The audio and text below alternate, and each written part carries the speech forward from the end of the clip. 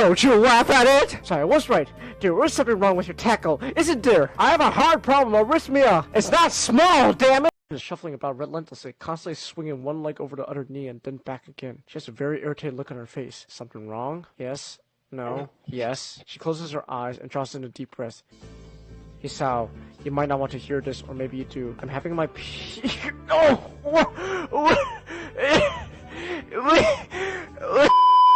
Her Aunt Flo decided to take a visit, I guess! You enjoying this scene, Chase? I don't know. I mean, you sure you still want to get risk cutting in the rain? Of course! What, the threat of rain is supposed to stop me? Nick, Amy's literally the type of person who would go, do your worst, Storm! Wind chimes! You know what they say, the more the merrier. You know what they say, the more the merrier. You know what they say, the more the merrier. You know what they say, the more the merrier. Oh my gosh, Eggman's getting annoying. You know what they say, Oh my gosh, you gotta get out of there now. Oh. you know what they say, the more the merrier. Oh. You know what they say, the more the merrier. You know what they say, the more the merrier. Shaw. Genghis, you know what they say. The more the merrier. Is the more getting merrier or not? You know what they say, His silence says everything. you know what they say. Is the water toxic? No, it's like water. You have a short time Oh, shit. before, you start Wait, drowning, wait. and Wait, how do I swim? you don't. Sonic can't swim, Genghis. Oh. And it's been a while since I It was played. in Sonic 2. He swam pretty well, though, in the movie. No, he didn't. He saved Knuckles. He had to use a rock to get down. It is in the fucking. Genghis, I am mad. Are you sure you're okay? It's nothing bad. Okay. I did get hit in the testicles in elementary school once, though. I mean, Nick, are you really a man if you don't get hit in the testicles at least once? Nah. Also, I think, the other day or the day before, I almost sat on my testicles. So there's that. I would have done a Mr. Belvedere. You know what? I want to make that like a quota now. Like, you are not a man unless you have once hurt your testicles. Once. Yay! They're happily reunited. Well, that's Man, happy. would it be funny if, like, somehow, like, the fucking, like things just immediately died right there? I was fucking kidding! Oh my god, you were Fucking kidding! They actually died on the spot! I was fucking kidding! What the fuck? That would be great. Oh! I'm just reminded of the... Wait, hold up. Oh shit! Super Saiyan just fucking tossed him like a ragdoll! Yo!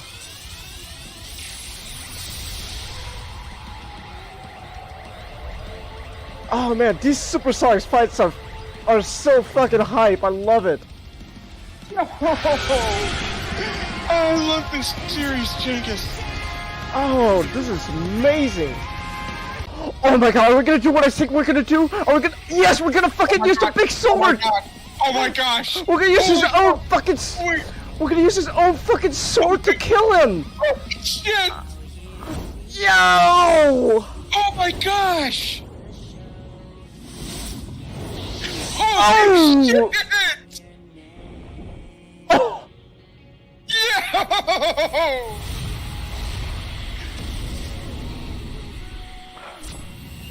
Yo! Holy shit! Let's fucking go! What the heck's going on? Here we go!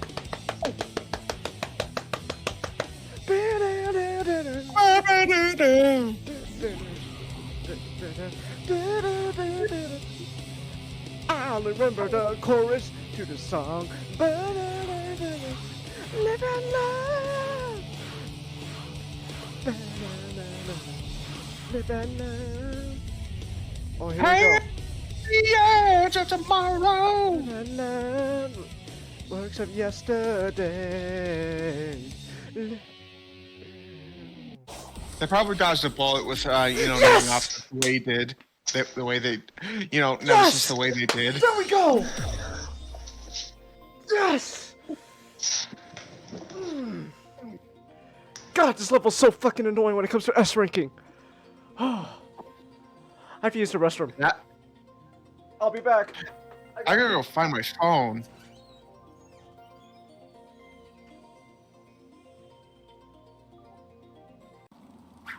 Oh no, you're not criminals. Never mind. Then. Say, Oh, they're political prisoners. Political prisoner camp.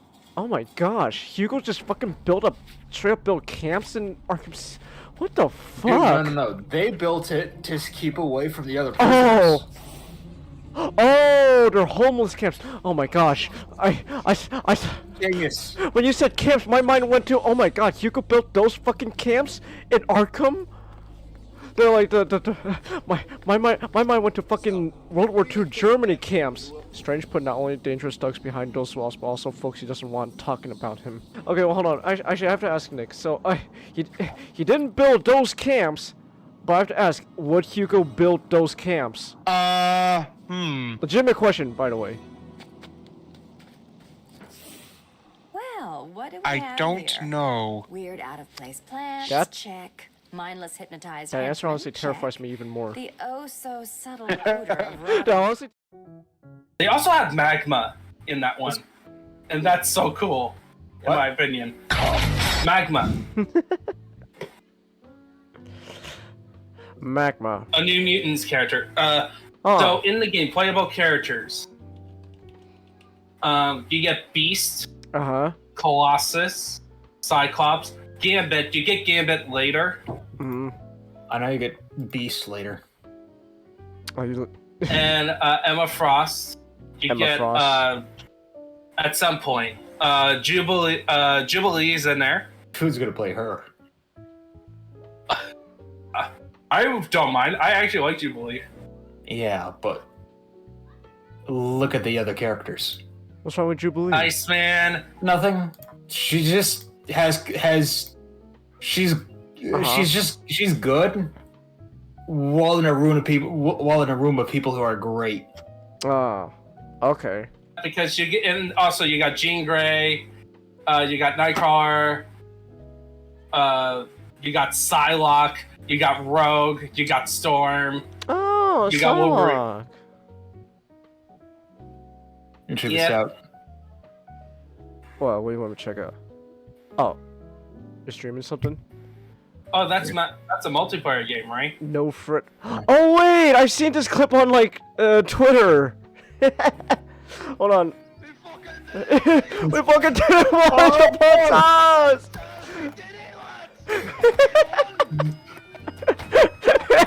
Oh fuck! Wait! They're coming! They're coming! They're coming! There's a fucking multiple of them! Fucking give him a steal! Yeah, I know. Come and get it, you bastard! Frederick! You can hear the guy saying no. Frederick's going on your next call! There's also. Okay, there's another one. Okay, so I am both amazed and completely ashamed of what I see going on in this game. What? Footage. What's wrong with it? Where is it? They're not doing formations. Wait, so what game is this again? It's called Hold Fast. Hold Fast. It's Napoleonic Wars. Is it on Steam? I might look it up. I If think on it's like $8. Oh, okay. Check. Okay. Yeah, you don't have very good accuracy. Is it multiplayer? I like that they Because make if we can, we those could so stream it this would be together. how difficult it would be for everyone to be firing at the same What's up, time. Also, Chelsea? people weren't that Nothing healthy, much. they're starved, they're I'm also- just. Where was that speech? Like they'd be pretty. But it's also something giving and then. Yeah, did true. Hey Ray, Nick. While we Look at wait this, for look at Nick. this guy. Look, Oh. Here, listen. Yeah. That guy's accent. There we go, boys! Charge! Ah! I'm imagining just a whole horde of Frenchmen going. Oh! Just imagine like 10 guys going now. Oh, I'm gonna actually look I this got up. one more clip. Oh, actually, I'm gonna look this up on Steam real quick before you shows anything. Let me look this up. Hold Fast. Let me see that. Oh gosh, there's a bunch of versions of this. Is it Nations at War? I know there's like a World War One version. Okay, here I'm we just go. interested in the Napoleonic theater. Okay. Oh, because there's just a whole there's a whole bunch of okay. there's a whole bunch of Holdfast games, and you could get them. You could get a Holdfast Collector's Edition, which is basically a bundle where you get all these games and DLC for $41. Oh wait, it's just one game, but then there's like a bunch of DLC. There's a whole bunch of DLC. Yeah. Yeah. It's like costumes. Ah, okay. Oh yeah, you're right. The main game is on sale right now for $9. $9. That's crazy. That's tempting. That's tempting. I might actually get it. Fuck it. I think I'm gonna actually get it. Just. You know what? Me too. Yeah, Hey, Jaro, fine. you got $9 to spend? Yeah, no, you got $9. $9. You got $9. We could play. We could play Holdfast. Ah. No, the petite. I bought. You see, I bought most of my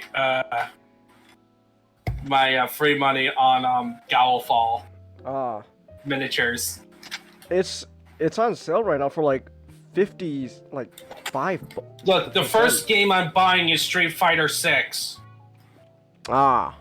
Okay, fair I buy it enough. for you, and when you have the money, you can pay me back. Would that work? Sure, I could get you a game equal value or something. That works.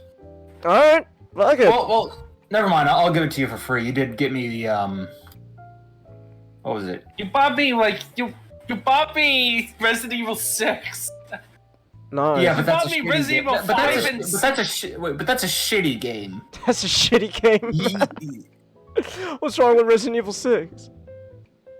The reputation is not what good. is not wrong? Oh, The okay. reputation is not good. Alright. Well, anyways, I just spent $9 right now on Holdfast, and that way we could charge at those Fredericks. Frederick gone! No! Oh hey Ray. Hey Ray. There we go. Come. Alright. We gonna do our review soon, but we have to wait for Nick. He's currently delayed at the moment. Grand Theft Auto 5 Trio's reaction to government corruption.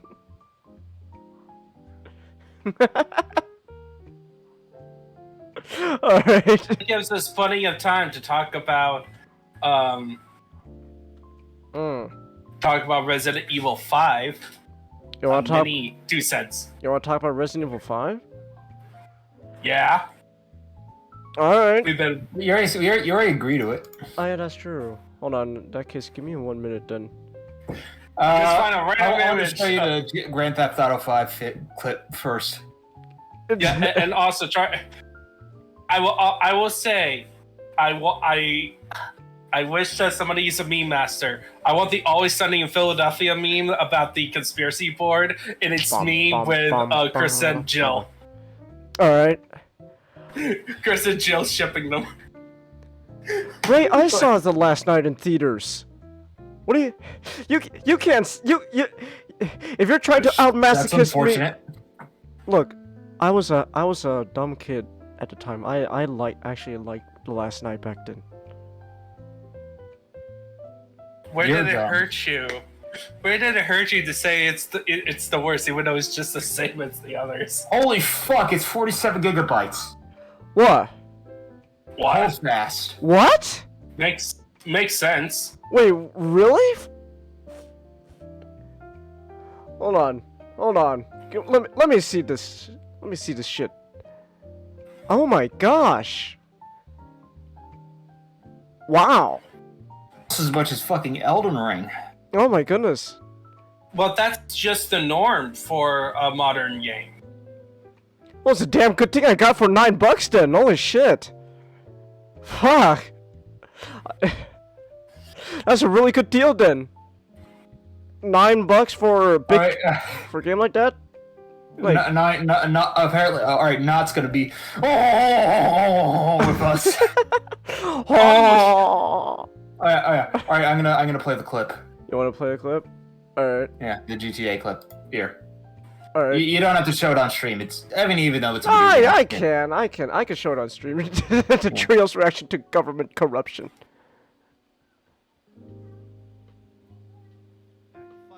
Bullshit. We handled your little GTA immigration 5 is problem actually like a really good game. was. Mm. We're straight.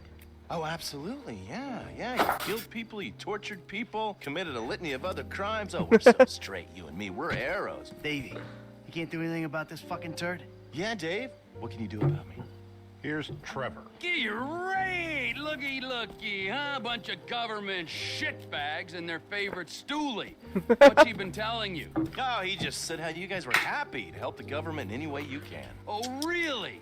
Huh? Because I was told that if we helped out with that thing, which we did, then our past indiscretions would be forgotten in a haze of patriotic fervor. Who told you that? Did I tell you that? I'm in charge here, Fruity. Me! You understand? Not quite. Well, can you explain that again? What I was saying! Oh, you're good. The three cunts. Listen, 3 cons. we need help with something else. Some of the government, some of it is pretty corrupt. Not your bit, right? Yes, but we're corrupt in a We're good corrupt in a good way. They want to encourage panic so they can get into Corrupt in a good way. We're corrupt in a good way.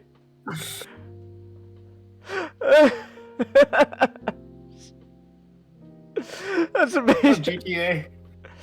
That's amazing. We're corrupt, but in a good way, man. We're corrupt in a Oh, good hi, Not. way. Yeah, but we're corrupt. We're corrupt. In a good way. In a good way. In a good way. In a good way, yeah. That's amazing. Oh, shit. We should try out X-Men Legends. We could find a computers down our street somehow that have ROMs on them, because it's illegal to download ROMs, and none of us good law-abiding citizens would never do that. Hi FBI. But yeah, and then we can get the get the games and play them. Try it out. All right. Oh, excuse me. Oh, that was gas. Real top. Alright. It's supposed to be TOK. You hit the wrong key. I know. I had to watch that. I love pressing that so much. I gotta press it again. I like it. I love it so much. It's so stupid.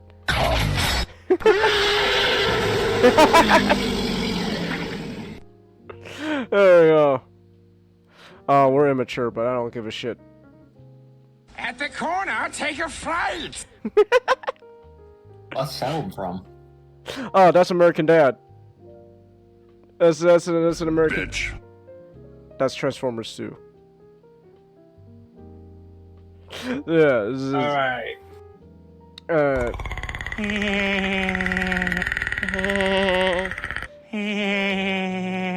You're welcome. I like. Ready to have fun with Resident Evil?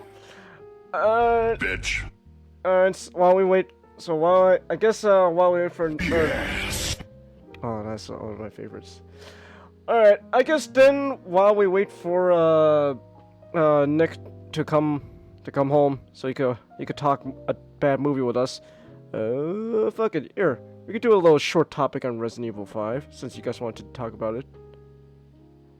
And you already agreed to it. That's true.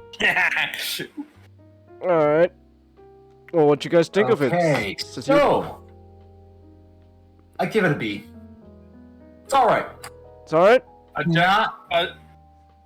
Objectively, it's a B, but my overall experience is a C.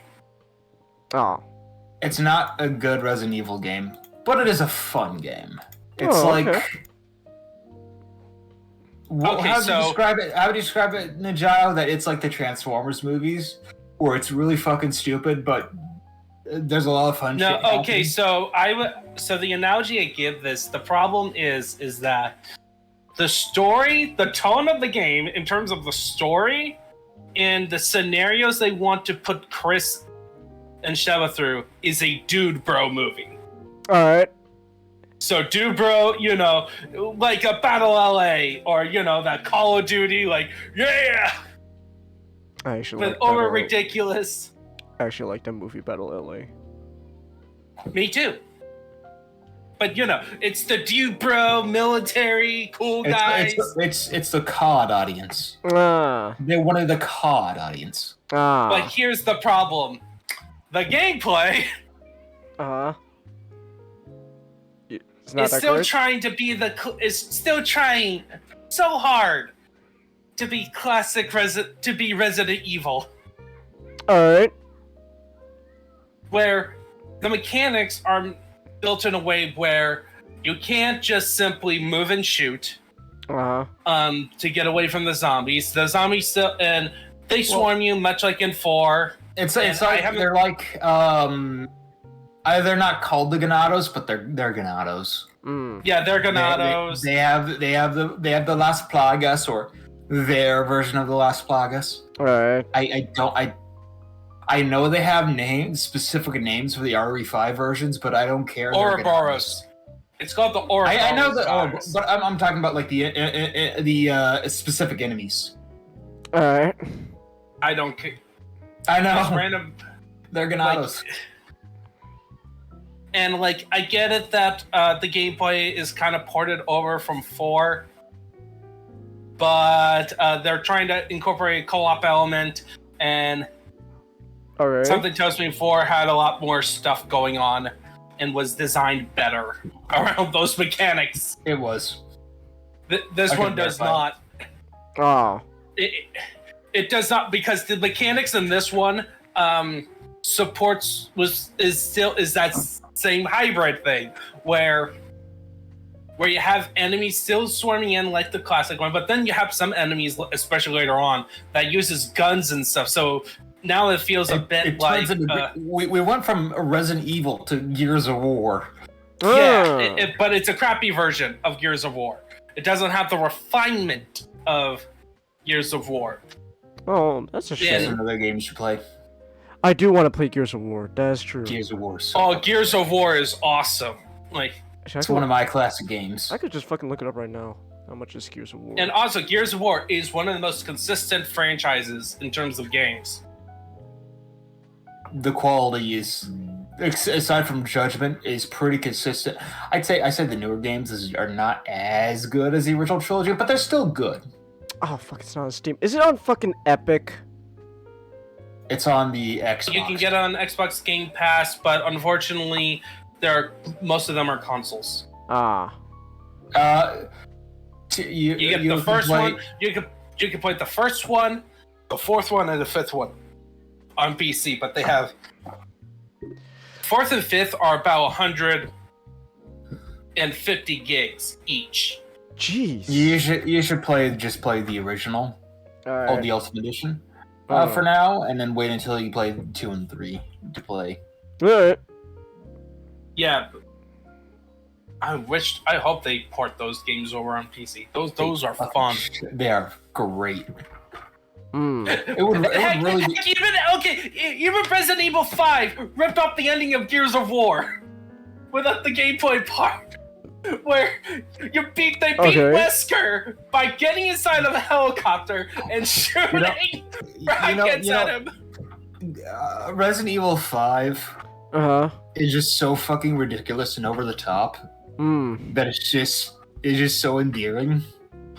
But the thing is, that stuff happens mostly at the end and when Wesker shows up. Alright. There are bits of ridiculousness early on, but it's not. It gets really fucking. It skyrockets. Yeah, it becomes Devil May Cry levels. Ooh. And I don't think is there an emulator that can handle Resident Evil 2 and 3 at this point? Yeah, probably. Really? Why would it not? Not Resident Evil 2 and 3. Gears of War 2 and 3. Ah. Yeah. They're Xbox 360 games. Xbox 360 is playable on emulators now? Pretty sure, yeah. Wow. Huh. Yeah, but anyway, but the thing is that it's not consistent. Like the plot itself is super thin. Also, Okay. All right. It's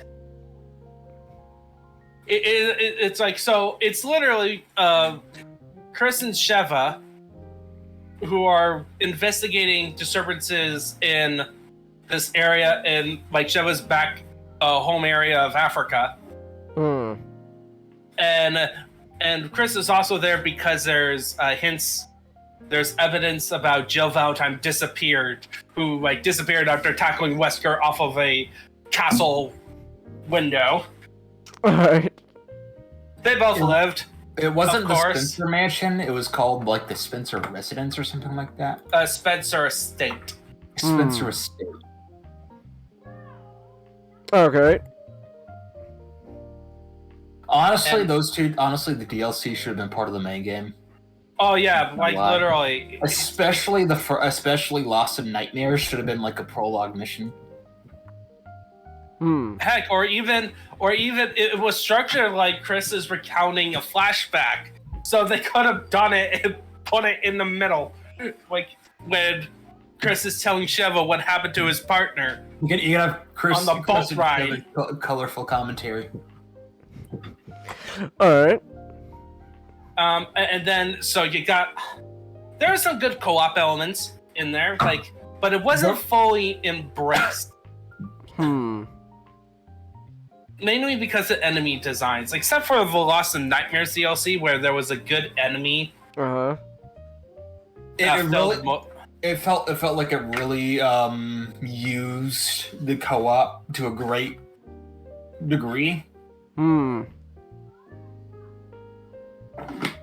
Most of the game itself was enemies were bullet sponges. Alright. Like in the Lost in Nightmares DLC, there was this Bloodborne looking guy that you had to use two people to flank it and kill it. That way, using a weak spot. Hmm. Yeah, one person had to be bait and the other person had to kill it. It was really good. It was really good and tense. Huh. Yeah, and then especially when you have to later on guide them into certain traps. Hmm. Because you lost all your gear. Alright. And then the bosses. You don't like the bosses? They're what I've heard called puzzle bosses. What the hell is that? It's where it's a puzzle, but it's a boss. It has a specific way of you having to deal with it. Alright, James. You don't know what's going on, you just got here. We are talking about Resident Evil to kill time because Nick's running late, and I want to talk about Transformers when he comes. Because, well, you see, like this one boss, you can't just shoot him. You have to use flamethrowers to melt off its armor. Then that one. That was like. Here's the problem with them. All right. They were not like you. Not very. What? Not very what? Intuitive. Okay. Like, or like the solution is not like. It took us like 4 times and then having to look it up to confirm what was the solution. And when you need to look up a solution for a boss, that's after dying multiple times, that's a crappy boss. I'm sorry. Oh, that's a shame. Like the standards for like puzzle-like elements in a boss, in my opinion, is Mega Man, where you can still fight the boss the hard way, being sheer skills of like dodging and shooting. Uh-huh. But if you like beat another boss and find the specific weapon the boss you're fighting's weak to, it becomes easier. Okay. And it's also like even Dark Souls bosses have like more fare, but in Resident Evil 5, some of the bosses felt cheap Huh. because they don't give you like a very intuitive solution, or the way the mechanics works in the boss requires a certain thing, and like the boss Master was mentioning. You're supposed to light it up first, and then have like 3 stems popping out, and then light them up. Well, they gave you a flamethrower to light the thing up, but it wasn't very consistent. Huh. Like the most consistent weapon was an incendiary grenade. The incendiary, it gave us a flamethrower to use, but we just used incendiary grenades because they work so much. After a while, yeah, we tried using the flamethrower as the game intended. Alright. And it didn't work well. Huh. And then there's another one. So, spoiler alert, Jill Valentine is alive. Alright. And What? Wesker did the most horrible thing to her. What? Turned her blonde. Okay. Burnett's forever. But and so Wesker, in his arrogance, decided to send Chris's waifu against him to kill him. Alright. And so that becomes a boss where you have to. It's a very clever boss where you can't just regularly shoot her, otherwise you kill her. Okay. And you fail the mission. You actually have to shoot a little thing on her chest. Alright. You have to shoot the booba. Okay. To stun her and then pull it out. But the problem is, you have like a quick time event thing where you press a key multiple times to do pulling out, but there's no bar to see how far you're doing it. Huh. So you're pulling it out, right? And all of a sudden she gets like there. So you're having to do it multiple times. It just got frustrating. Like, we know what we have to do, but the game just won't let us. Huh. And it's not telling us why. In conclusion, the bosses for the most part sucked. First 2 were good. Excella was pretty good. Alright. But then again, they kind of ripped off Gears of War 2. Okay. Literally, it's like Hero of Dawn, a giant squid monster. Huh. Interesting. Alright. There? Oh, what's going on? Everything good? What's happening?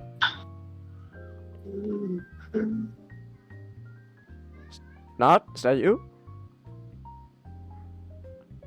Yeah, I'm here. Ah, that was weird. All of There a was sudden, some like weird fucking noises coming on your end. everyone just stopped talking all of a sudden. I was just like, oh, what's going on? Why everyone stopped talking?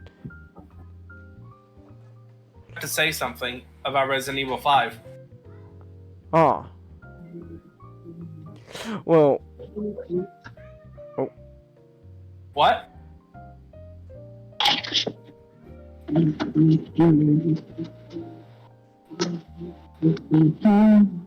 think it's just humming.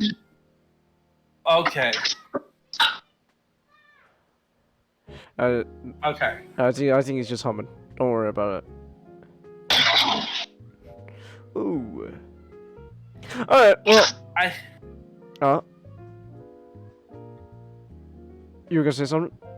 Like, the Lost of Nightmares DLC should have been the whole game. Okay. Where it felt more like a co-op horror game. Huh. like, in my opinion, the problem with this game, the core problem, and why it's such a, it's not mid, but it could be mid to some people, is it doesn't have proper focus. Huh. If they focus, it should have either focused on being a Dubro action game with a Resident Evil skin. Huh. Sure, it would upset the core fans, right? The people who play other Resident Evil games and they want to experience it, all of a sudden it becomes like a Call of Duty game. It would fit well with the tone that the game was going for in terms of the story. Are we talking about a remake? No, I'm just like way they should have done in the game to make it better. Alright. Or focus more on the horror. Like, make it more of a horror co-op game. They were clearly being influenced by the stuff going on at the times, and they didn't really know what to do. Hold on real quick. Not if you can hear me, I'm just gonna mute you real quick because you're making a lot of noise. So just tell me when you're available to speak. I'm gonna mute you though on my end. It's a fun game, but you could tell there was a lot of issues behind the scenes. Now people not a little bit of a direction. Directionlessness. Oh, that's a shame. It was still good. Again, it's still good, but it's Be not so as good much as it. better. Not as there's a lot of lost potential there. Okay. Could have been Like, better, but it wasn't. Yeah, like, so for a remake, I'm gonna assume that they're gonna be more into the horror game. That's what for the they did remake. with RE4. I hope they change up a lot because there's a lot of room for improvement. Yeah, I would actually prefer them to go more into the action route. Huh. I know it's like a sacred cow thing. It's like, no, don't do it. Don't do that. Resident Evil Can you please saying it's not to be rude, but not as the stuff going on in Knott's background is kind of distracting. I just muted it on my end. If you want me to. Oh, okay. Yeah. Okay. So yeah, okay, it's like I muted that myself. That's why I said like not if you can hear me, I'm just gonna mute him until he's available. So the game could have been. I would want them be more in the Dubro action route, but make it more ridiculous. Huh. Like make it more like Devil May, like lean into the fact that it's overly cheesy and silly. Silly stuff. Expand upon the story a bit more, and like you can contrast it with having a level that is Lost in Nightmares, more like a traditional Resident Evil game. But co-op. And then also, don't rely on puzzle bosses. You can have like a puzzle element to the bosses, but they shouldn't be puzzle bosses. Alright. Make it a bit easier to figure out by taking 3 deaths. 3 deaths! Huh. Okay. Alright. And also get more enemies where you have to work together to take them out. And maybe even specify which character gets which weapon. We feel like there should be like a class system a little bit. Like Chris does some stuff better than Sheva, and Sheva does better in the other category. Like how in the original RE remake where I think Chris had a knife at the start. No. Chris has more health than Jill, but Jill has more inventory space. And Jill has the lockpick. Jill has a lockpick and more inventory space, but Chris shoots faster.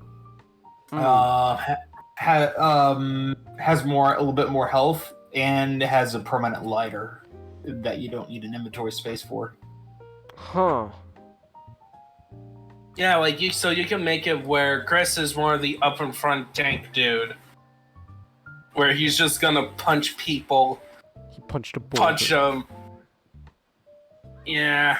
There's also like the thing in RE3 remake where Jill's action ability can dodge while Carlos's action ability is punching people.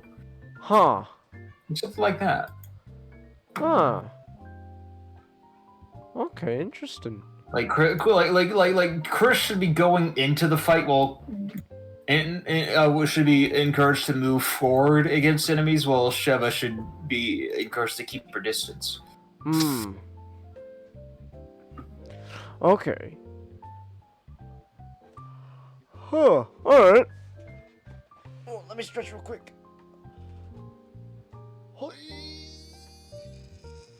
Alright.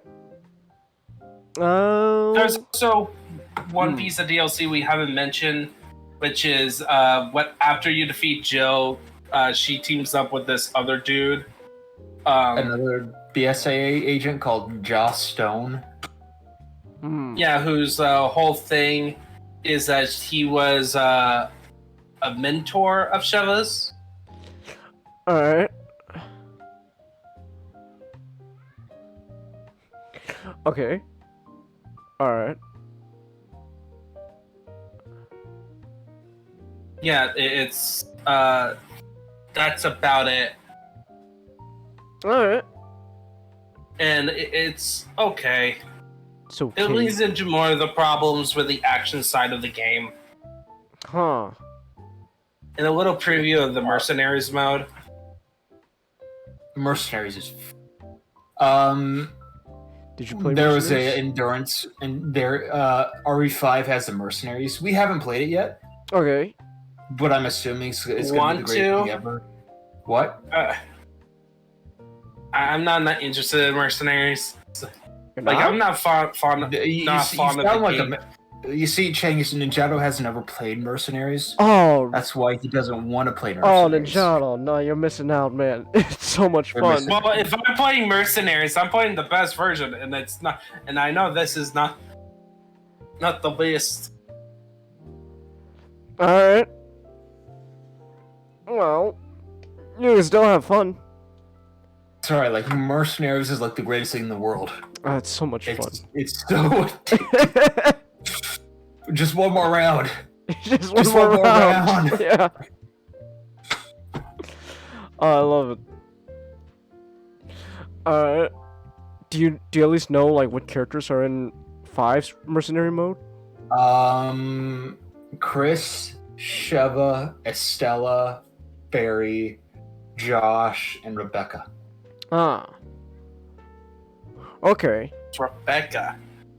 Rebecca and Barry are characters from the first game. Don't remember Rebecca from the first game. Rebecca? I think she's from like 0. She was one of the playable characters in 0. Okay. Rebecca. Ah. Rebecca Chambers. What kind of last name is Chambers? My last name is Chambers. That sounds like a real name. Here's Rebecca. Domino character. Chambers sounds like a real name. Sounds like a believable name. Ah, there we go, Rebecca. Ah.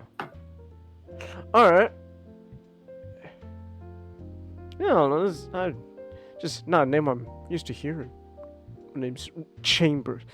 The name's Rebecca Chambers. Ah, now it says Rebecca was in Chris's story. Ah, okay. Yeah. That's why. Ah, I see. Alright. Well, okay then. Anything else though you want to say about Resident Evil 5? No, that's basically it. What about you, Had Master? fun, but I'm probably not gonna play it again. Oh, well, that's a shame. Well, maybe not again, but not anytime soon. Alright. Well, okay then. Let's see. It is, what time is it right now? It is 8:15 and Nick is still not available. Well, dang. See you tomorrow. What movies you watching? What movies you watching that's taking so long? Wait, he's watching a movie?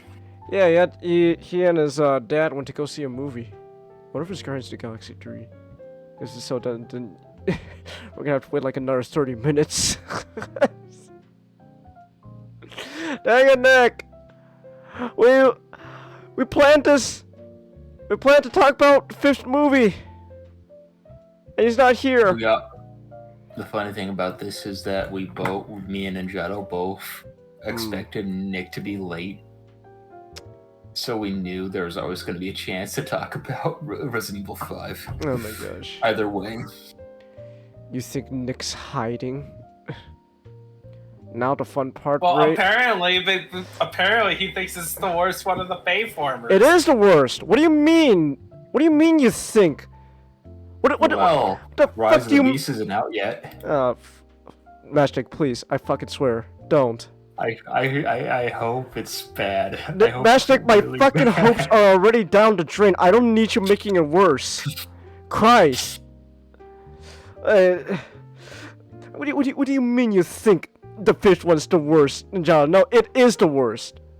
No, it is objectively it's the worst one yet. No, look. There's problems I have personally with Rise of the Beast is at the moment. I think no matter what I think of it, nothing's gonna be as bad as the 5th one. This movie, the 5th one, this is rock bottom. We hit rock bottom. You can only go one way, which is up. Changus. You hit a movie ago. Changus. What? But they have a drill. I swear, Matchstick. I swear. Please. Let me have some sliver of hope for the 7th movie. No. Why? Why are you like this? Because it's funny. Why are you such an asshole, man? Stop being a dick. Either way, if it's bad or if it's good, it doesn't matter to me. Oh, wow. Thank you, Matchstick. Either way, it'll be really funny to me if it's good, if it's bad, but I'll be happy for you if it's good. Okay, well, thank you very much. I'm actually looking up all the rankings of. Thank you. No, this is the last night. It's the single most movie that I don't know who it appeals to. It's terrible. It's just like don't even try to start with me, Ninja, saying, oh, you guys just think it's the worst movie. No, I'm starting. It's like, look, I'm looking at Rotten Tomatoes. It's on. Last time is only worse than Age of Extinction by 1 point. I'm sorry. It's like no, Rotten Tomatoes doesn't count. Fuck Rotten Tomatoes. We ain't basing off fucking Rotten Tomatoes. Those guys don't even know what they're talking about at the time.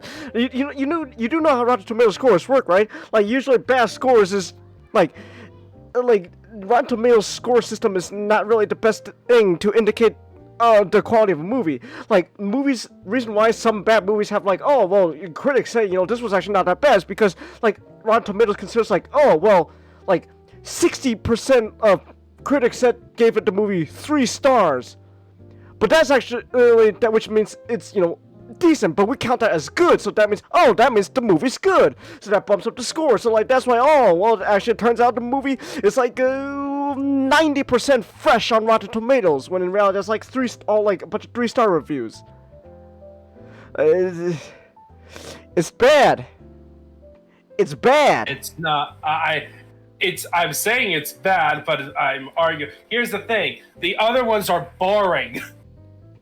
No, they're not. Like, yes, they are. No, like, Genghis, no, they're not. We talked before. As soon as you know, Ninjato, Michael Bay is literally a one-trick pony. I swear, Ninjato, I can't believe we're having this fucking argument. Ninjato, no. Yes, listen, Changus. Oh my gosh. Every time you mention the Transformers films, it's always the same, like, at most, 5 points. The same 5 points and the same 5 scenes out of two and a half hour films. Direct your attention. Like a wonderfully bad film, right? A film that is fascinating to watch is where you can analyze each scene of how bad it is, and in the most entertaining way, while a boring film, right, is only, you can only sum it up in 5 points, 5 scenes. Oh my gosh. At most, and then the rest is just and like Bay films are, Bay at its worst is just pure action that has nothing really of substance to it at all. All it is at most maybe pretty special effects, but it's not really weight to the characters or anything. Oh my and it's like, so yes, the second one is objectively just as bad as the last night. You may have enjoyed it more, but objectively, it's still awful. Sure. I would like for both of you two to direct your attention background and play this video. Cope? I'm not coping. I'm not coping by saying these movies are bad. Oh my gosh. I'm not coping. But you are malding. I am malding, but I'm not coping. There's a difference. Coping and malding are two different things. You can say I'm malding, but coping is not the same thing, man. It's not the same thing, okay? These movies just... Look, each movie has at least something going on with it that makes things... It's somewhat unique, okay? Usually with action set pieces. Alright? It's not that simple. Well, okay, it is a little bit simple. Like, okay, yes, at the core, they have a very similar structure. At the core, but like, just because the skeleton is the same doesn't mean that... jokes. The same type of jokes over and over. I wouldn't say the same type of jokes over and over. Each movie finds a spectacular new way to absolutely shit the bed. They're all bad. They're all bad. But each one finds at least something different from each film finds at least something different from the previous one to be worse. The first 2007 movie, it's Changus. Shouldn't you wait for Nick to start this rant? Look. Do you really want to dwell on last night more than you need to? Look, you guys got me started on this, okay? We might as well start the review. I'm not starting any review until Nick comes. God, why is it... Nick, where are you? Where the fuck are you? What movie did you watch? Okay? He straight up abandoned you to start it. He did not abandon me. Resident Evil. Oh, you're gonna fucking play this. Watch. Oh my gosh. Here, you can stream it. You're gonna stream which one? We're gonna turn this into a Resident Evil stream. Which one? The first one. The first one? That's what I'm playing. I don't find the argument that each one finds a new way to be bad is not that strong with these films, because it's still like when you repeat every time, because I've been hearing you guys talking about it, like I listened to the previous one, it's almost like the same points of like, oh, Bay's making a sexual joke of some sort. Oh, what is it this time? What horny level is this? Or, oh, Optimus is out of character and more of a war criminal. Okay, well.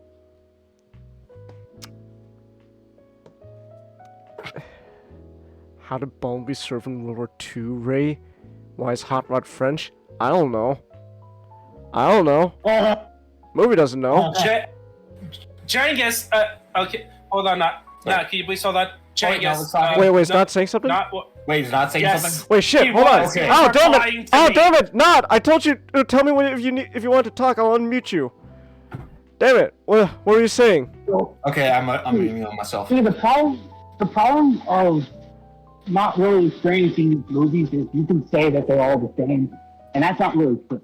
Because each movie tries to backpedal in such a way to appeal to a certain time for which it was made. The second movie has a lot of texture. The third movie doesn't. Like, it takes itself way too seriously, and it's very overtly violent than the second movie. The fourth movie is China Pandering. And then the fifth movie is a bunch of nothing. That's what we say when it is different than the last, because they all feel like they were made by an indecisive computer. Okay, so I think the problem is just saying, oh, there's nothing to it, but yet you label it as the worst when there's a lot more overtly, when there's a lot more,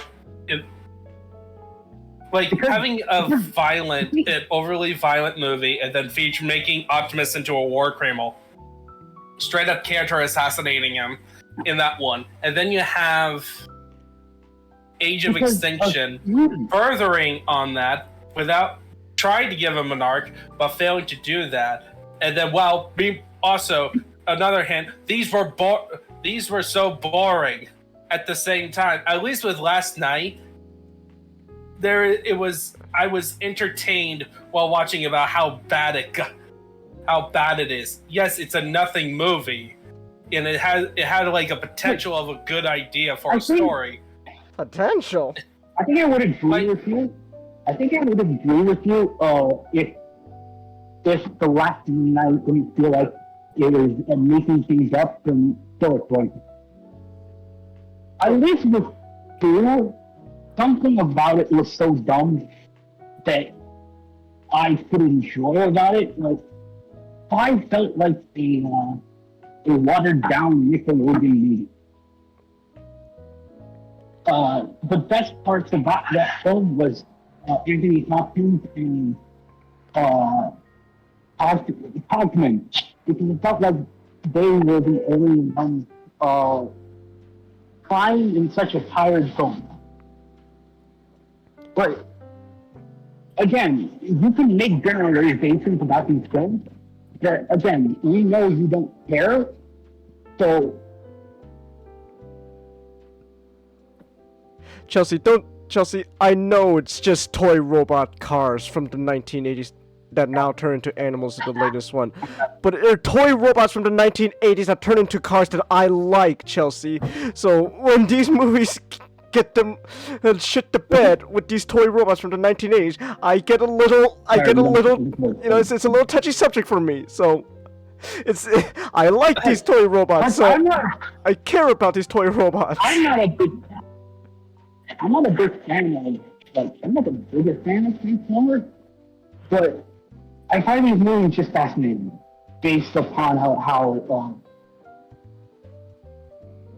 So when I mentioned about a good premise, Genghis, I just want is just in general concept, not in special issues the Transformers, the idea of like these ancient warriors from the past, giant robots in the past that took what's important in the founding of his historically inaccurate King Arthur mythos. King Arthur mythos which actually exists. It doesn't actually exist. When I watched it, you guys put it out. It was like, I put it out. Oh, look, it's historically inaccurate. Like, come on. Ninjano, when catapults shoot flaming rocks that explode on impact, and during medieval fights occur on screen, I think historical accuracy is like the least of your concerns there. Most historical films, when it comes to flaming projectiles, well, even his good historical films tends to stick with that. So that is one thing. Flaming projectiles doesn't equal explosions. Like, not with catapults, yes, in films, yes. That's what they do. That's the logic. Exactly, Ray. It matters to us nerds, damn it. Alright? Can nerds like magical girls just... Like, what kind of question is that? I feel like if Five was just about Transformers versus the history textbook, I think that would have been fun. But the film doesn't feel like it's interested in talking about like the methods to. You kind of cut out there, not. Sort of made up. It goes to the present, and then it backs around with Marky Mark. They tell him he's a knight. Chose him and the British girl. Marky Mark and the chosen one, and I love the fact where a major plot point of why he's the chosen one of the requirements of him being a virgin, because he only did it in wedlock. Yeah. Ever heard of Romeo and Juliet law? Oh my gosh, please. I think the film in general is it just feels tired. You can tell a lot from a bad film made by a filmmaker who thinks he knows what he's doing to a bad film made by a filmmaker who just wants to leave. Like Dark Knight Rising. Nah, I don't think Dark Knight Rises is a fair comparison to this movie. Dark Knight Rises. At least I can enjoy Dark Knight Rises. Sir Nolan is still competent. He is still competent. That's why. Yeah, but you still got that same effect, and it still affects the core problems of that film with the plot and characters. I'm gonna blow up Gotham Stadium. I am Ben. I have a dirt, and I'm just carrying it around the city on television in public. Look, man, that's fucking baby shit compared to what we watched. All right, and that's. I watched it. I watched it like a year ago now. At this point. Because you guys still watch it yearly. It's almost like a ritual. We need to watch it yearly, Chingus. We're not watching do it. I have to... We don't watch it yearly. We're not watching it. We're not watching it yearly. We just decided for this specific night, just for this specific year, because there's a Rise of the Beast movie coming out. We decided, fuck it. Why not have some fun? And rewatch. Fun. I used the word fun lightly, but let's just why not watch all the live action Transformers movies, see what where we came from, what the progress is, and now we got a base, something to compare to Rise of the Beast when it comes out. Like now we can see if the movie is bad, then we can see how bad are we talking? Is it as bad as like The Last Night? Or is it like bad in like a completely... Or is Rise of the Beast gonna be an interesting case where like all the Transformers movies, just except Bumblebee, just finds a completely new and unique way to shit the bed? Oh.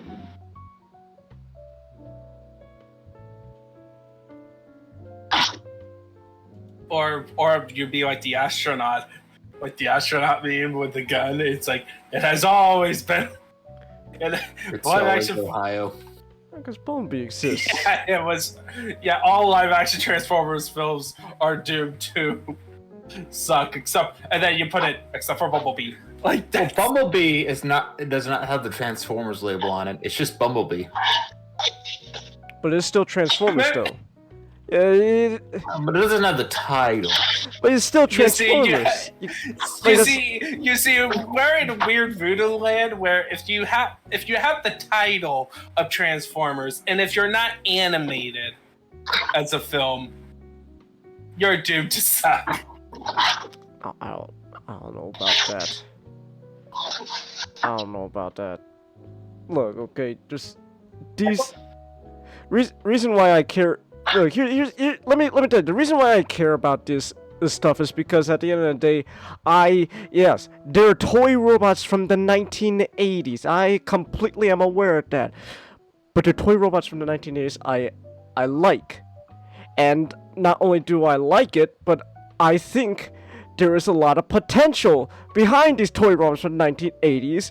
And this franchise has proven itself many times. It is capable of being more. So it kind of, you know, it admittedly kind of bothers me that these movies don't try to be more. So. Well, yeah. But the thing is like, I'm pretty sure that is like one of the things that you're like, oh no, this, because they're adding too much stuff. And the problem is when you have you're either with Transformers, you either go with Optimus Prime as the main character, focus on the human characters, or don't give much characterization when it comes to specifically a film. Like even in the animated film of Transformers didn't give a lot of real depth to the characters because it was a big toy commercial, but it was a good toy commercial. And even like in the original cartoon, which most of these films at some level are trying to appeal to, like fans of that cartoon, is not that deep. And in order to have that depth, you kind of have to... We haven't seen a Transformers film yet where they just make the cast as small as possible. Not like Bumblebee, where it's one robot. I mean, like the way the more modern Transformer shows, the way they tend to go is you're only focusing on like 5 Autobots and 3 Decepticons, 3 or 4 at most. And like you really focus on them to give them details, and they're just not interested in that with the live action films because they want the spectacle. They're looking at giant robots. You can make good spectacle. You speaking of giant stuff, did you know what I had to fight in Resident Evil? What, a giant? A giant spider. Oh, fuck off. Oh, no. Oh, no, you're I telling think me. what I always found interesting about the Bayformers as a series is that Bay hates the idea of Transformers that came before it. So he doesn't like fan service, which is an antithesis to what we do now. To what we do nowadays, where it's had to be sneaked in by the animators.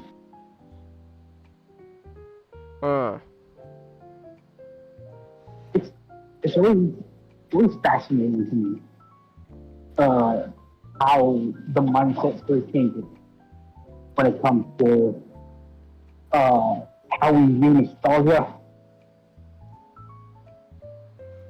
Yeah, I suppose. I don't know. I just want on more than one movie to be good. That's all I'm asking for, really. That's all I'm really asking for. Just at least just give me one more movie besides Bumblebee that's actually pretty good. That's actually No, pretty you're good. not that lucky. Well, it is a popular franchise. Most likely, you're gonna find one, but it seems like today is not the day. Thank you, Joe. One day. All of a sudden, you go to the theater and it's like, oh my goodness, I was totally wrong. That would be funny. Well, I hope that day comes. That would be nice. I would be nice. I hope that day comes. Because I would really like that. It's like, hey, you know, It's like the Batman. Remember the Batman? Yeah, the Batman. We were fucking dreading that movie. I was like, ooh, this is gonna be shit. And we watched it, it's like, This is not shit. This is a masterpiece. This is cinema. Finally, some good fuck. That's the best feeling.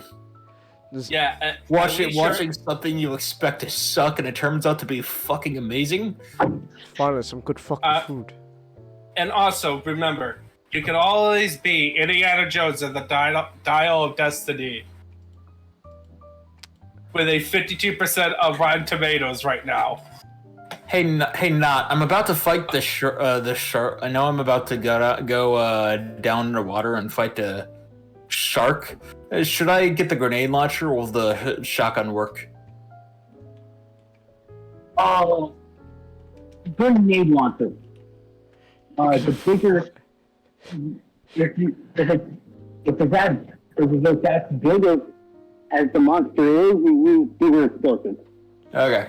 You're gonna fight a shark with a grenade launcher.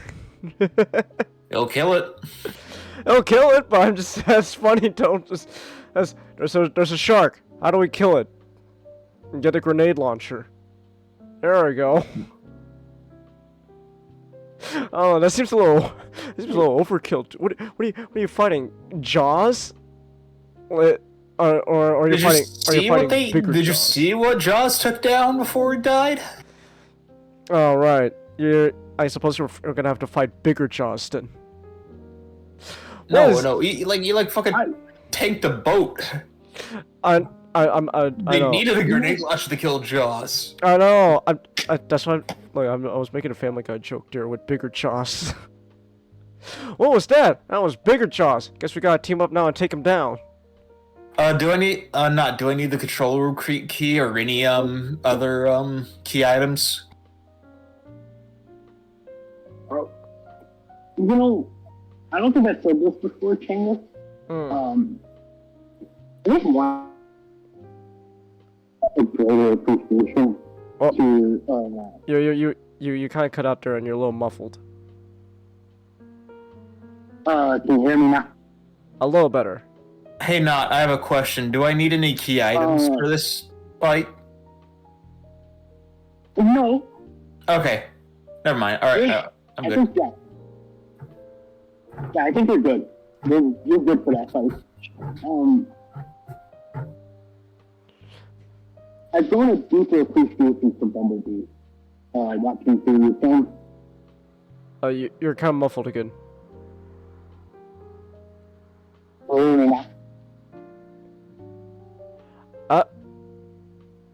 Wait, what was that? Can you hear me now? You're still a little muffled.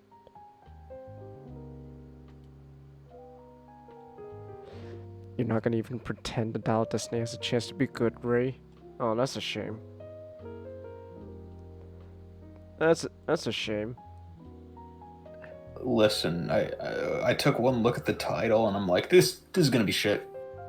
What even is it about? Is it true it's gonna be like about time travel? Is that true? That'd be kind of funny. It's just what do we do now with Indiana Jones? You want to do time travel? Okay. Could be worse. Could be multiverse. Oh my gosh. Also, it's weird that they're reviewing Dial of Destiny. It didn't come out until the 30th. I guess there was like an early early screening. Nothing's closer to release. Early screening of what? Dial of Destiny, because it's not out yet, but there are already reviews. There was a festival that had a special red carpet thing. Oh. Interesting. Okay. Which is right now not paying off. I don't know. Fuck off. Like, are you telling the shark to fuck off? I thought you. Don't you have a grenade launcher? Is the shark taking the grenade launcher?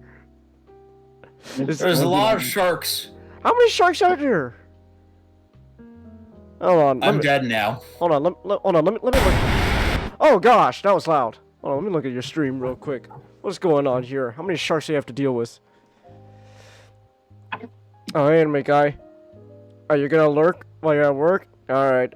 We're actually still trying to kill some time because we were gonna start reviewing Transformers last night, but Nick's running late. We agree. He watched this movie along with me and not. So, I'm still on the theory that he's doing it so that we just start the review and he could just pop in and give his 2 cents and that'll be it. Oh my gosh, no.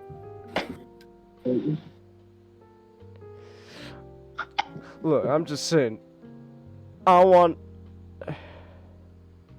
Racist. I'm not saying it needs to be perfect, but not total ass would be nice. Yeah. I know one said Bumblebee was perfect, but it's not ass. It's not ass, but Bumblebee, well, you know, it was pretty good for what it was. So I should use shotgun rounds on the smaller sharks and use the bigger grenades on the large one. Oh my gosh, there's like big and small sharks. Okay. Hold on. I got 4 grenade shells. That should. Would acid rounds work? Yes. I'm gonna go grab the acid rounds. I hope I get grenade. I only have 10 grenade shells. Grenade round. I only have 10 launcher rounds left. Oof. Show me these sharks, man. What kind of sharks are you fighting? Fighting bigger jaws. You know zombie sharks? He's fighting bigger jaws. Now we gotta team up and take him down. That's one of my favorite things to say. Just, what was that? That was bigger jaws. Guess we gotta team up now and take him down. I could watch Jaws. That's a fun movie. I love Jaws. I've never actually seen any of the other Jaws movies besides the first one. I don't think I need to. I'm actually curious now. Has there actually been a Jaws movie where it is just bigger Jaws? There's a bigger shark in the water. Guess we gotta team up with the smaller shark to take it down. Honestly, I'm like, you know, I think one shark movie is enough. Like, all these super sharks and genetically engineered sharks and 3D sharks, we don't need them. I think Jaws just first one did it best. Just leave it all alone. Well, we got I guess successor now, Meg. I actually did watch the first Meg. I'm not gonna lie. Maybe I'll go watch the second Meg too. With Jason Statham from Fast and Furious.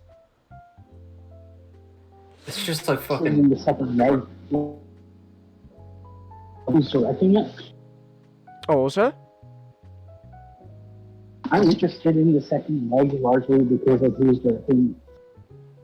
Oh yeah. Because I look at Ben Wheatley. I look at Ben Wheatley. Ben Wheatley, like all of his films are so much different than what Meg is. So I'm hoping that he is making a farce. And he's going to make a farce movie.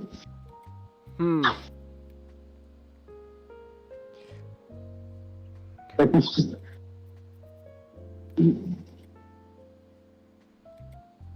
Oh, you're gonna fight the sharks, Nick? I fucked up. I did the puzzle again. We got alert command now, Chelsea. Yeah, I added an alert command because anime guys been lurking a lot. So fuck it. There's an alert command.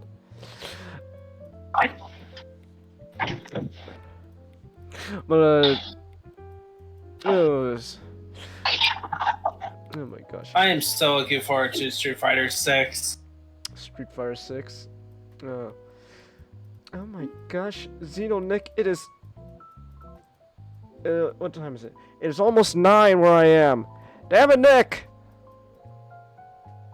Xeno-Nick! Oh my gosh. Oh my goodness.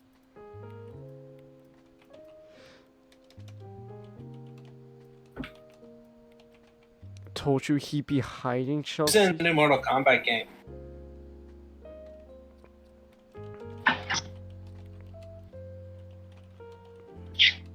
It's. I don't understand why they're calling it Mortal Kombat 1, but it's it's like we're going back to the beginning. We're So going it's back to the one beginning. It's one. because we're retards. We're rebooting, I guess, or something. I don't know.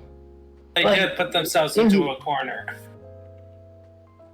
it's like, do people just not like subtitles anymore? Yeah, pretty much. We can't have cool subtitles to advertise the game with. I don't know. Alright.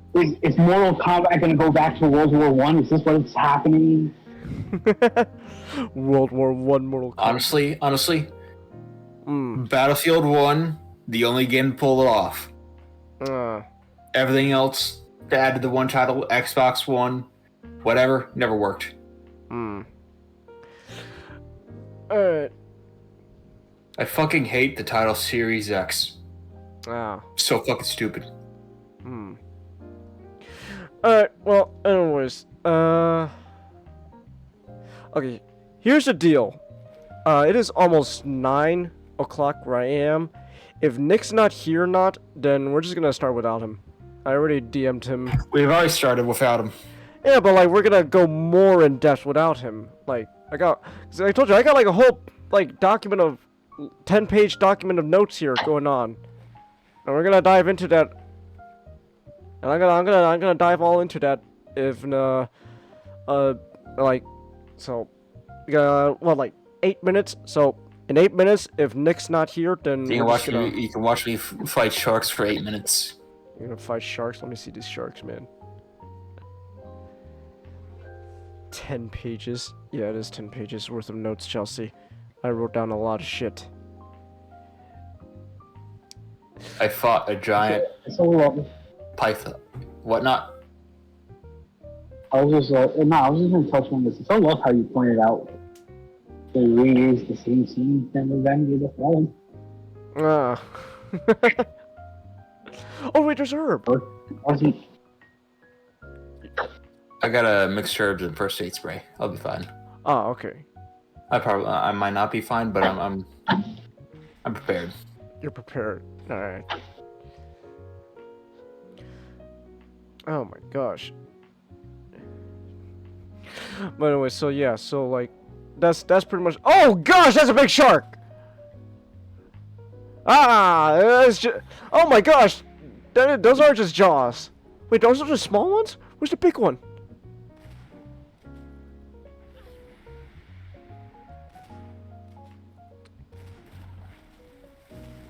Oh shit, those sharks be fucking you up, man.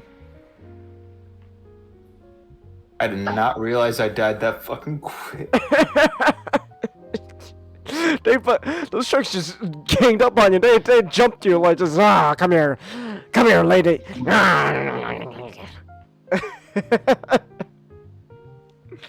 But anyways, let me see. What time is it? 8:53.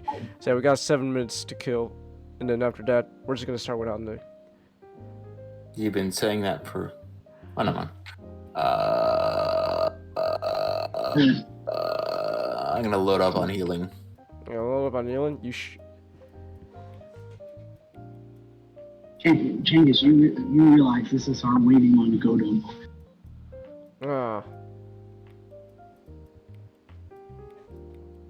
We're waiting on Nick to.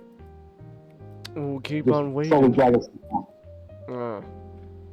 We just keep on waiting on the world to change. My brother hates that song. I don't know why.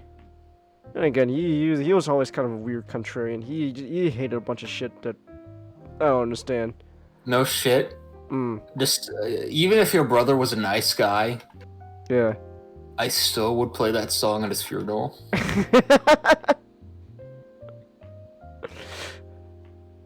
Even if he was a good person, I would still play a song my brother didn't like. Any of my siblings wouldn't like at their funeral. Since there's a strike going on, we should convince Hollywood to make Bigger Jaws racist. Alright, guys, I got it. But I thought you said Bigger Jaws racist. I was like, oh, he's racist. Bigger Jaws. All these white sharks, but all these black sharks put the white shark down. Or the white sharks put the black shark down. Oh gosh, it's the ultimate. You've heard of the great white shark, but now you gotta get ready for the great black shark. Now hold on, what's wrong with it? And his fin is about 10 times, and his fin is twice as big as a white shark's fin. Now hold on, what are you trying to say there about the great black sharks, hmm?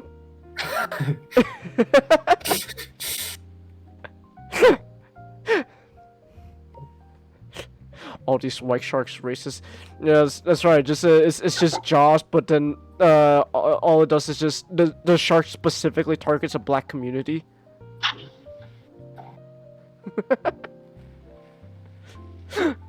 Probably French. French? Wait, were the French racist? No. Why did John say French? Come on, the French not being racist. Every European power was racist. To other Europeans, especially the Irish. Well, also to Africans, slavery. You know, but that whole thing. Yeah, but I do find it funny though that there was a time where the Irish were considered even lower than than Africans.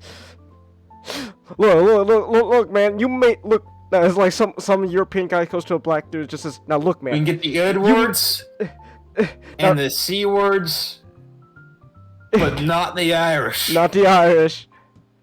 Oh, it's kind of. I love that line from Blazing Saddles.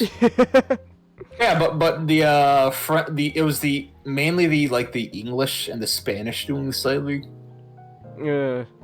I'm sure there's some French colonies, but. Well, the French colonies were pretty awful.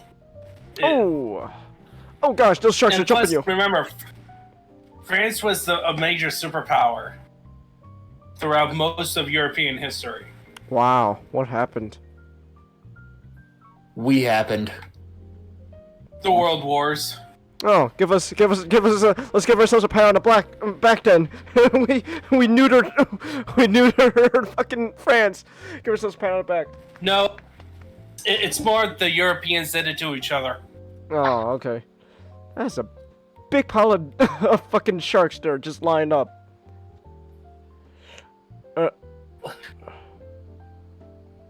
Oh my gosh, now Nick just DM'd me that he's now just got out the fucking movie. God damn it, Nick. Yeah, what movie did he watch? That's the first thing I'm fucking asking him. What do you watch? I gotta know now. What movie did he watch? Maybe I went to go watch Beavis Afraid, cause Not talked about it, and Nick did say he wanted to go watch it, so maybe he watched that movie. I still. He watched Fool's Paradise. Oh. Maybe. Oh, okay. If it wasn't for us, France would be known as New Germany. Says Ray. Yeah. New Germany. What? Oh. Oh, excuse me. Oh, that was me burping. Alright. Okay, let me see here real quick. Okay. I don't know why I'm talking like... I don't know why I'm talking like that. Okay. What's his name? Matthew. Mr. Matthew. Yeah. Shit. Okay. Whoa, what the fuck is that? Are you fighting Plant Cthulhu or something? What are you fighting there? Oh my gosh. Get out of there, Master. Alright.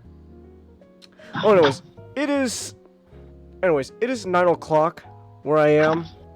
And I just say that we would just pretty much start now, so I'm not gonna wait any longer. Nick came out, but he's gonna have to come in, like, sometime afterwards. In the middle of this. Alright, fuck it. I've waited, we're like an hour and a half into the stream. And I haven't even touched my 10-page document of notes. So, fuck it. We're just gonna fucking dive into this shit right now. Alright, you know what? I'm gonna share my screen. So that way Not can see my fucking 10 pages worth of damn notes here as well. Oh, finally I get to see your notes. You wanna see my notes? Okay. Whoa, Discord's got Inception going on. Whoa, oh lordy. Oh no. Oh, I'm going insane. Golden experience. Oh no. Alright.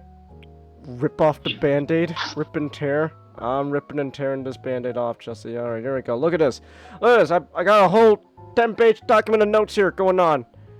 Oh boy. A lot of nothing. Hey, Not, how do we even get it up here to fight me? What the shark? It refused to fight me like a man. Like a man! I just realized something. I just realized something. This whole time I didn't realize something about Match PNG. I'm gonna do something real quick. Let me see here.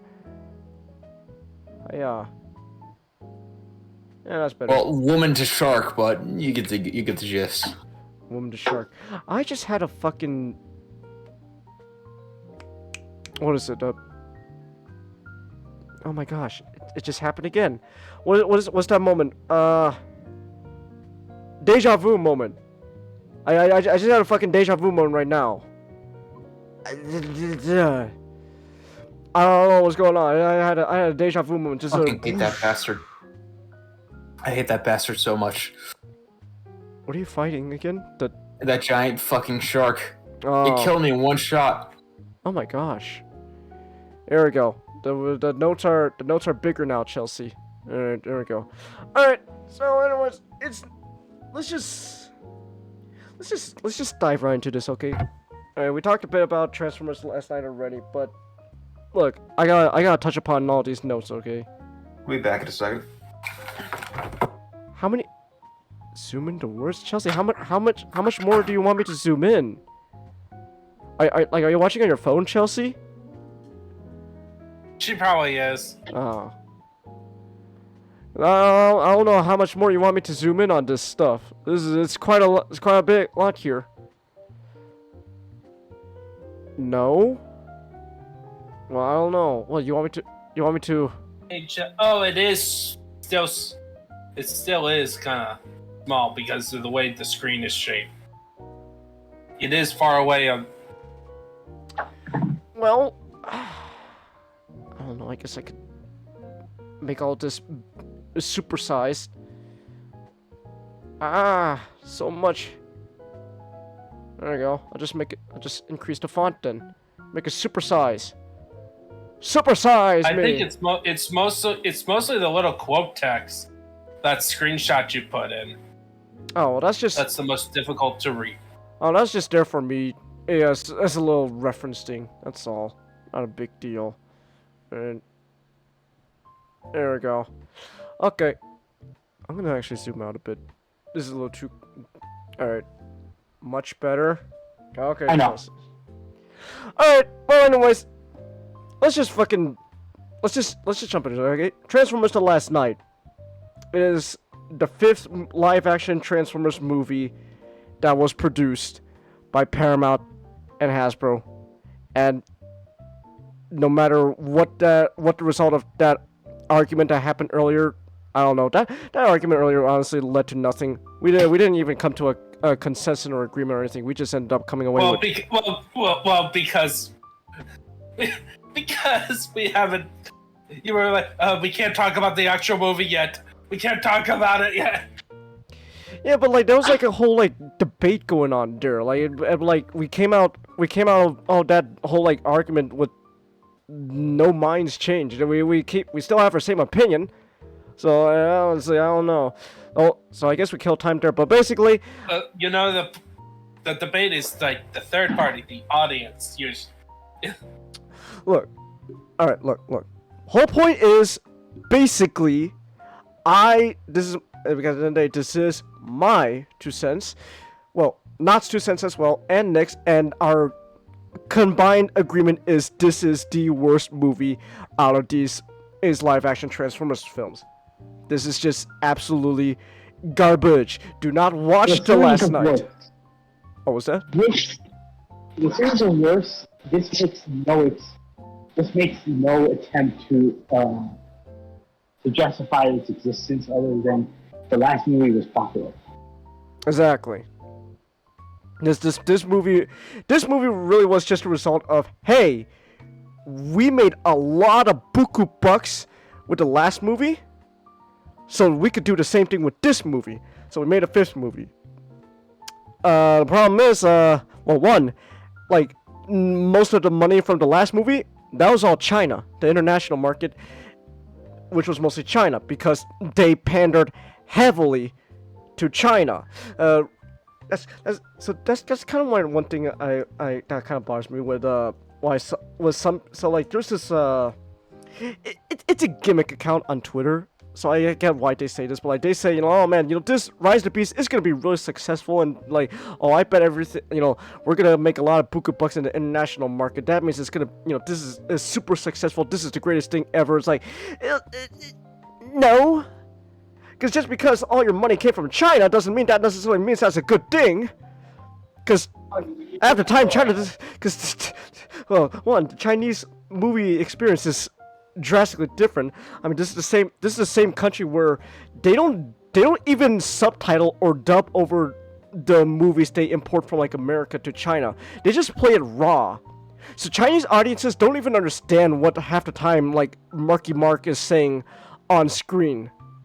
So a lot of times, the reason why these movies are successful in China is because all the audience they just fucking like fan dub over whatever the fuck they want it to be.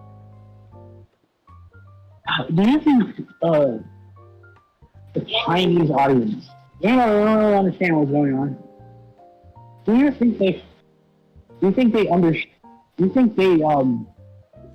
deeply understood the I'm an inventor scene? No, I don't think so. They didn't understand the intricacies behind I'm an inventor. I invent things. I invent things. If I can apply this technology to my inventions, we don't have to worry about money. Cough, Disney, cough. Virgin, right, this movie ain't even Disney. I am a surgeon. Versus the chat, I'm an inventor. Surgeon, the chat, I am an inventor. Yeah, I'm an inventor. So, yeah, but basically, long story short, this movie only exists because China made it all, like, most of the money for the last movie, and Hasbro took the wrong message saying, oh, well, that obviously means it's going to be successful just like the last time, without pandering to China. It didn't work. In fact, this movie, while it was still overall successful, in the box office, it didn't make it as much as Age of Extinction. I believe this movie actually made less than Dark of the Moon. I could check real quick. It made less than Dark of the Moon and Age of Extinction, but more than Bumblebee. We really are seeing a diminishing return the more and more these movies go on. Yeah. Hold on. Come on, Wikipedia. Show me our box office. Show me our box office, Wikipedia. Come on, you bastards. Come on, you. Okay, come on. Yes, that's a lot of cast. Okay. Come on, you filthy animals. You fucking. Are you shitting me? You're not showing the box office returns? You bastard. Okay, well, basically, long story short, like not said. This movie was successful, but wasn't as successful as Age of Extinction, and it was less than Dark of the Moon. So Hasbro and Paramount seeing that, oh wow, this didn't make enough money, that's what actually pushed them to, you know, reconsider the entire like path they want to go forward with Transformers. And so that's why we went back to, you know, something more small, which is Bumblebee, but we'll talk about Bumblebee later. But so yeah, so basically this movie still made money, but not enough money to keep whatever Hasbro planned starting from this movie to go on forward. Everything else was scrapped. So I wrote down a bunch of shit in my notes right here, as you can see, and let's just take it. So one thing is, this movie was released in a very interesting time, where, look, long story short, this movie, and not you notice this too, like, this movie really wanted to write a bunch of cultural trains at the time. They want to be. This movie was definitely a case of, you know, oh, I wanna have a slice of that pie. Give me that slice of cake. Give me that shit. I'm gonna take that. Thank you. So they want to be a whole bunch of shit.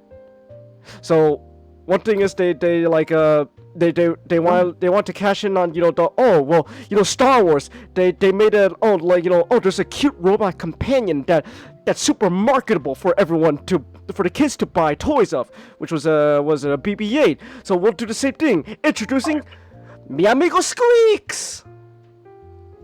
And so there was that. What? What? What? What do you mean? I don't remember those things. I don't remember that. Well, you don't remember fucking Mi Amigo Squeaks? No, it's pretty sure that's forgettable. It's so forgettable. It's so. Mi Amigo. Look at this guy. Mi Amigo Squeaks. That is the definition of a forgettable character. Oh yeah, you have no idea. This thing is fucking irrelevant to the entire fucking movie. But there was so much bloated. But I remember the toy house, they were bloated. They were absolutely fucking filled to the brim and bloated with Squeaks figures, Squeaks toys. Mi Amigo Squeaks. Look at all this shit going on with Squeaks here. Especially this one right here, the RC Squeaks. This guy here, the RC Squeaks, they packed I remember Target shelves were packed with RC Squeaks. Like this is BB-8, R2-D2, they're fun for the kids and they make a lot of money, so we'll do the same thing. Mi Amigo Squeaks. Well, look how quirky he is. You see, Squeaks is spelled with a W and 2 E's. Mi Amigo Squeaks. So they want to write on that. It's just it never gets old. What? Oh, what's that?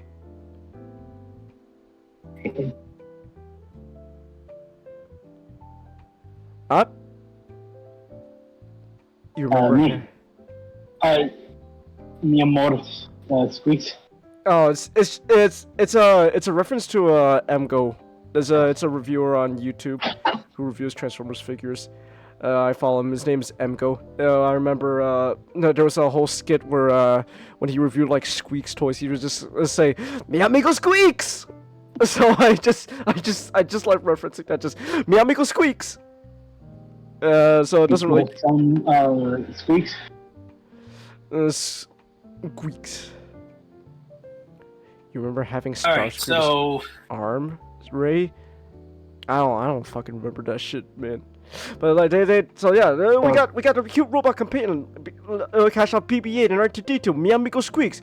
What else was going on at the time? Oh well, at the time there was this whole cultural push for the really cool female lead characters, the strong females. We got Wonder Woman. Wait, you mean used to? It still goes on a bit more even to this day. No, but it's the genesis.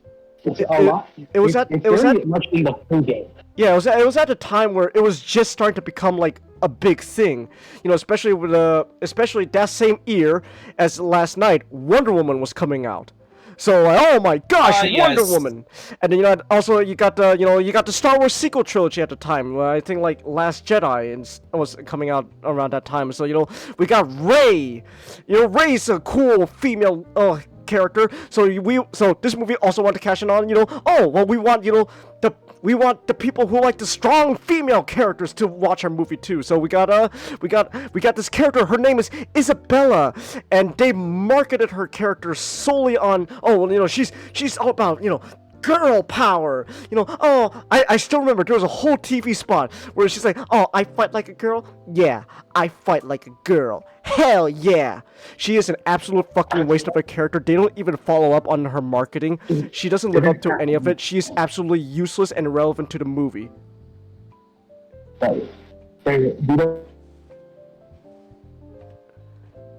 So there was that as well. Is she like the girl that?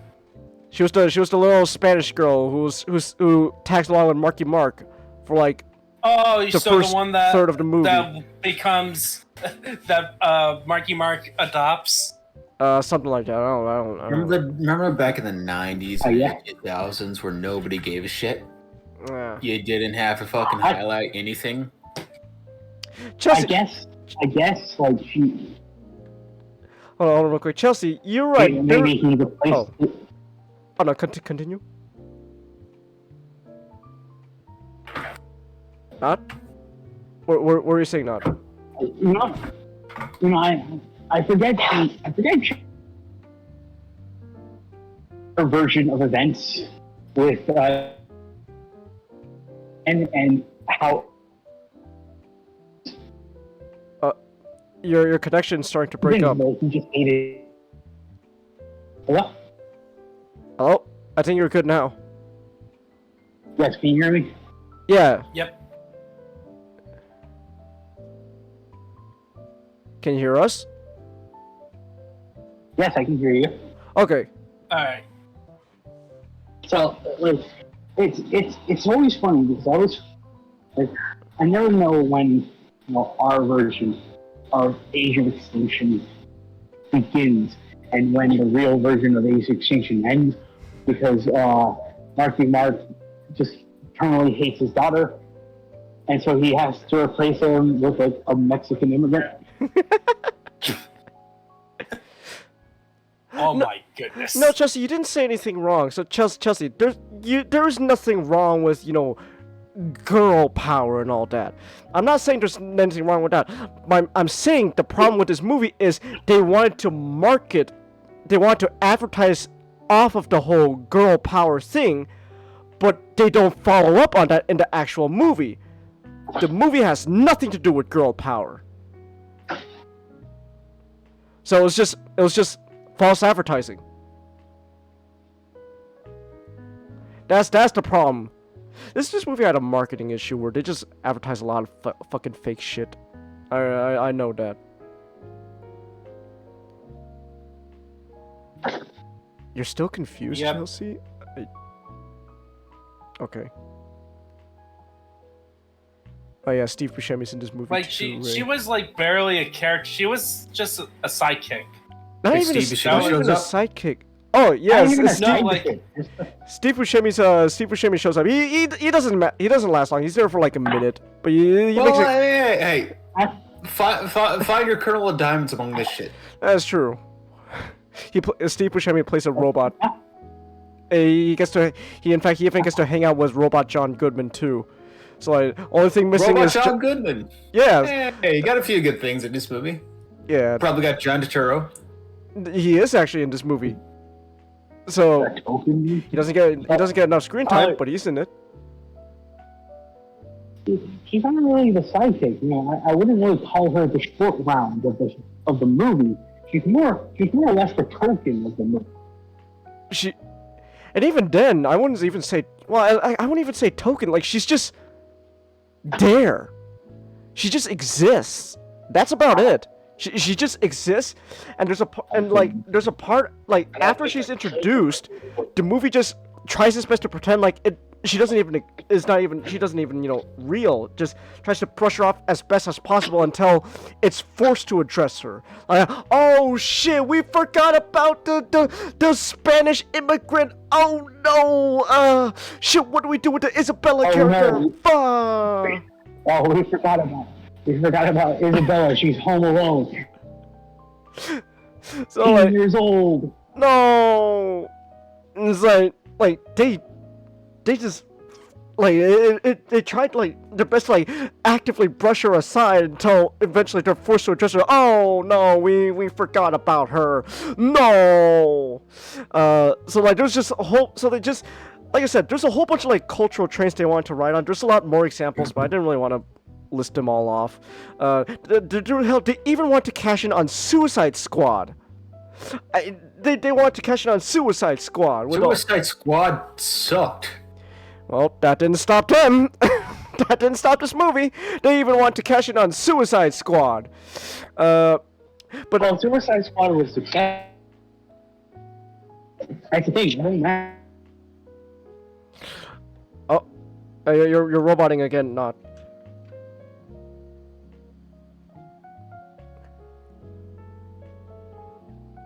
Not. Oh. Yes. Oh, okay. Hello? Hello? Can you hear us? Yeah, I can hear you. Okay. It's but it really didn't matter if Suicide Squad sucked. If it was successful. Mildly, but it was still kind of successful. Yeah. They just want to. This movie just wanted to ride a bunch of cultural trains that they found like successful and all that. But the biggest thing that this movie's marketing really want to highlight on at the time was this whole cultural train of the idea of your heroes are fighting each other, or your heroes are evil now. What's happening? We got Batman versus Superman the year before, and also Civil War the year before, and in that very same era as last night, we also got Fast and Furious 8, which is all like, oh my gosh, why is Batman fighting Superman? Oh no, Iron Man and Captain America are beating each other up. No! Oh my gosh, Vin Diesel's character is evil now? He doesn't like his family in Fast and Furious? Oh no, it's the worst thing ever. He doesn't like his family anymore. Oh, thank you, Chelsea, for the $20. Who has arrived? Oh, it's Nick. At last. Hi, Nick. Hey. You are here at last. How was the movie? Huh? How was the movie? What movie did you see? I saw Guardians 3 again because of do something with that. Yeah. You know what? Understandable. You didn't tell me which movie we were gonna watch, so I was like, what's taking so long? But then when you said Guardians 3, it's like, you know what? Everything makes sense now. That's understandable. Take your time, watch a good movie. Enjoy the last good Marvel movie for a long time while you can. Thank you, Matchstick, for reminding us. All right, we actually just, well, I wouldn't say we just started, but like we actually just started getting into the notes I wrote, and that's about it. I haven't even gotten to recapping the movie yet. So you actually came at just in time. All right, let's review this god awful movie. Yeah. Right now, I'm telling you. Oh, what was that, not? No, I was just gonna say. I think I had a point. As a good Christian boy, I would have to say I do not like the words God and this movie being ordered to the same sentence. Sorry. You know what? I was half joking. You know, in normal circumstances, I would be nice, but I'm gonna be honest. I don't give a shit about this movie. I'm gonna say what I want about this. I don't care how many feelings I hurt or whatever. I just want to get this movie out over with. But what was that?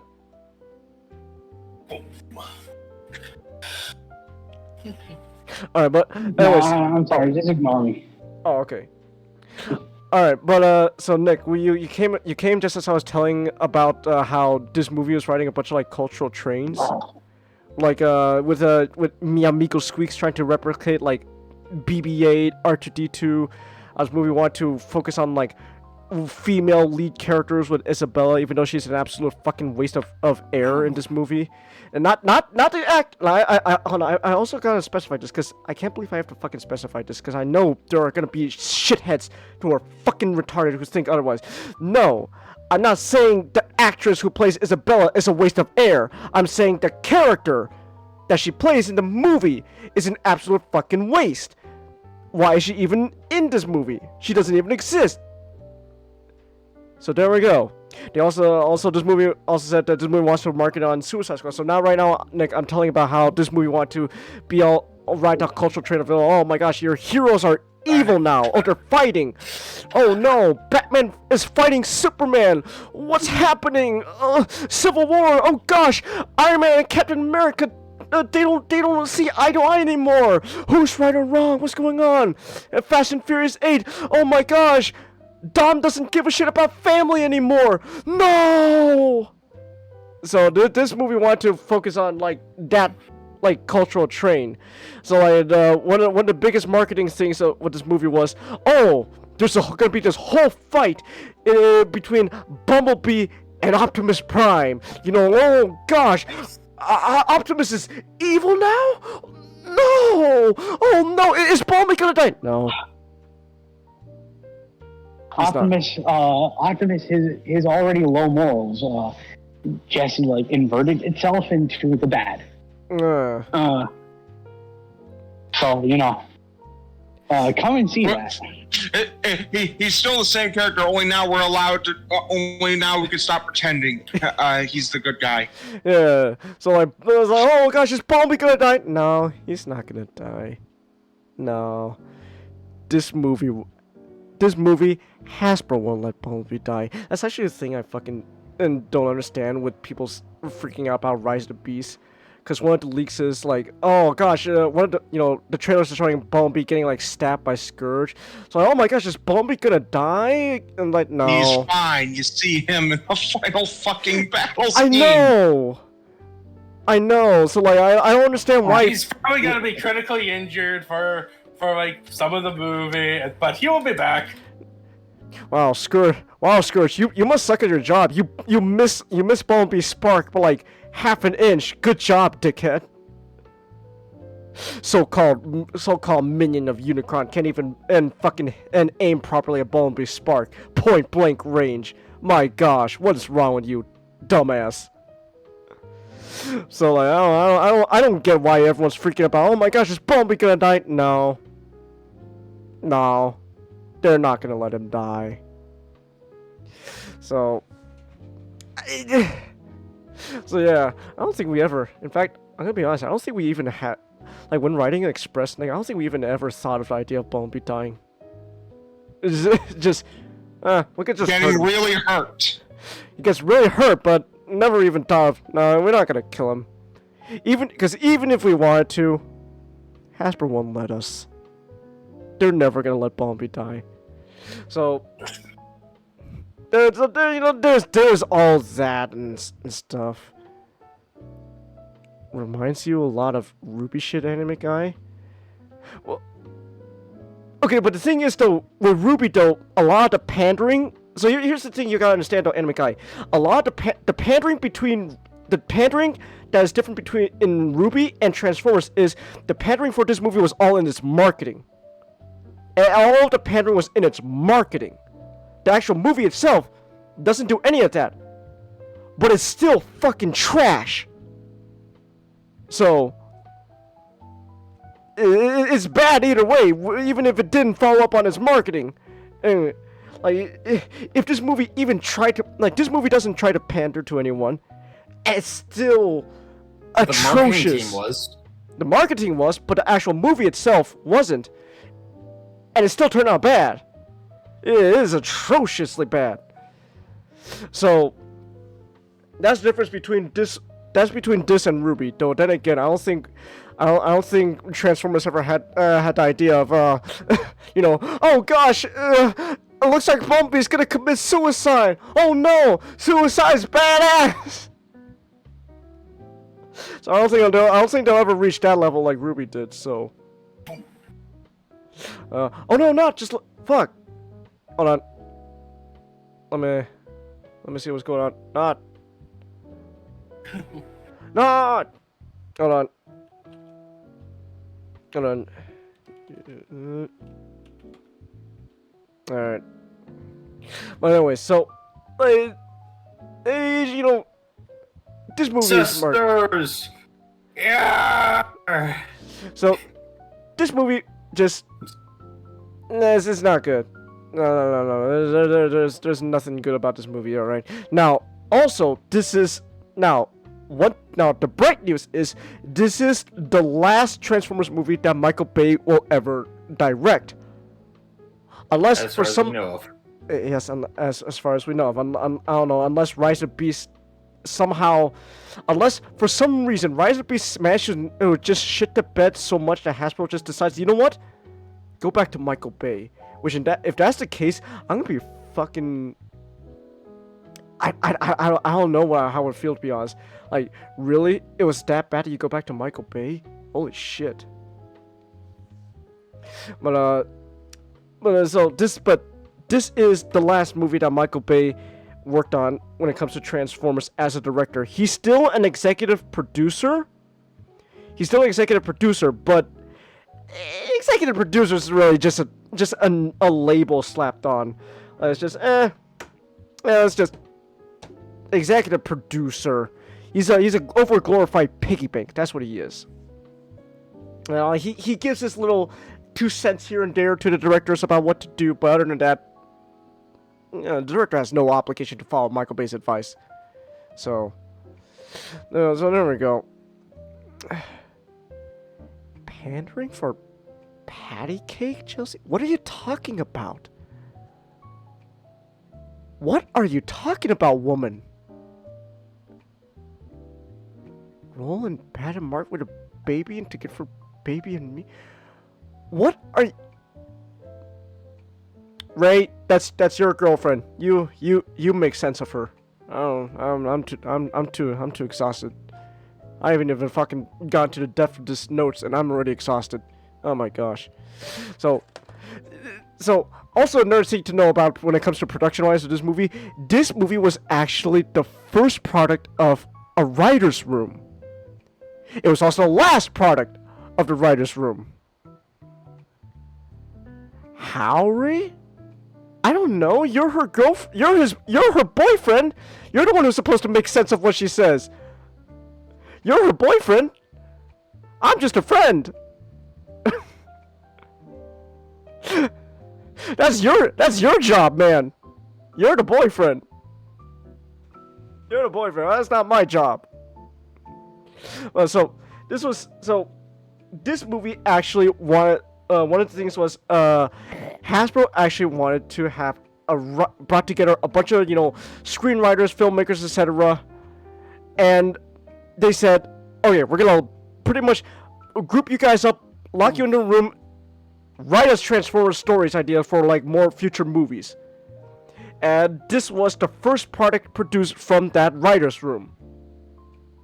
This movie performed so badly that Hasbro decided, fuck the writer's room, get that shit out of here. Which is funny because Rise of the Beast is technically, it is not technically the last product of the writer's room, but I will say Rise of the Beast does take actually some elements of ideas that produced in this writer's room, which is, Beast Wars in the live action. So there is that, which is funny enough because one of the original ideas for The Last Night was Beast Wars. In fact, there is concept art out there that shows like, oh, we want to do Beast Wars. Like, oh, there's a robot gorilla with an Optimus Prime helmet on it. Optimus Primal. There's a robot cheetah concept art for Cheetor. So, Megatron was actually gonna become a dragon. Like how in Beast Wars, Megatron became a Transmetal 2 dragon. So one of the ideas was actually Beast Wars. they took the idea out. They said no for this movie no. Fuck Beast Wars. And then it's only after the a few years later for Rise of the Beast they say, hey, you know what that idea of Beast Wars movie? Yeah. Okay, what tweak it a bit, but maybe we could work something out. And that's why we got Rise of the Beast coming out. So there's that. So one of the ideas was Beast Wars, but then eventually they decided, you know what? No. King Arthur. That's the shit we're going with. King Arthur and his Knights of the Round Table. Genius, Kiva. Genius. Put on my table, said Michael Bay. Let me read that shit. Oh, that's great. Changus. Yes. What if I told you that's probably also a product of chasing trends? Was there a fucking King Arthur movie at the time? Yeah. Oh wow, that's But amazing. it wasn't like a trend is more of like multiple King Arthur. It was a big budget King Arthur movie. Besides, there was also like that Robin. Essentially, it's like European folklore. Oh my gosh, the Robin Hood. I know what you're talking about. Robin Hood movie. Holy shit. I know what you're talking about. Oh my gosh. Oh, wow. That's a woo. Yeah, I know what you're talking about. Oh my gosh. But so yeah, like European folklore, that could probably be a trend. Yeah, possibly. So yeah, so like they thought Beast Wars? No. European folklore. Knights of the Round Table, baby. That's right. And so that's why we got a movie written by Akiva Goldsman, who also wrote the screenplay with Art Markram, Matt Holloway, and Ken Nolan. Funny thing, Akiva Goldsman also wrote Batman Forever and Batman and Robin. Huh. No, I'm starting to think Akiva's not really a good writer. So there was that. Not only were there a bunch of writers for this movie had 6 editors working on this. Ooh. I hope they were all fired.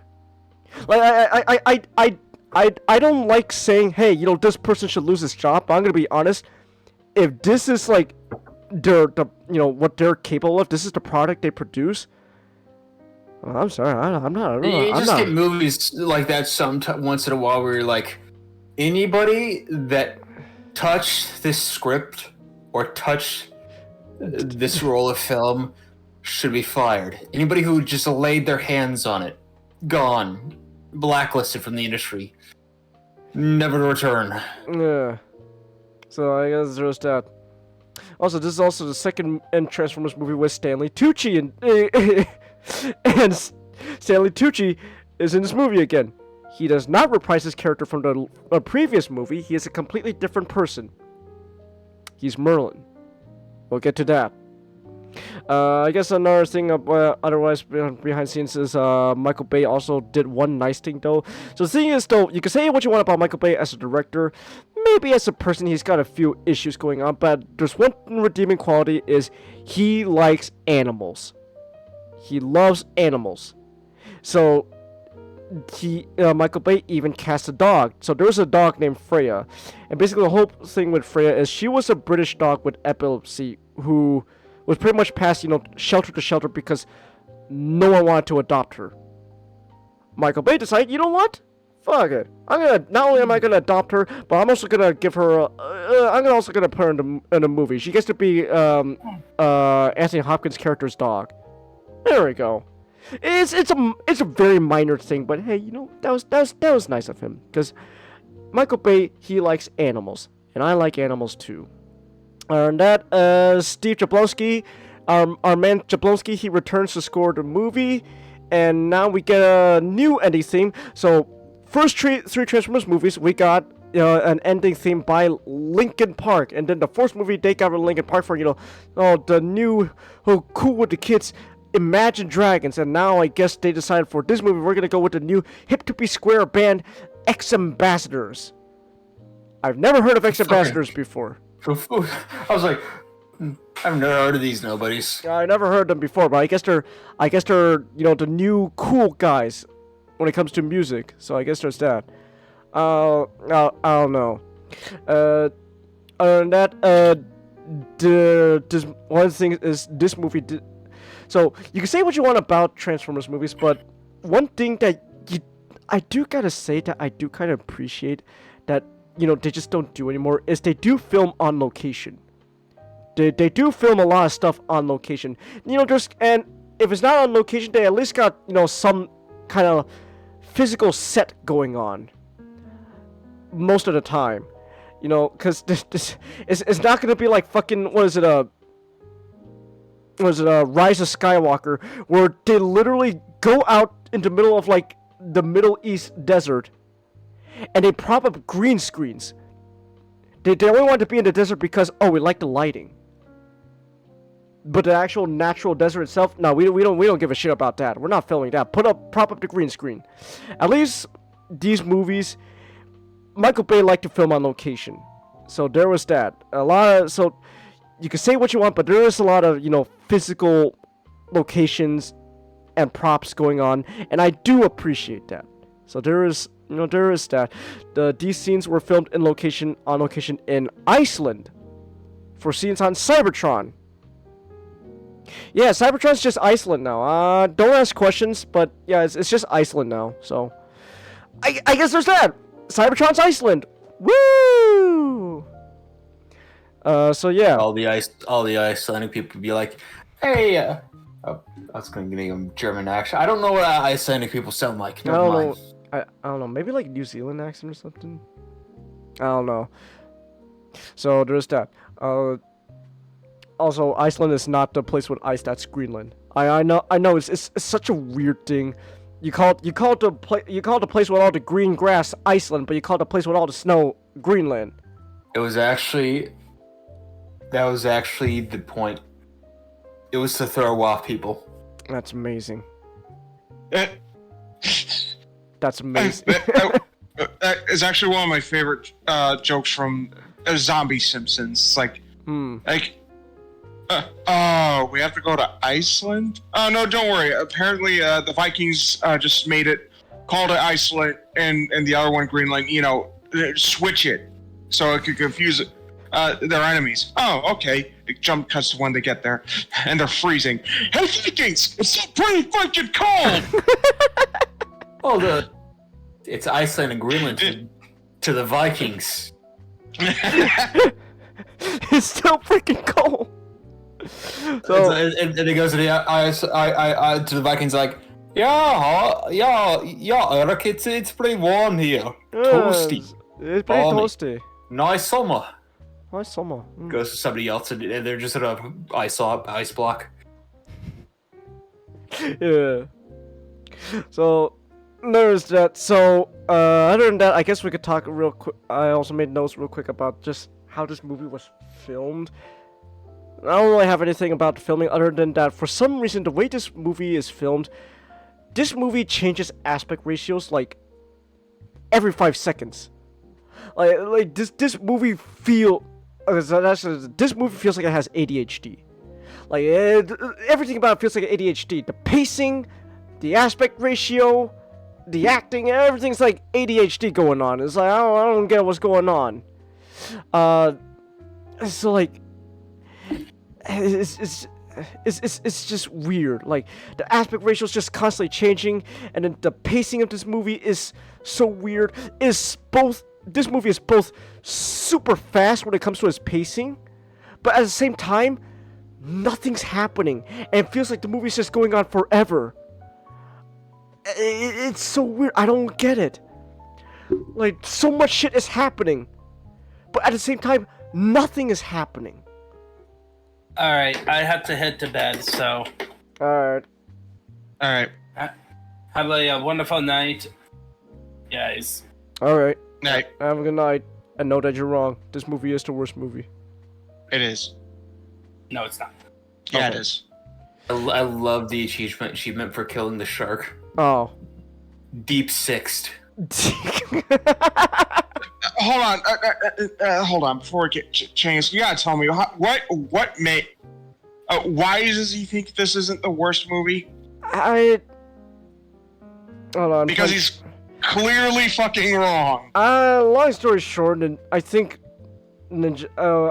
I'm gonna be honest, I'm probably not the best person to tell you. I got a little heated with Ninjato. I think Not will tell you better than me. But I think, long story short, if I can recollect from my heated at the moments and memory, pretty much he thought all these movies are just pretty much cookie cutter, same problem as. Yeah, I think he pretty much should say there's no such thing as this is the worst movie because they're all equally bad. No! Because, yeah, okay, now I remember, that was the big thing we got into an argument about, because me and Not were telling Ninjato, no, these movies find, each movie finds a brand new, unique, and spectacular way to shit the bed. So, I don't know. We got kind of into a little heated debate, and honestly, it was kind of stupid of me, because at the end of the day, we came out just not agreeing on, we didn't agree on anything. We didn't come to a conclusion. We just ended up coming out the same thing, and with just the same point of view that we got into it. So, debates are stupid. So yeah, but pretty much ADHD pacing going on with this movie, and then also just another thing is like, there's also multiple versions of this movie that was released in theaters at the same time. So you got like Clue. Oh, was it? Well, like Clue. Clue? No, actually. So I get what you're saying, Master, because the whole alternate endings, depending on what you say. No, it's weird. Just some of the dialogue is just different in some places. It's hard to pinpoint, but like just pretty much there is some different dialogue, sometimes it's weird. Like sometimes Optimus Prime will say like, "Oh, I'm gonna kill you" in one version, but in the other movie it's just he doesn't say anything, and that he doesn't even say anything. He doesn't even say "I'm gonna kill you." He just starts swinging a sword around. So it's weird. It's like I don't know. This movie was weird when it comes to its release and production, I guess.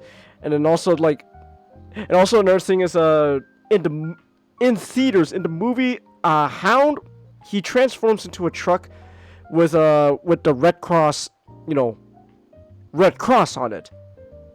But then when it came to a home release, they actually had to digitally color in the cross blue because the Red Cross is gonna throw a hissy fit at Michael Bay. Oh, no, you can't do that. No. Funny enough, that's why video games all use red H's or stuff like that nowadays. So yeah, it's like, oh, no, we can't show a red cross, but so, alright, fine, we'll color in blue. Thank you. So I guess there's that. And that's all the notes I got in production. So, oh gosh, help me, Nick.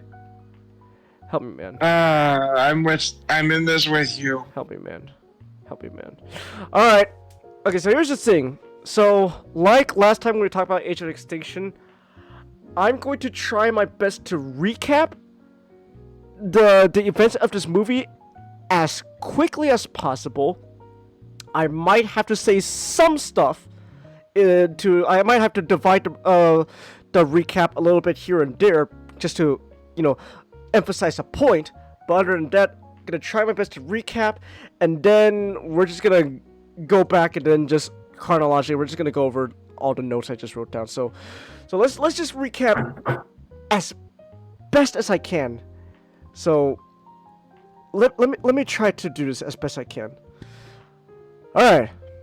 So first off, movie opens up with the Dark Ages in medieval Europe, and there's a whole explosive battle scene, literally, against barbarians, because, again, catapults is just firing flaming rocks at barbarians, and they literally explode on impact. I don't think flaming rocks do that, but they do. They just explode on impact like fucking grenades. So there's all that.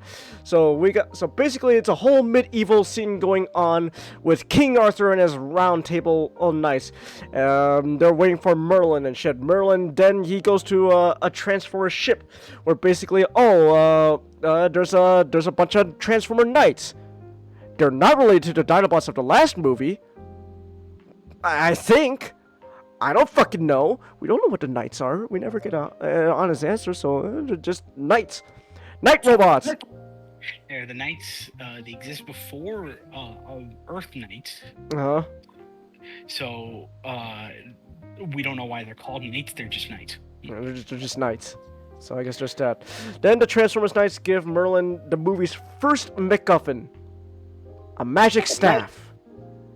So Merlin gets his whole magic staff from Transformers. That's right. So there we go. That's our first MacGuffin. Hard cut! So then I guess also I should have wrote down Merlin gets the knights to help them out defeat the barbarians and England is safe. Hard cut to Optimus just fucking dead floating in space. He really just did go. Oh, I must go now. I'm off to my home planet. My people need me. That's Optimus dies on his way home. home. 5 weeks later. See, I'm not saying anything because he's frozen dead in space. Yeah. Wait, Chang, is it did you mention? Sorry. Oh. I'm sorry. Did you mention Excalibur just being I'll get to Excalibur when I get to that big reveal. Right now I'm just trying my best to recap the movie with as little tangents as possible. It's gonna be hard because a lot of the shit that's this. So one thing I have to point out is for some reason there's so much shit that is necessary to the plot that I have to recap, but at the same time it means absolutely fucking nothing.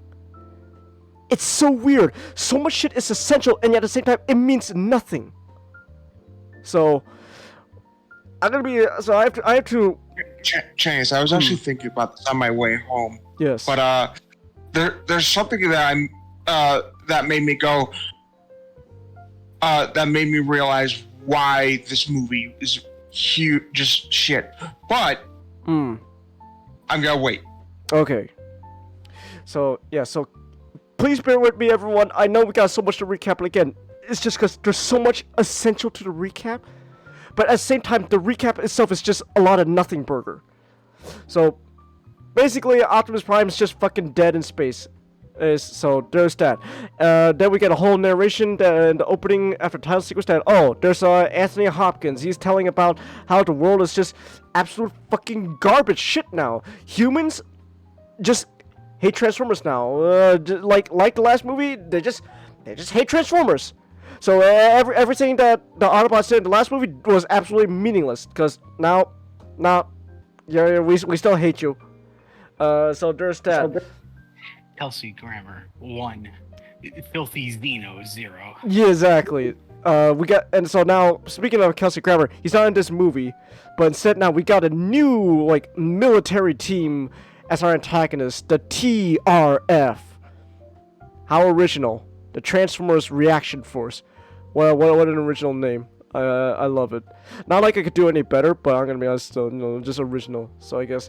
TRF is pretty much established to hunt down Transformers all over Earth. Except Cuba. Cuba, for some reason, is a safe haven for Transformers. I don't know why, but it is. At the same time, while all this is going down, for some reason, more Transformers just keep coming to Earth.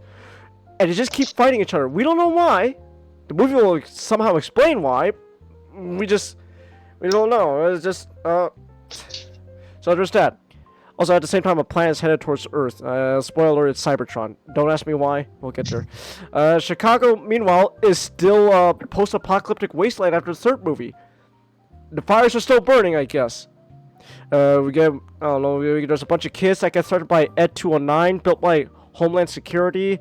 Then the kids are saved by the new girl boss character. Remember the girl boss character I was telling you about, guys? No, it's the new hip to be square, or strong, no need no man girl, Isabella, and her cute partner or robot is highly marketable, Mia Miko Squeaks. They're useless, irrelevant. Who gives a shit about them? The movie doesn't give a shit about them, so why should we give a shit about them? So I guess there's that. So we got Marky Mark. He comes back. Yeah, Mark. That's right. Marky Mark and the Bone Bunch are back. They save the kids and Isabella as they take on the TRF's Ed 209. And I guess they save the kids and they're like, okay, bye now. So, turns out Cade, he's, after the last movie, again, because humans didn't learn the lesson, he's just a fugitive now. Name a bigger downgrade for Cade's life than... Well, no, name a bigger downgrade for a character's life than Cade Yeager. Because he goes from having a home in the last film to living in the goddamn junkyard in this one. So, yeah, I don't know. Cade's life is still just shit. He's a fugitive now because he goes around saving Transformers from the TRF. So now the TRF is like, oh gosh, Cade, you're a bad person. You're a bad man. Cade meets, and meanwhile, so it turns out, the reason why Cade came to Chicago in the first place was because he somehow knew there was a spaceship that crashed in Chicago, and there was, oh my gosh, it was one of the dying robot knights from the beginning of the movie. Wow! And I guess the robot dies and gives him the second MacGuffin of the movie. A magic talisman that is also Transformers technology. I'll tell more about the talisman later. I guess, meanwhile, Cade's get threatened by the TRF. They catch him, but then the Bumblebee Bunch is here to save the day. I guess Hound's here too. He shows up, I guess. Also, Josh Duhamel is back as Colonel Lennox, and he works with the TRF for some reason, but he still likes the Transformers. So, there we go. So yeah, Lennox from the first 3 movies, he's here now, and he's still on the side of Transformers, even though he's working for the TRF for reasons, I guess. And something funny, they were originally gonna have Tyrese Gibson back as Epps as well. Uh-huh. But he was too busy doing Fast and the Furious, so he couldn't do it. That's amazing. Well, at least he's making money. At least he's making money. It's like last night didn't make enough money for its last film, so it's like, he's making money. Let's.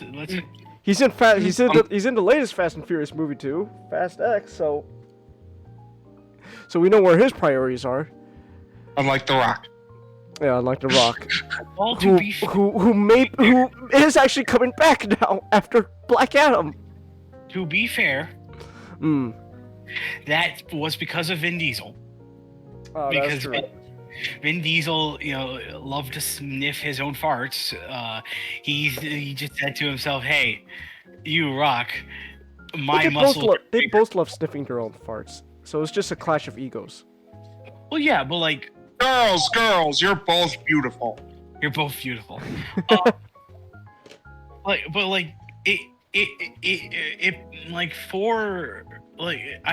have to go with The Rock there, because unlike with Black Adam, where that was a vanity project, The Rock had legitimate grievances because Vin Diesel was just Wayne's World, was just acting like Mike Myers in Wayne's World. He was trying to give like The Rock less scenes, and so The Rock was like, you know what, fuck you. So it's like, I have to mention that. But like Black Adam, that is a vanity project. Let's be honest there. Yeah. That was The Rock sniffing his own farts. But that was The Rock sniffing his own farts in his own movie that he co-produced. Alright. Yeah. Didn't really turn out too well. Didn't turn out too well. Either way, yeah, but... It's the old 2.0. But with more sniffing parts. Well, anyways, so yeah, that's what happened, I guess. I guess Tyrese Gibson is happy with Fast and Furious still, so there we go. He was Fast and Furious is, it's ending now, but it was still going. Yeah, so, well, Transformers had to, I can't say reboot because I don't even fucking know anymore. We'll get to that. Okay, so, but anyways, back to Lorenzo. Look back to recapping. I want to get this recap as quickly done possible. We're getting sidetracked again. I know. We're getting tangents again. So basically, So basically, Josh Duhamel, back as Colonel Lennox, he lets Kate escape from the TRF. Turns out Lennox is infiltrated TRF. He's working with the U.S. government, who may have a separate agenda from the TRF.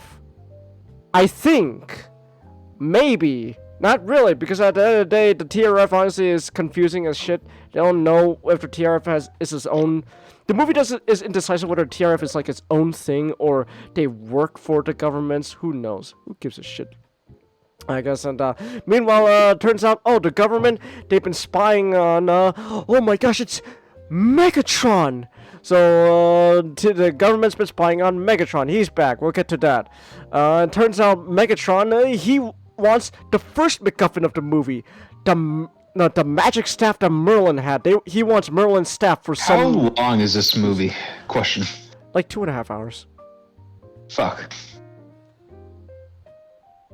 So Megatron wants Merlin's staff for some reason.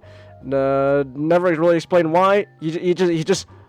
The government wants the staff too. They don't really know why the government wants the staff, other than it's a weapon, so we want it. Who says aliens can have a super weapon? No, we America want the super weapon to threaten people with. So I guess there's that. I guess cut back to space. Turns out Optimus, he's not dead. He was just in a coma in space for some reason. I don't fucking know. And then he crash lands on the planet that was heading towards Earth. Oh my gosh, it's Cybertron. It looks like shit. It also is completely different from how it looked in the third movie, but at the same time, the third movie looked completely different from how Cybertron was in the first movie, too, so I don't fucking know. So Optimus is on Cybertron. He meets I guess the main antagonist of the movie, Quintessa, I guess. Quintessa sort of kidnaps and Stockholm's Optimus or something. And tells him, hey, you're gonna rebuild Cybertron. Optimus just goes, okay. Well, no, he gaslits Optimus, and Optimus is none the wiser. So, I don't know. Is it gaslit? Is it? I don't know. Optimus just kind of goes with it. Because again, that's just the thing with Optimus throughout this whole movie. Half the time, he just goes along with whatever shit people tell him. Just Optimus, you're a knight. Okay. Optimus, you destroyed Cybertron. Oh, I did. Damn. That sucks of me. You're gonna rebuild it. Oh, cool. But you gotta be evil. I don't want to be evil. Well, too bad. Okay, fine. I'll be evil. So I don't know. That's Optimus, I guess. For some reason, Magic Talisman ends up with Marky Mark again after he like threw it out or something. I don't fucking know. And somehow the Magic Talisman sends a signal to Anthony Hopkins, who now knows, oh my gosh, someone's got the talisman in Cockman. Wow. Then we meet our second protagonist, I guess, British lady Vivian. Something less than British name. I don't really know. Her whole thing is she doesn't believe King Arthur is real. Wow! Amazing! Wow! That's great, I guess. I don't know. And then Quintessa tells Optimus, oh, hey, the knights from the opening, they actually betrayed her. And turns out Merlin's staff, that's actually her staff. She wants the staff because somehow this magic MacGuffin doohickey mabob is going to help rebuild Cybertron. And Optimus just goes, okay. So I guess there's that. Okay. I'm going with it. So, Marky Mark and the Autobot bunch, we learned they're just hiding in a junkyard with Jimmy. I guess Jimmy's a character. He's there. I don't know. So I guess there's that. Also, the Autobots got some brand new alt modes, so I guess there's that as well. Robot Buscemi shows up, and he gives just there to tell a little exposition about, oh, hey, that talisman you got, Marky Mark, that's a sign of the end of the world. Out of 7, so I guess there's that. I don't really know. It's like a 7 on the apocalypse scale. Yeah. Not a full 10, but it's pretty bad. Yeah, it's pretty bad still. Meanwhile, at the same time, giant metal horns are starting to protrude out of Earth for some reason. Okay, to be fair, Chase, when I said there are 7 signs of the apocalypse, that is numero uno. That's in reference to the 7 gates of it's essentially like Match, you can probably explain this better than I could because I'm stumbling over my words. The 7 seals? The Seven Seals. Huh. I don't know. I don't know. They don't really specify. So I guess there's that. Meanwhile, giant metal. I knew it was in reference to that. Oh, okay. Just because it's like that's like a common thing. That's the last time this is the last time the last night will be compared to a masterclass film. Yeah. All right. Hold on. We're just back to recap though. Come on, we gotta get this recap as quickly as possible so we could dive into the meat. So, meanwhile, big giant metal horns start just poking out of Earth for some reason. Oh gosh, what's happening? It turns out they're horns of Unicron. What? Unicron? What's a Unicron? I don't know. The movie doesn't really specify Unicron. Transformers fans know who Unicron is, but the movie doesn't really care about Unicron. So I guess there's that.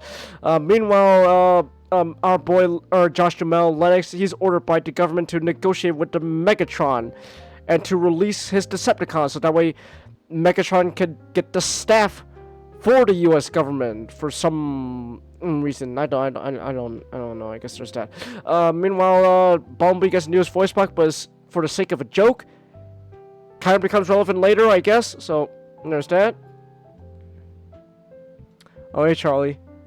New One Piece episode was peak. I don't watch One Piece, man. I don't watch One Piece. So got a whole thing with a joke scene with voice box for Bumblebee. So I don't know. I guess there's that. I don't fucking know. TRF and Decepticons. Turns out they find where Cade is in the junkyard. They go, trash his place and stuff. They chase him out into some abandoned town, some small rural town that just somehow also ends up transforming into like downtown Chicago again for some reason. I don't know. Again, geography in these movies is just inconsistent. So I guess there's that. So there's that. Meanwhile, turns out the magic talisman also followed Cade. Yeah. So Cade's not even bringing this magic doohickey around. It's just literally like sentient. It's just falling around like spider legs. Like, come here, kid. I gotta get on your body. Come here, bam. You see we finally figure out the thing is why like the geography seems to be all whacked out because all these movies were just culminating into the reformation of Pangea. Oh, that's true. That's right. So I don't know. I guess there's that. I don't know. Also, magic talisman bulletproof, I guess. So then, meanwhile, Marky Mark, he meets our Cogman. He's Anthony Hopkins' robot Transformers butler. He doesn't turn into anything, but he's a Transformer. Trust us, bro. Trust us.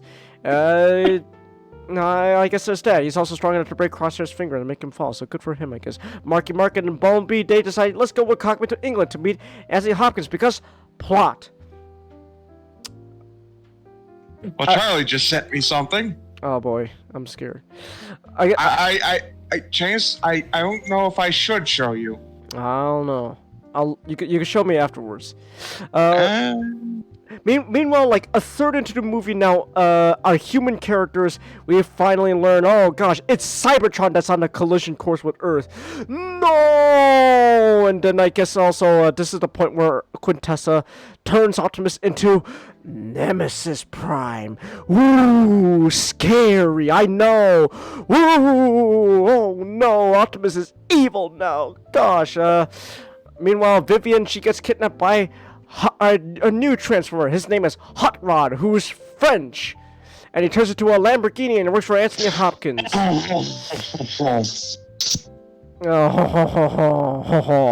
Marky Mark and the Bumblebee Bunch, they meet Anthony Hopkins, who lives in a castle with a bunch of Transformers. Vivian also shows up. She meets Marky Mark and the Bumblebee Bunch, and immediately, she is a complete hostile bitch to Marky Mark.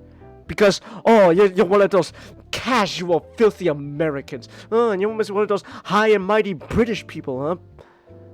So I guess there's that. I don't know. Stereotypes. Stereotypes! Isn't it funny? Ha ha ha! We are opposites. Now later in the movie, we will be, we will want to fuck each other.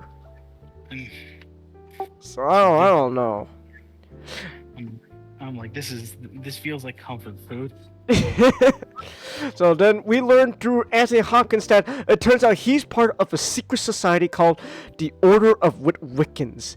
And they've been keeping it a secret from the world that Transformers have not only been on Earth since early humans, you know, if you know Revenge of the Fallen, but not only that, but they've also been influencing human history as well. Whoa! Bumblebee fought in World War II? No way! Wow! I don't know. I guess there's something like that. Optimus also was part of the French, like, Napoleonic Wars or something. Who gives a shit? I'm glad that these movies don't have any sort of like continuity, because if that makes sense, like the first time we see the Autobots in the first movie, that would just mean that they routinely just like delete the memories, delete their own memories, so that every time No, they that's pretty much what Rise the Beast is implying. Because the Rise the Beast is a sequel to Bumblebee, and you can tell from Bumblebee that's a reboot. But because they want to be wishy-washy with their marketing about the movie, because they want Bayverse fans to watch this movie as well. They're like, oh well, Optimus, he just deletes his memory after after Rise of the Beast, and he goes back to Cybertron, and he's like, oh wow, the Allspark is on Earth. What is Earth? I never saw Earth in my life before. And Bumblebee's like, Optimus, did you just delete your memory? Delete my memory, Bumblebee. I'm not a fucking idiot. So I don't know. Lorenzo's fucking sucks. He's a terrible producer. I hate him. Alright. So, back to the Order of Witwickens. Turns out this whole secret society started with Merlin. That's right. Stanley Tucci created a whole secret society, and started with him and his wife. And it turns out British lady Vivian, her father was part of this secret society as well. Wow, amazing. So now Marky Mark is also, turns out he is the last knight. Title drop right there. Woo! Because there's some prophecy from the Transformers, them knights, who said, there's gonna be one last knight who's gonna help save the world, or some shit like that. That's you, Marky Mark. That's you. Insert sex joke about being chased. Ha ha ha. And then we get a one-line drop, just a one-line drop about why, the answer to the question of why Transformers keep coming to Earth. They're searching for the MacGuffin. That's it. That's why they keep coming to Earth. They all want the staff. So we learned the staff also has Merlin's DNA in there, like bio-coded. So that means only Merlin's descendants can wield the staff. And that just happens to be British lady Vivian. She's a descendant of Merlin. Woo! TRF finds Marky Mark, and the British bunch chases them down through London. Anthony Hopkins talks with our boy John Turturro's back. Woo! He's not in this movie for long enough. He needs to be in more. And on the phone, they learned that, oh my gosh, not only is Unicron Earth, but the reason, his horns, they seem to sprout from random locations, but they're not. Because it looks misaligned, but back then when Earth was Pangea, they weren't misaligned. They were all in a circle. Wow! And guess what? We learned that in the center of Pangea is modern day Stonehenge. Fucking amazing. Cinema right there. Absolute cinematic writing right there. Oh, it puts Guardians of the Galaxy 3 to shame. Oh my gosh. So I guess there's that. I don't know. The Marky Mark and the British woman, they go into her house to find a clue in her daddy's room to find out where Merlin's staff is, because only she can find it for some reason. Insert sex joke. I had a nickel every time Stonehenge in Transformers had to do with aliens. I have 2 nickels, which isn't a lot, but I'm shocked it happened twice. I'm honestly surprised they didn't save Stonehenge for Rise of the Beast. Yeah. But then we would get essentially, maybe the Vok, and that's gonna bring up a whole other can of worms. Yeah. I had a nickel for every time a movie uses Stonehenge as a conspiratorial plot point. I have a bunch of damn nickels. It's a lot. You sound a bit quiet, not. Just a bit.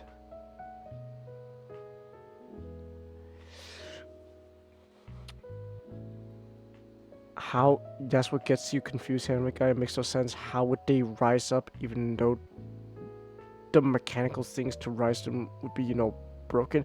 I don't know. We'll get to that. We discussed this, anime guy. We'll get to that real quick. I want to finish recapping this again, because again, I know it sounds like I'm just saying a bunch of random shit, but again, I have to specify the way this movie is structured. There's so much nothing burger, unnecessary shit that is simultaneously essential to the plot of the story. It's fucking bonkers. So there's that. I don't know. I'm not Pointless Hub. Pointless. Big props to Pointless Hub. He's able to fucking condense the plot of these entire movies down to like 5 minutes. Big props to him. I love Pointless Hub. Go on YouTube, search up Pointless Hub and follow him. He makes great videos. He's gonna do a video about Moonfall next. I can't wait for that. Oh, I can't wait for Moonfall. In fact, I wanna do a 2 cents on Moonfall soon. Because oh my gosh, I wanna tell everyone about the beauty that is Moonfall. Holy shit. So I guess so. Meanwhile, after a sex joke with Marky Mark and the British one because of her mom's or some shit, I don't fucking know. Marky Mark and Vivian, they find a clue to Merlin Staff's location in her old children's book, and it reveals they gotta go to the British Navy Museum to find the HMS Alliance. So Marky Mark and the British bunch chased throughout London, even more by the TRF, and also barricades there, I guess. Moonfall, anime guy, is Roland Emmerich's movie, latest disaster movie. It is, oh my gosh. I need to show you. It is this chef's kiss. It is the most spectacular failure ever. This is Moonfall. This movie, Moonfall is a movie where it is so fucking bad that it's amazing and enjoyable to watch. It's not The Last Night where this is just bad to watch and it's terrible. Moonfall is terrible, but you'll have a fun time watching it. Moonfall gets our stamp of recommendation. It is the one movie we hold above The Last Night. But don't get me wrong, Moonfall is a terrible fucking movie. It's atrocious, but I love it. I told you, Nick, like on my last year, 2022, like movies I watched, Moonfall was actually pretty high up there. Not because it's a objectively good movie, but it's because it's a really fun, enjoyable movie. But objectively, it's Roland Emmerich's worst movie to date. It's terrible, but I love it.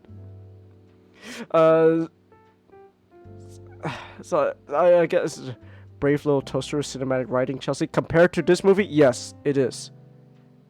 So oh no, the difference is Brave Little Toaster is a good movie.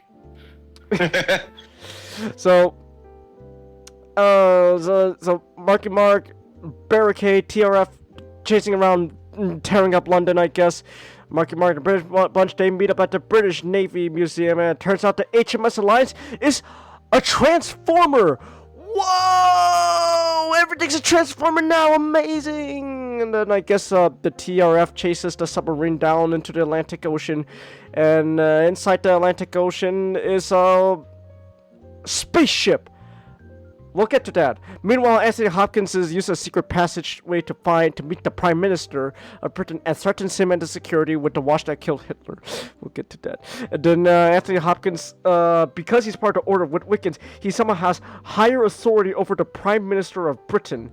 So Anthony Hopkins is telling the Prime Minister of Britain, hey, you gotta divert every single military resource we have to Stonehenge. And the Prime Minister just goes, okay, I could do that. Great, man. Good job. So they do that. Marky Mark and the British bunch, they minus Anthony Hopkins now. Oh yeah, Anthony Hopkins just decides to leave Marky Mark and Vivian. I guess there's that. But Anthony Hopkins is like, I gave you I'm in charge of I did my job, now I'm gonna go on a vacation. That's what he does. It's great. So But at least Cockman's there, and Cockman's fun. So I guess that's just that. I don't know. They find out that there's a big night spaceship underwater, the same spaceship that Merlin got all the magic transformer technology he shared with King Arthur and all that had from, and it just looks like the fucking donut chips from the Confederate ships from Phantom Menace, the blockade ships. So I don't know. I guess there's that. With a big, but like the difference is instead of a sphere in the middle, there's a big like spike. For some reason, I don't know. I don't know. I guess there's that. Meanwhile, Cybertron is coming super close to Earth, and to the point that like it actually like scrapes off like chunks of the moon, and it destroys the Ark from Dark of the Moon. That's our only acknowledgement of the third movie. That's all you get. So there's that. Meanwhile, Marky Mark and Vivian, they go inside the alien ship and they find Merlin's tomb. Whoa! Yeah, anime guy, that ship. I don't know what it's called. Honestly, I don't really fucking care. It sounds mean, but I'm gonna be honest. I don't really care. I'm not a big Star Wars guy. I don't care what the ship's car called. Now, if you tell me, if you call me a Transformers though, you could say, oh, that's the Ark. So I guess there's that. I don't know. I'm biased, admittedly. I don't care that much about Star Wars. But what about, what about the Decepticon attack on the Wookiees? Oh, fair enough. I don't know. Admittedly, because it was like me growing up with my dad, I'm kind of more of a casual Star Trek guy than a casual Star Wars man. I don't know. I know more of Star Trek than Star Wars. So I don't know. Anyways, Marky Mark, Vivian. They find Merlin's tomb inside the alien ship for some reason. Then inside there's oh wow, it's Merlin's staff, and it's just a wood stick. But it's not a wood stick. Oh, it turns out the wood stick can just transform into the magic transformer staff for some reason. I don't fucking know. The metal can just transform into wood now. Hollow wood too. I don't know. No. Cause like Stanley Tucci, he was he was faking. He was the one who created Transformium. Clearly, King Arthur did. Exactly. Or Merlin. I don't know. I don't really care. Anyways, now for some reason the alien spaceship starts to fly out of the ocean now for some reason. Ever since Vivian took the staff and made it transform. I don't know. Meanwhile, a bunch of the night robots in the ship, they just come to life and start fighting the humans.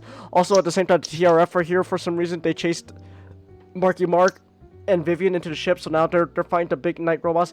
But then, oh, here comes Optimus Prime to save the day. He just shows up like the Kool-Aid Man. Just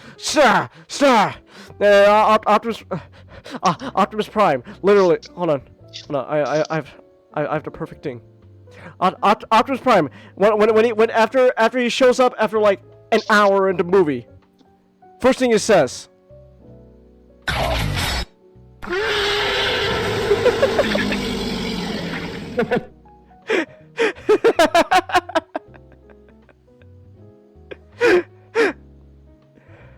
So Optimus Prime just comes. Oh.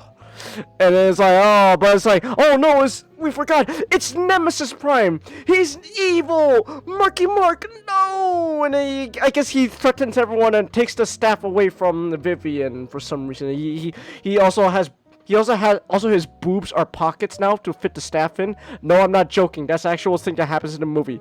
Watch the movie. His tits, Optimus Prime's tits can literally open up and act like storage pockets. Later on in the movie, Megatron shows up and it just fucking reaches inside to Optimus Prime's boobs and takes the staff away from him. Just give me that shit. It's mine now. Bye. So. Yeah, so there's that. Meanwhile, I guess the TRF, they're just friends with Marky Mark now for some reason? Why? Who knows? But they're friends now. Big fight with Bumblebee and Optimus, and so now we're getting to the big fight. And oh my gosh, is Bumblebee gonna die? No. No, he's never gonna die. I will never understand why why Hasbro keeps trying to market the idea. Oh my gosh, is Bumblebee gonna die? No. No, he's not gonna die. I'm telling you, Rise of the Beast, the worst thing is he's just gonna be wounded really, really badly. But again, it kind of makes Scourge like a fucking jackass. Like, Scourge, you stabbed Bumblebee, and then you shot him with your blaster point blank, but Bumblebee survives all that. You're bad at your job, Scourge. You miss his spark by like an inch. Good job, jackass, so-called minion of Unicron. So I don't know. So I guess but then so Optimus and Bumblebee, they're fighting. Oh gosh, is Bumblebee gonna die? No. And then Bumblebee pulls a Martha moment. That breaks Optimus brainwashing. Remember when I said that this movie tries to write out, cultural, trains? Now, here's the thing. I don't think this movie intended to have a Martha moment. It just so happened to have a Martha moment. The same thing like Batman vs. Superman. Whereas, was like, oh my gosh. There's that, for some reason. I don't know. Then here we go. So Megatron shows up also like the Kool-Aid Man after like an hour with him missing in action from the movie. And again, like I said, he just literally fucking touches Optimus Prime's man boobs and just reaches inside to his boob pockets to steal the staff from him. Optimus, listen. I'm not being gay, but your boobs are literally pockets, and I need the staff, so I'm gonna have to reach inside. Give me that shit. All right, bye. So I guess there's that. And the night robots show up and they just start gangbanging Optimus and just beat the shit out of him with their swords. Just hiya, hiya. And Optimus doesn't even fucking fight back. He's just there yearning for death. Just kill me. Just kill me. Marky Mark, though, however, he protects Optimus from dying, and it turns out his magic talisman is Excalibur. No way! Wow! I'm so shocked! Wow, that's so cool! Oh my gosh! Wow! Wow, it's Excalibur! Oh no, then Optimus Prime, he's apologizing. Oh gosh, I'm sorry, Kate. I really screwed the pooch there. And Marky Mark gives a whole inspirational speech to Optimus like, Optimus, look man, you screwed up. So just don't screw up anymore. And Optimus just goes, wow, I never thought of that until you told me that. You're right. I'm not gonna screw up anymore, Marky Mark. Let's go save Earth and kill Quintessa. Yeah! Who's Quintessa, Optimus? I have no fucking idea. So I guess there's that. Meanwhile, at the same time, Cybertron now has made physical contact with Earth. So keep in mind, the planet of Cybertron has made physical contact with Earth. But here's the thing, it's not destroying Earth because of like anything like gravitational pull or because of its mass and all that. No. It's because it's best if I show you. It's best if I show you. Hold on. Transformers The Last Night Cybertron. It's best I show you what I mean. So here we go. Take a looky at this, alright? So Cybertron, for some reason, is now just this like weird like splinter of like chunks of continents from the planet that are just hanging on by like cables for some reason. I don't know why, but that's just how Cybertron is for some reason. Oh, I guess that's concept art for how Cybertron's gonna rebuild itself for some reason. I don't know, but basically that's Cybertron right now. It's just literally just hanging on to each other to this like continental plates with like wires and shit. And so it's not so Earth is being destroyed because Cybertron's like plates, chunks of Cybertron are just scraping away like land masses off of Earth. I don't know. Real quick tangent. Remember, Nick, you know this. Remember that G1 episode? Was it like Doom something? I forgot. The Ultimate Doom. The Ultimate Doom, where it was like the same premise, where Megatron is bringing Cybertron to Earth, so that way they could like use Earth's resources to rebuild Cybertron. And remember how in a kid cartoon to sell toy robots from the 1980s, they actually depicted like what would happen more realistically if another planet came close to Earth. Like how like the like earthquakes are happening, natural disasters and shit, because oh my gosh, that's just an entire landmass, entire planetary mass close to our planet. That's gonna cause a lot of, apocalyptic shit. Moonfall. Roland Emmerich's movie Moonfall gets this right. This movie doesn't. Why? I don't know. It just doesn't. I don't know. That just means that one, that means two things. One, Cybertron has oxygen apparently, and two, Cybertron has no gravitational pull. Well, it might as well have oxygen. Cybertron is just Iceland.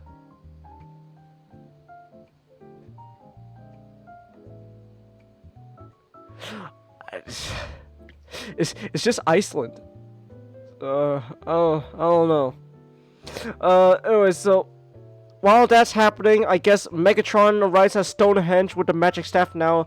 He gets to have a big fight with the British military and then just bounces. He kills Anthony Hopkins, I guess. Meanwhile, the Autobots, they also reunite at Stonehenge after the big fight. Like, okay, here's the deal, guys. So we're gonna go up to this little, like, dinky little thing called an ignition chamber where Quintessa's all holed up in, and we're gonna have our big final fight there, and we're gonna prevent the the apocalypse. Basically, British lady Vivian, you need to steal the staff from Quintessa, okay? Meanwhile, Megatron gives Quintessa the staff, and then and with the staff now, Quintessa starts using it to, I guess, suck up like Earth's like life juices or something to rebuild Cybertron. I don't know. It's like they spout some like science mumbo jumbo about like geomagnetic bullshit, but it's just Earth's life juices. That's what's happening. So there's that going on. Then Autobots and humans, they decide, you know what, let's go to the ignition chamber. They have their big gun, a fight with it. I guess, so there's all that, and stuff. Humans decide at the last minute, let's bail out. Let's just bail. You know what, this isn't actually turning out so well, so we're gonna bail, guys. Autobots, it's up to you guys now. Mark, and Vivian decide to stay with them, so I guess there's that. And also, humans literally decide, we're gonna fucking nuke the chamber. We're gonna nuke it. So they use actual nuclear missiles. And it doesn't do shit. It don't vaporize humans. It don't, like, cause radiation. They just act like just normal explosions. What the shit? I don't know. So I guess there's that. So they decide, let's nuke the place. That way it can stop, so that way Cybertron can stop sucking up, Earth's life juices. Doesn't work. But all they do is they just make the ignition chamber for some reason just fall off of Cybertron, and now it's just plummeting free fall towards Earth for some reason. But it can still suck up Earth's life juices for some reason. I don't know. So there's that happening, I guess. But then at the end of the day, Mark, and Vivian, they get the staff and save the day while the Autobots just do whatever in the background, find Decepticons, I guess. I don't fucking really care at this point.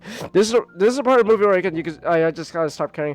Optimus saves Marky Mark and his British girlfriend, and then that's it. The movie's pretty much over. Optimus gives his big speech with the Autobots, and so they just decide to just bounce off Earth and just go to Cybertron, which is still in Earth's orbit. So I guess Earth just now has 2 moons, which is, the moon and Cybertron. I guess, I don't know. And then the movie ends and has the fucking audacity to tease a sequel. Because Quintessa's still alive for some reason, I guess. And then Unicron's horns, they're still coming out of Earth for some reason. And then that's it. There we go. I recapped the movie. This movie sucks. Alright. Let me go back up now, and we gotta fucking dive into our notes. I'm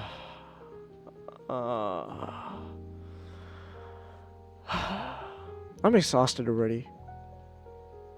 I'm not gonna lie, I'm exhausted already. You guys have a good night. enjoyed talking about last night. Alright, have a good eye, Matchstick. We'll try. I'll try. I don't... Oh my gosh. Oh my gosh, man. I actually need a bathroom break. I need a break. I spent so much energy recapping this movie, so I need a quick bathroom break. So, real quick, we're gonna take a real quick bathroom break, and I don't know. I'm actually gonna probably take a lot more time to get some food as well, cause I'm getting admittedly a little hungry again. So, bathroom break. I'm gonna return with food. That's right, Chelsea. I'm gonna piss out the anger. So, quick bathroom break. We'll be back. I see or hear the evil black writing on the wall, unleashed a million faces, and one by one they fall. Black-hearted evil, brave-hearted hero. I am all I am, all I am. I am. Here we go, buddy. Here we go. Here we go. Buddy. Here we go. Go ahead, try to see through me. Do it if you dare. One step forward, two steps back. I'm here. I'm still here. Back. Do it. Do it.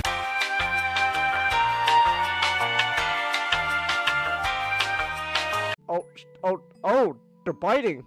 Okay. They're into that stuff. Biting? I can taste the day! Save the night! Save the night! I'll be the one to carry as I watch. Do you dare to fight? Evil's might! Evil's might! I'll be the last one standing in my My eyes are filled with curiosity. You think that you have power over me in this life? There's no room for you and me. So turn away and face this day with me. With me. Face the day with me. Okay, here we go. Yes! Yeah! Oh! I need to pause. Oh my god. Worst part is it wasn't even gonna be over. A little longer than a few minutes later. Nick, I think I'm gonna fucking lose. You went to go get some water. Oh, not the last one. I think I'm gonna fucking lose it. I have returned with my drink. Hey, Nick. I think I'm gonna fucking lose. You haven't already? I don't know what you're talking about. I'm perfectly fine, man. Ever since you came back, Nick. Oh my gosh. See if you can make it through here, Sonic. How about I do this, Eggman? How about you fucking die, you piece of shit? Nobody likes you, Eggman. Sonic, you're scaring me. Yes!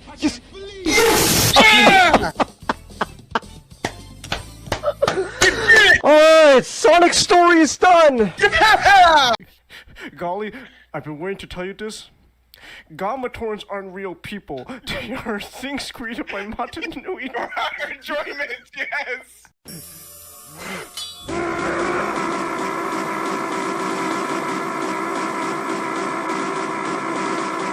That's enough. I am alive, and in your debt, my sister. Tahoe, are you okay? I'm no longer sexist. There's all the links and all that in the about section. If you're watching on the replays on YouTube, all the links in the description. Look at that! Hey, did you see that? The fucking cat just spun into a little ball there. Let's go! Hey! 808! Hey, who's a good kitty? Who's a good kitty? Oh, look at that! He's playing patty cake with a cat. Oh, oh, there's a little robot doggy. Hey, boy, hey. Hey, who's a good boy? No, come back, doggy. I want to pet the robot doggy. So, Nakai, what brings you to this place? Is your problem inside? I don't think it's anything in your head. The problem must be in your pants. What are you saying? Hey, what are you laughing at? Don't you laugh at it! Sorry, I was right. There is something wrong with your tackle, isn't there? I have a hard problem, arrhythmia. It's not small, damn it! Shuffling about relentlessly, constantly swinging one leg over the other knee and then back again. She has a very irritated look on her face. Something wrong? Yes. No. Yes. She closes her eyes and draws in a deep breath. Hisao, you might not want to hear this, or maybe you do. I'm having my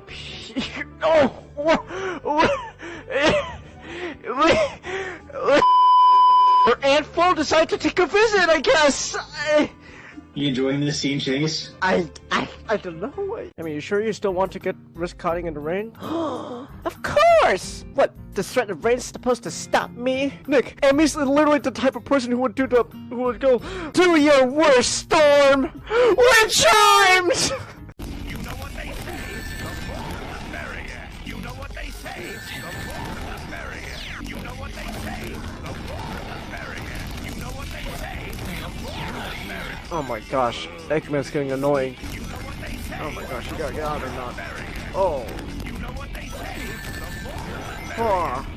You know what they say, the more the merrier. You know what they say, the more the merrier. Shaw. Jeez, you know what they say. The more the merrier. Is the more getting merrier or not? His silence says everything. Is the water toxic? No, it's like water. You have a short time Oh, before, shit. you start wait, drowning. wait. And Wait, how do I swim? you don't. Sonic can't swim, Genghis! Oh. And it's been a while since I It was played. in Sonic 2! He swam pretty well, though, in the movie. No, he didn't! He saved Knuckles. He had to use a rock to get down! It is in the fucking... Genghis, I am mad. Are you sure you're okay? It's nothing bad. Okay.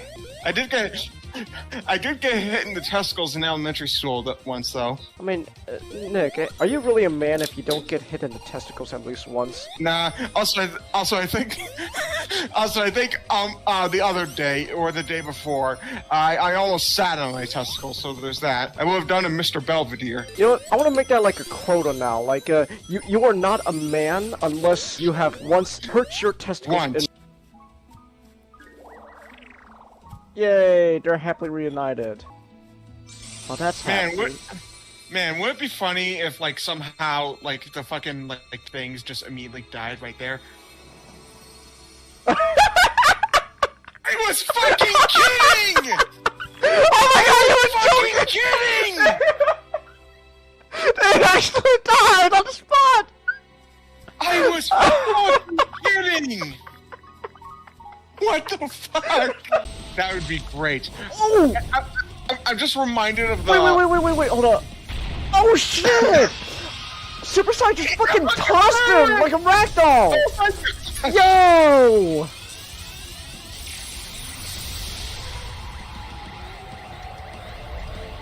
Oh man, these Super Saiyan fights are so fucking hype. I love it. I love this series, Jenkins. Oh, this is amazing. Oh my god, are we gonna do what I think we're gonna do? Are we gonna... Yes, we're gonna fucking use the big sword! Oh my gosh! We're gonna use his own fucking... We're gonna use his own fucking sword to kill him! Oh shit! Yo! Oh my gosh! Oh! Shit! Oh! Yo!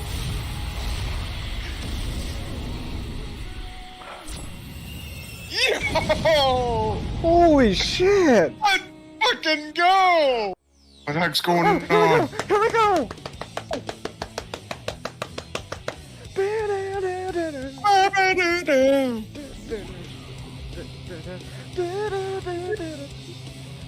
I'll remember the chorus to the song. Live and love. Live and love. Oh, here we go. Yeah, it's tomorrow. Works of yesterday. They probably dodged a bullet with, naming off the way they did. The way they, nemesis the way they did. There we go! Yes! God, this level's so fucking annoying when it comes to S ranking. I have to use the restroom. I'll be back. I gotta go find my phone.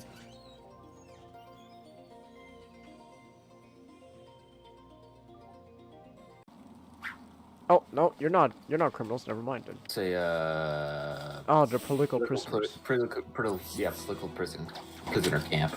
Oh my gosh, Hugo just fucking straight up built camps in Arkham. What the fuck? Dude, no. They built it to keep away from the other prisoners.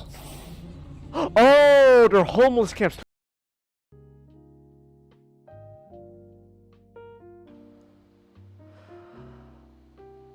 Okay, I'm back. I'm back. I got food with me. I'm gonna eat my anger away. Okay. Oh, there's that. So fuck it. I'm just in the mood now where I don't care. I'm just gonna eat. Wow. We just talk. Cause oh my gosh. Oh. Yeah. I'm gonna be honest. I'm gonna. You guys gotta talk more than me right now, cause I'm exhausted. Well, where do you want to start? Like, let's just start from the fucking beginning of the movie again. Okay, so the Arthurian legend is real. Mm-hmm. For some reason, it is real, even though like that, like by nature, the basics of England is just stories. It's just a story. It's not real life. King Arthur did not exist. He was just a. I think what I find the most funny about the movie. Hold that thought. Not.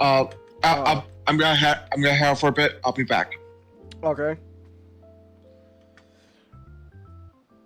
All right. Well. Shit. In that case, while we wait for Nick. You got Gundam decals for your laptop, Ray? Neato. Alright, well.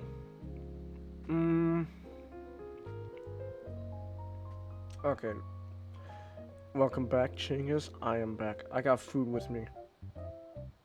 I didn't tell you what. While we wait for Nick, and then we can continue our thoughts, well, more in-depth thoughts. Let me see. What? I want to ask you now. What was your your first time ever watching this movie? You going into me. I think it was 2021. Wow.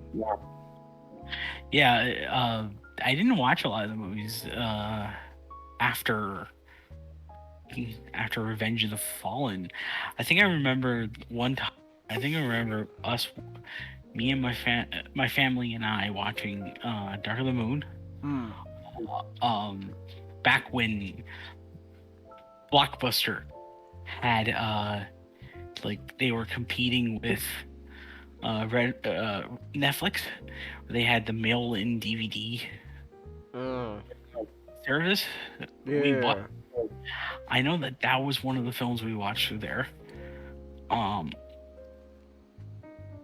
I never really got a chance to see. I never really seen like Age of Extinction or The Last Night. I wasn't aware that they happened because I saw the posters and I saw like the advertisements. Mm-hmm. And so I'm like I was aware they made a fourth and fifth film, but I've only watched those for the first time because one day you and Nick decided, hey, let's show the live action films to the rest of the guys. And I was the guys.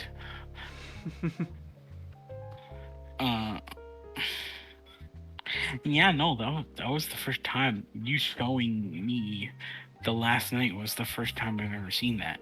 And then you showing me The Last Night 2 days ago was the second time I've ever seen it. Wow.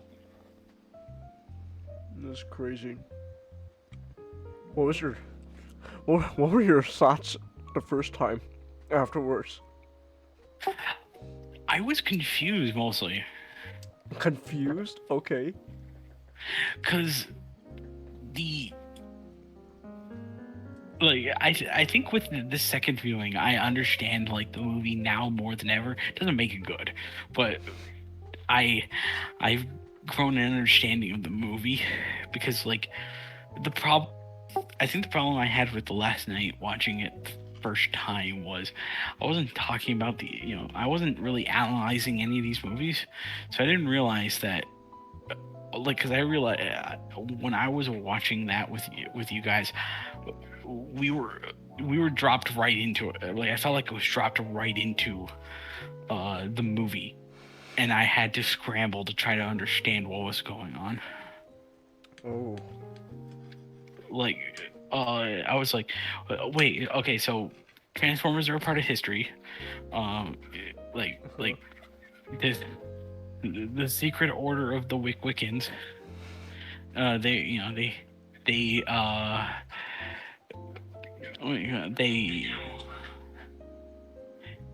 hid all evidence of that from mankind, so they are the Patriots.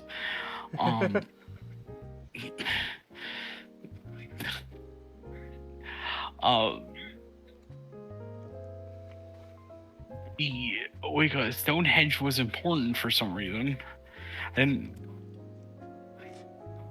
like something about Unicron I didn't realize the first time watching it that Unicron was Earth itself until you guys pointed out in your rants so many times. So I'm like,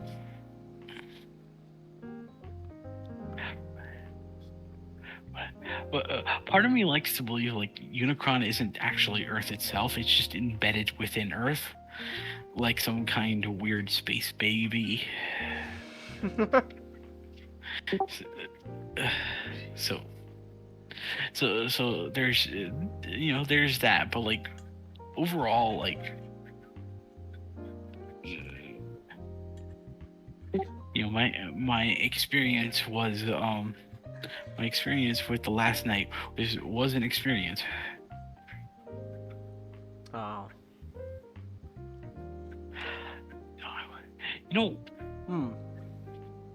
I'm not as like exhausted with this movie as you guys seem to be. But I think I could agree with I do agree with you immensely that this just feels like the worst one of the bunch because the movie itself just feels exhausted. Yeah. It really feels like that type of movie where there's like it doesn't want to entertain its audience in a dumb way like Revenge of the Fallen, or pretend that it's taking itself seriously like Dark of the Moon, or even at the very least just be incoherent like Age of Extinction. It just feels aimless and like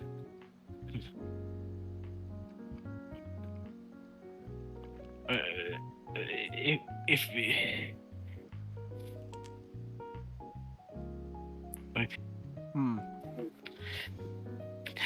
I think that's a one good word to leave it off with. Like it feels aimless. It doesn't know what it wants to do. Because I feel like everyone behind the scenes, everyone just stopped having that optimism. No one gives a shit anymore. Yeah.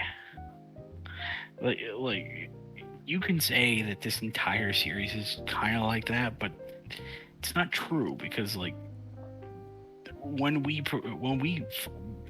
watch these movies from the beginning, even though like a lot of these movies are just dumb, there are people behind the scenes that felt optimistic to be on it. They felt like there was like, oh my god, I'm on a high profile movie called Transformers. I'm gonna do it my all. I'm gonna be the best I can. I very much can be. Yeah. You know, we saw that with like the special effects and the and like even the actors. Really feel like it really just felt like a lot of the actors in the first movie felt a lot more excited to be on it. Yeah. So it's like, even though you can call it by all measures dumb, there's a real heart to it that it holds, that makes it stand out. I cannot say that for The Last Night. Nah. It feels it is the most cynical of the movies, even more so than Dark of the Moon. Because at least with Dark of the Moon, I joked around that it feels like the type of movie that Warner Herzog would have made, because the movie just ends with the hero coldly executing two people who did not want to fight him, and then we're supposed to feel good. Like, the movie says that we're supposed to feel good about it, but the tone I'm left with is that this feels wrong. Like, I feel like this shouldn't have happened, but it did. But like, this movie in general just feels like nothing in it mattered. And it even felt like it didn't want to entertain its audience. Nah. Like, it felt like it had a checklist thing. Like you mentioned earlier, it felt like it had a checklist of things it wanted to accomplish. Mm-hmm. Like trends it wanted to capitalize on, which I think is always sad of a series. Like, I don't think a series should ever be a follower as so much as it should be a leader. But that's what we have here with the fifth movie. Is it no longer is the leader of it. It's no longer excuse this pun, in its prime. Like, it feels tired. I know I keep saying tired, but that's just what it comes across as. Like, even the cinematography for the movie, you know, with all Michael Bay movies, they all look just orange and brightly lit for some reason. All of his films like all of the Transformers films take place outside, yet they all look like they're bright as shit. Even brighter than what the day should normally be. But like, even this movie, like, it just feels like you have like this wonderful like palace, like, resident setup you can do with like with Anthony Hopkins' house, and like you know, even the Nazi palace. those felt unexciting to be in. Even the whole expository dump with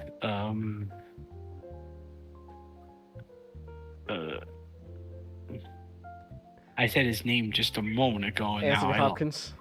Anthony Hopkins, thank you. Even with the whole expository dump with Anthony Hopkins, like, Anthony Hopkins is the only one that seems like he loves what he's doing. He's having a lot of fun in this movie. He is like this.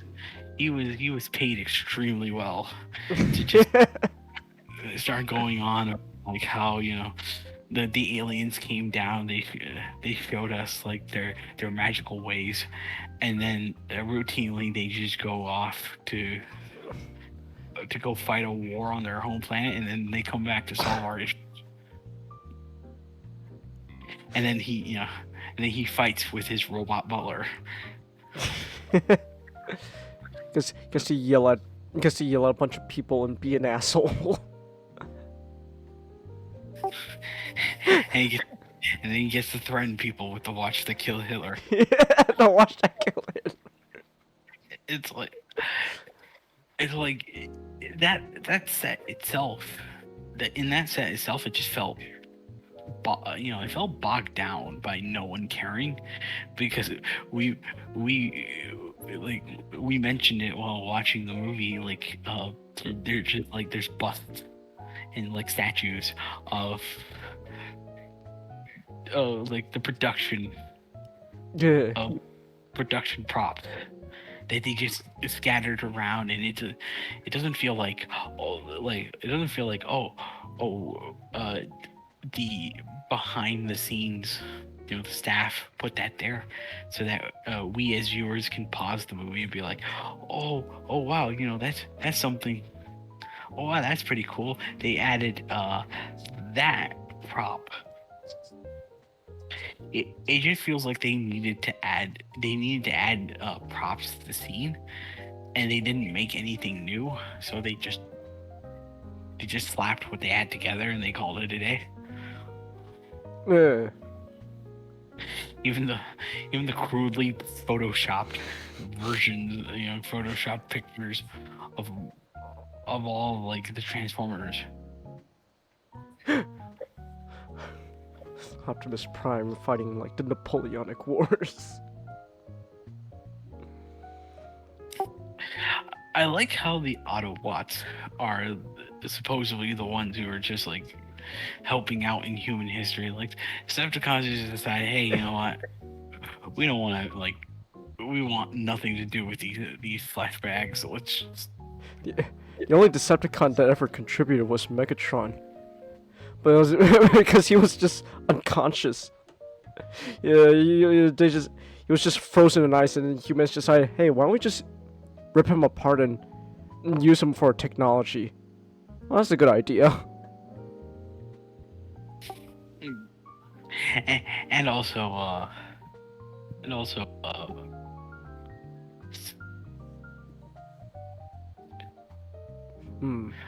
what was his name in Revenge of the Fallen? Jetfire. Ah, Jetfire. Jetfire, when he defected. Yeah.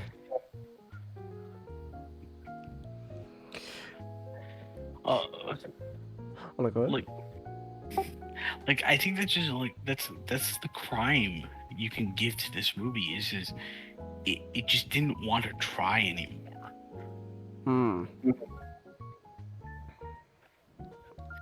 And that's why I think it's that's why I agree with you why it seems like it's the worst one, because you don't feel excited like that you watched a dumb movie that had a lot of technical issues and a lot of bad character moments and a lot of amateur problems, despite being a movie, despite having a huge budget. There's no fun of it just being a bad movie in there. It just feels like a cynical corporate product. That's probably a good way to describe it. What's funny is, real quick, back to what you said about no longer being a leader and just a follower now. It is funny because one of the reasons why we want to do this whole thing about talk about these movies is because not only did we wanted to tear these movies apart, a new asshole, but also one of the angles we wanted to do was try to find out how did these movies impact the industry of film, because back then these movies were innovators in some shape or form. They Like were the movie in which all studios all studios strive to strive to what's the word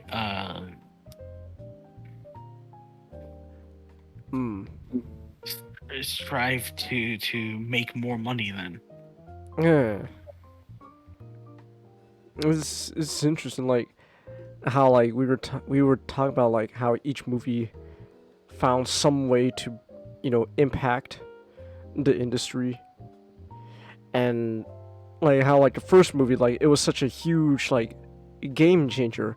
Everyone wanted to be, the next Transformers, and then Revenge of the Fallen. It was like how it's like it was able to somehow not as successfully, but somewhat work during like a writer's strike, or like how like the third movie, it was like this huge blockbuster that like kind of had the same effect with like the first movie. Everyone wanted to be like Dark of the Moon now, like hell, like it's which is funny because like a year later, Avengers, like the first Avengers movie of the MCU came out, and like people were saying like it's funny how much it feels like Dark of the Moon. And I guess the fourth one, I guess China was its impact, I suppose. I don't know. But then like it's weird, and then we get to this movie, and it's just I don't know what impact it had. Because a lot of times I'm just pointing out all the trends it's following, not setting. If we didn't have Bumblebee, this would have been like the greatest example of a series that goes on for too long.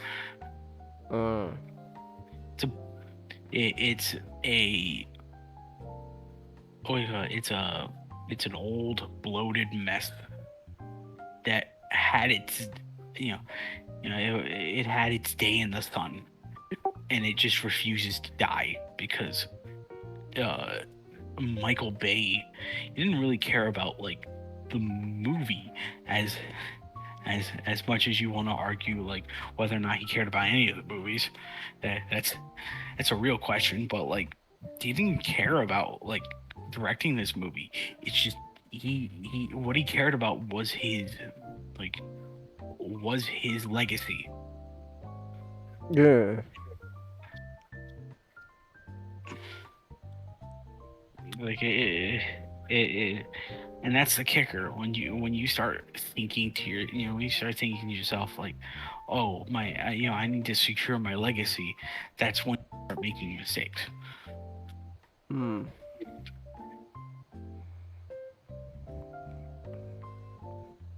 Do you think? I guess I want to ask, like, do you think this movie had? Like, what do you think ultimately this movie's impact was? I feel like the last night, like it was the swan song. Like it was the last movie. Like until Rise of the Beast comes out, it's the last movie that's made bunko bucks for the series, because even though like Bumblebee was a success, it's considered the lowest grossing movie of the entire series. Yeah. So it's the last time when the Transformers were universally relevant.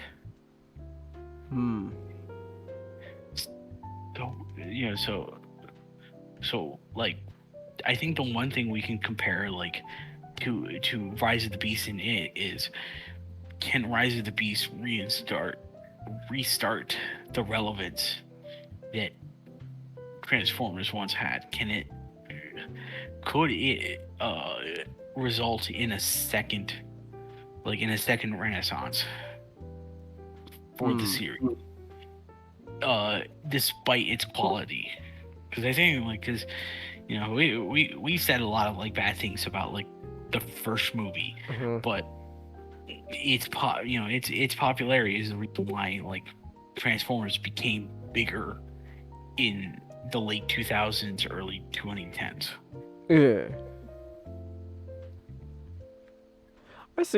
I think Rise of the Beast has the chance to do that. Maybe not. I'm not sure.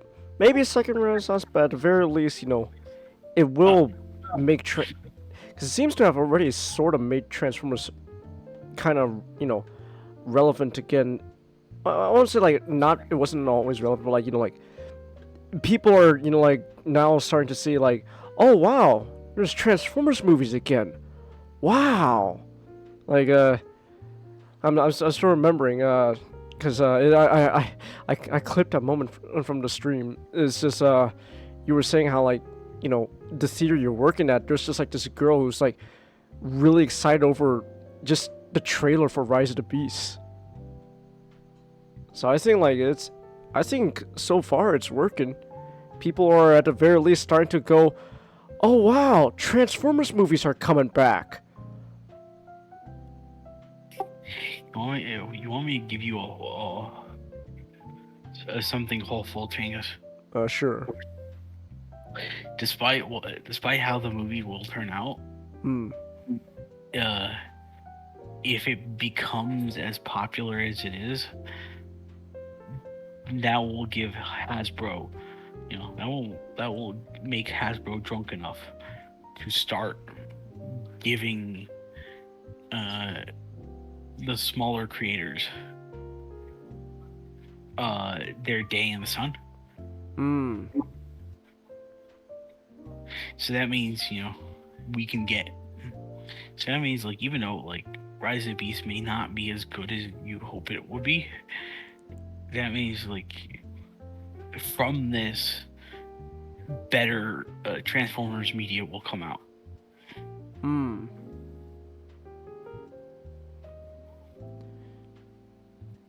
So, what were you gonna say? I was just gonna say, like, cause there is something to say about, like, just because something is popular, you know, something, it doesn't necessarily mean it's good, but something being popular opens the door for something good eventually coming out of it. Because if it makes no money and it's considered a failure, what are you left with? You're left with one failure. Divide it twice. Well, multiply it by twice. But if Rise of the Beast is a bad movie that makes good, you get one failure that births tons of potential successes.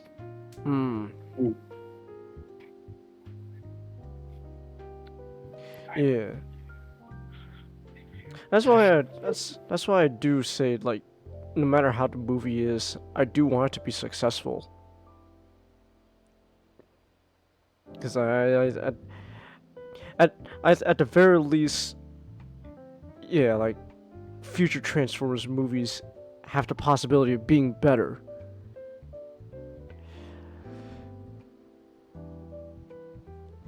I don't know, maybe Rise of the Beast will be good. Maybe I'm being just cynical about it. No, it's not the first time a movie's just completely washed away my fears. Again, like the Batman. Just I remember going in, just I don't know about this, and then just open it, like the opening scene. Everything's like, oh, never mind. Like all worries are washed away. So, who knows? Maybe Rise of the Beast will be that, or maybe it'll just be another dumb blockbuster movie. That'll make a lot of money though. So I guess just that. Though, Rise of the Beast is gonna. What is? But what is Rise of the Beast competing against though? Anyways, in June.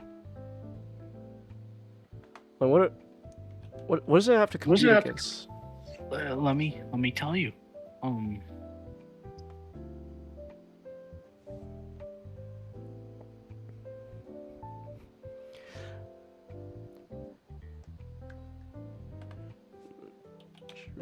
2023 movies.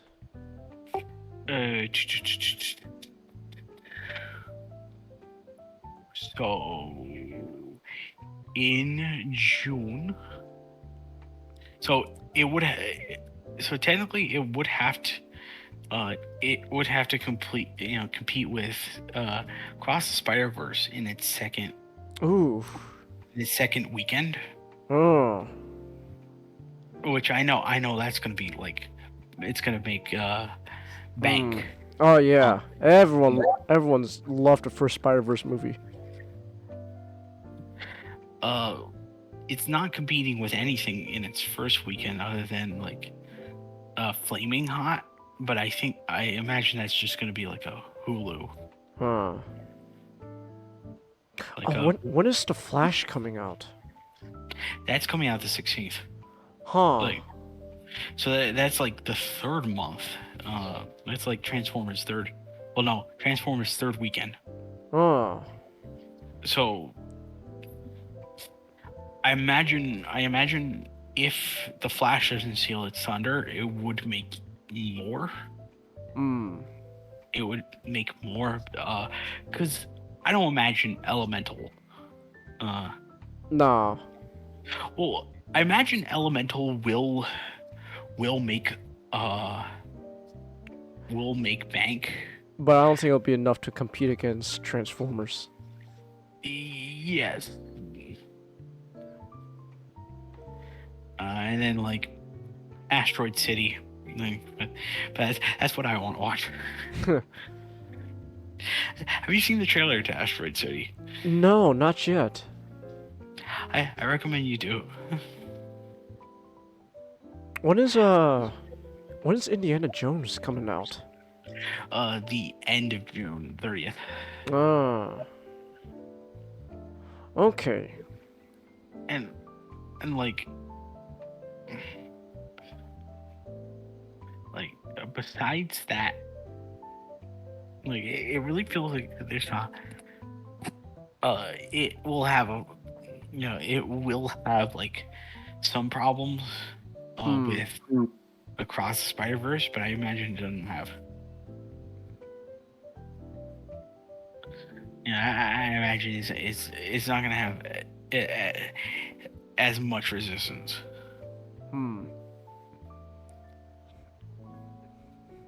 Okay. I think the Rise of Beasts is, at the very least, it's gonna have to have a really good opening weekend then when it first comes out. Well, I hope it does, because like people, at least like people have been talking about, oh man, Transformers movies are back, so you know, maybe it'll do well. I don't know about so yeah.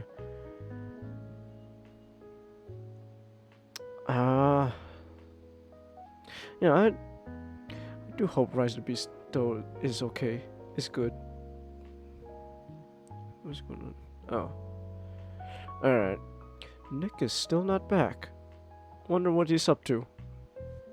Oh, he's not in trouble. Alright. Well, I don't know. How long have we been going now? Almost 4 hours now. You know what? I guess in that case, despite our thoughts and all that, I think despite what Nick said, I think I'm just gonna go into what my notes are now. I wrote all this stuff for a reason, to talk about it. I guess I might as well talk about it. So yeah, you want me to talk about the Arthurian legend? Yeah, sure. Talk about the Arthurian legend. Okay, so they do nothing with it. Yeah. It feels like something that they kind of wanted to do because of like just because of like they set up the Knights thing in Age of Extinction, but it amounts to nothing when it comes to like the modern aspect, unless of course unless you count like Merlin being related to what's her name Vivian, British lady. Vivian, what's her name? I don't know. I don't remember her last name. Some British last name.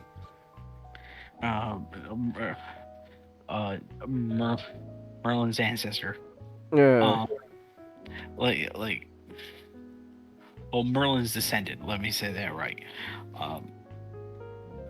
Other than that, like it has nothing to do with what happens, because sure they need the staff, and the staff is important because of whatever Quintessa's doing, and Quintessa's going to destroy the Earth to get the staff so that they can make Cybertron great again.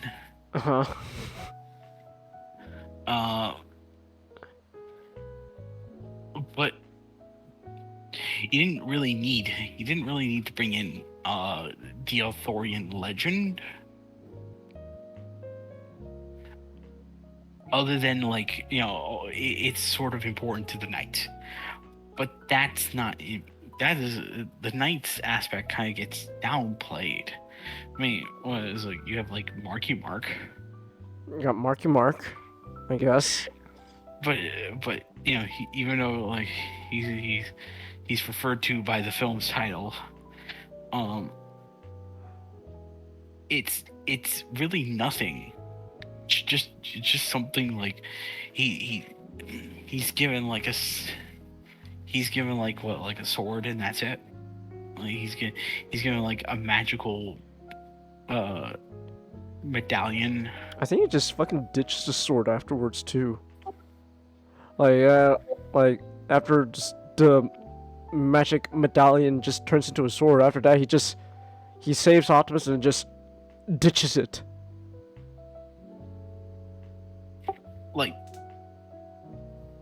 This movie, doesn't want to do anything with what it sets up. And it's evident of that as the movie goes on, because it sets up a lot of things, all the dumb history things that it sets up. I would have much preferred to watch that movie than the thing that we were given. Because if you were to have just vignettes of moments where the Autobots are just fighting in wars across the history, that right there would just make for a much better movie. But it's set up to a movie that doesn't really have anything to say other than just, hey, Arthurian legends exist, I guess, and they inspire us, I guess. That's about it. That whole spiel she has with the class in the museum. Oh yeah. It really is a nothing burger. Yeah. Because in a better film, there would have been, in a better film, that would have come back where, the ideals of the Arthurian legend is what helps, is what ultimately helps the heroes save the day. But it's merely window dressing. Hmm. For something that they want to do, and not even anything that they're committed in wanting to do. It's again, it's just something they add on for no, they add on, for reasons. For reasons, yeah.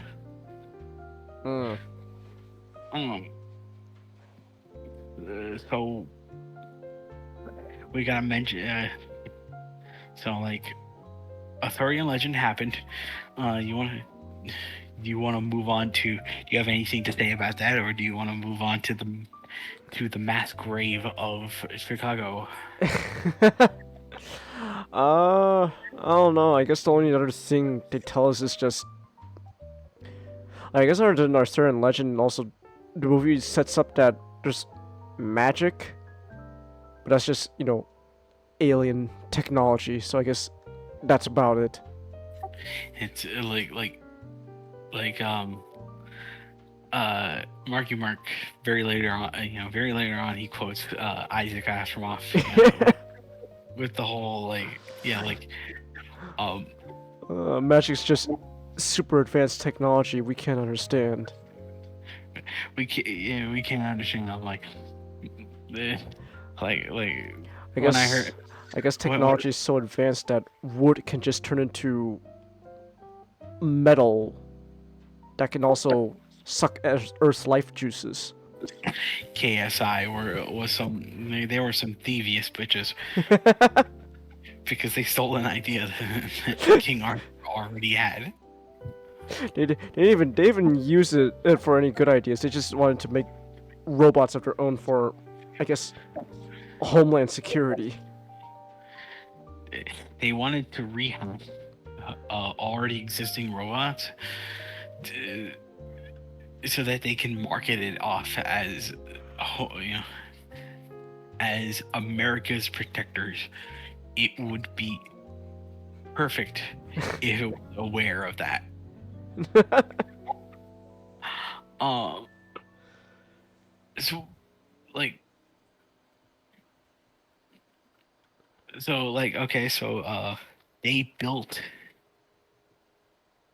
They built a new Chicago right next door to the original. That's right.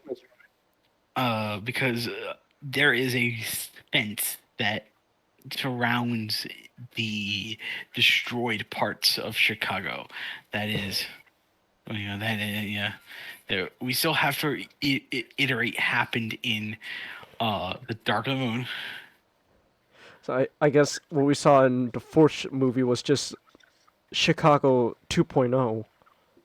The first Chicago is actually just fenced off. Yeah, so it's like it's like it's like a human body. You could just cut off. You could just cut off a piece, and it'll probably be all right. It's probably all right. Chicago's also the first Chicago is also still destroyed to the point that fires are still burning. So that means methane is coming out of this. It's coming out of the broken streets, wafting off and starting new fires. just parts of the first Chicago to watch your step. One wrong move and you'll explode. you're on a methane pocket. Oh no. I guess. This is where we meet a character and her sidekick. I guess I talked about those two. They're really nothing. They're just there because Mark has a bad relationship with his daughter. He disowned his daughter for wanting to safety reasons. At least that's what the movie tells us. He just disowned his daughter because she's fraternizing with a creepy pedo. Is she even with the fucking Irish dude? We don't know if she's still with the Irish dude or not in this movie. I like to believe she still is. Just, good job, Nicola Peltz. You're still with the creepy Irish dude that I don't know, maybe groomed you or something. Who fucking knows?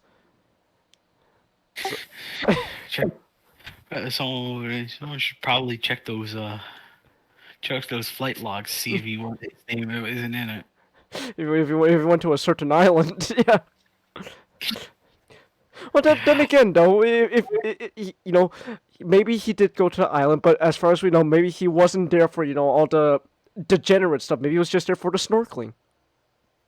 That's true. Yeah, it's like we can't implicate him into anything. Yeah. Exactly. So, incident happens. We get introduced to our big bad humans for the movie, because one thing I've noticed that carries over from Age of Extinction is we need to have human villains in these movies for some reason. Yeah.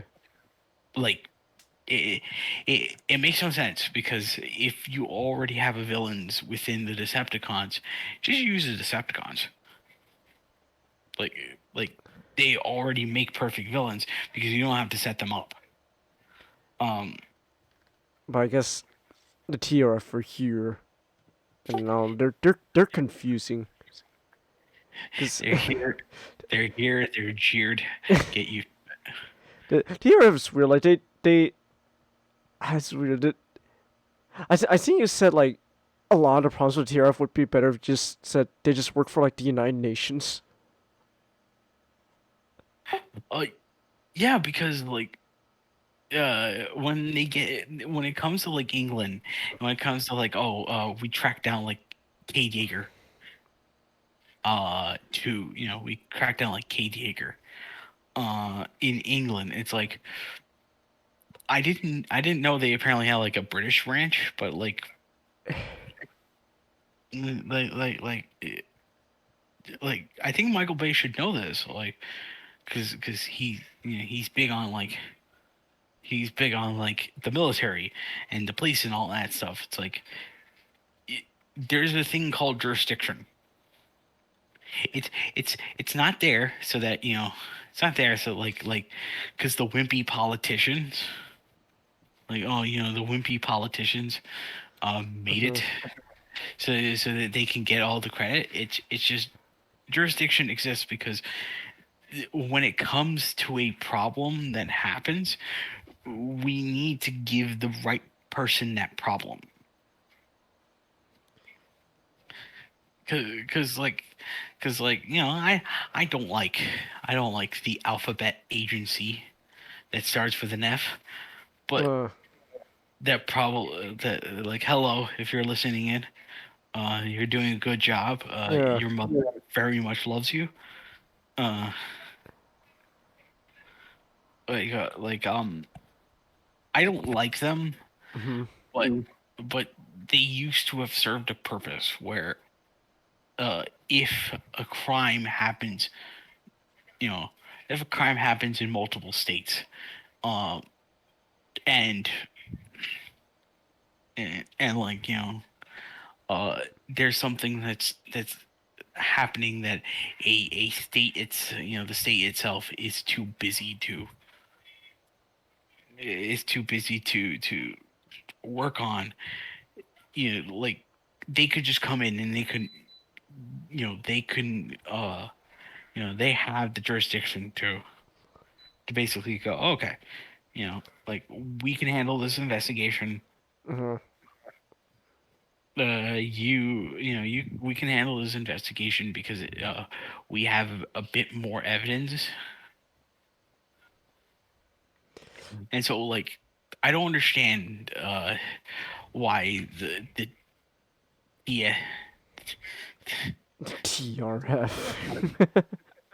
TRF, all these goddamn like 3-letter. No, no. Agencies, I don't get them. Why can't we just go back to something cool like Cemetery Wind? Yeah, exactly. Why can't we go to something that sounded like it was made by a naming generator. Cemetery Wind just sounds like a euphemism for a fart. And I love that. Oh man, someone passed some cemetery wind there. But like TRF, they're less of a presence in the film than Cemetery Wind was. Like they're there just to like harass Marky Mark and to cause some kind of conflict, which I still think like the conflict should have just been Megatron is tracking down Marky Mark because he has the symbol that is important. That will lead him to the magic staff. That lead him to the magic staff, but no, the Megatron can no longer be the top dog in these movies anymore. He's always the second fiddle to something else. Start with a second movie. It's like, oh, Megatron, like the second movie even just straight up said Megatron didn't even start the war. It was just some old dude named the Fallen. The Fallen's the one who told Megatron start the war. Megatron was vamping, and then his dad told him, told him to go out and start and name a war in his name. And then that's how we ended up here. Like, yeah, speaking of Megatron, he's back. He's back. The fourth movie, he was Galvatron. Now he's just Megatron. Now in this one, for some reason, who knows why? He's just Megatron now. Yeah, like the movie doesn't attempt, like we talk about how these movies don't have like any continuity, but like you don't need to do that much work. You could have just for like 5 seconds, you could have just been like, I glued on some plastic shit to myself, and now I am fully formed into Megatron. Did it say like his body in the fourth one was just programmed to look that way? Why don't you just say, oh, I just decided I don't like this look. I just decided to make myself look like Megatron again. Deal with it. Oh, you're right, Changus, because technically he's supposed to be made out of transformium. Like he doesn't even transform the same way anymore. He doesn't turn into the like the Roblox death stuff. He transforms normally now. So we actually did scientifically prove that these movies have no continuity with each other, and they just don't pretend they do. So Lorenzo, why are you still claiming that these movies are connected to Rise of the Beast? Oh no. I don't know. It's like, I guess just that. Oh yeah. Also, Bumblebee now gets a brand new power. He could just repair himself after falling into pieces. Bumblebee upgraded into the Iron Giant. He can never be destroyed. Yeah, exactly. But like the thing is like, but like then you go like, what's the point of like? It kind of that immediately just erases any stakes with that big fight he has with Optimus later on. It's like, what's the point of marketing this like when he'll be fine. Optimus can literally just destroy into atoms, but he could fix himself. You know why that marketing works, Genghis? It's because Bumblebee, to the wider public, Bumblebee is the only recognizable character. Ah. Because we like Hound and sort of the others. Sort of the others. I guess like Crosshairs. I mean, yeah, he's okay. Like Drift, like if you told him to wear less yellow makeup, he could be a pretty cool dude. Robot John Goodman's really the only one who's like stands out of the.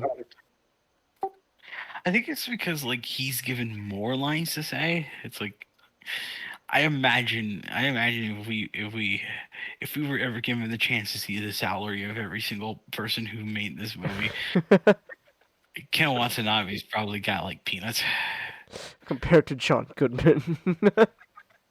they probably didn't even told him to come in to like record his lines in the booth. He probably was just like at home phoning it in like Hugo Weaving was.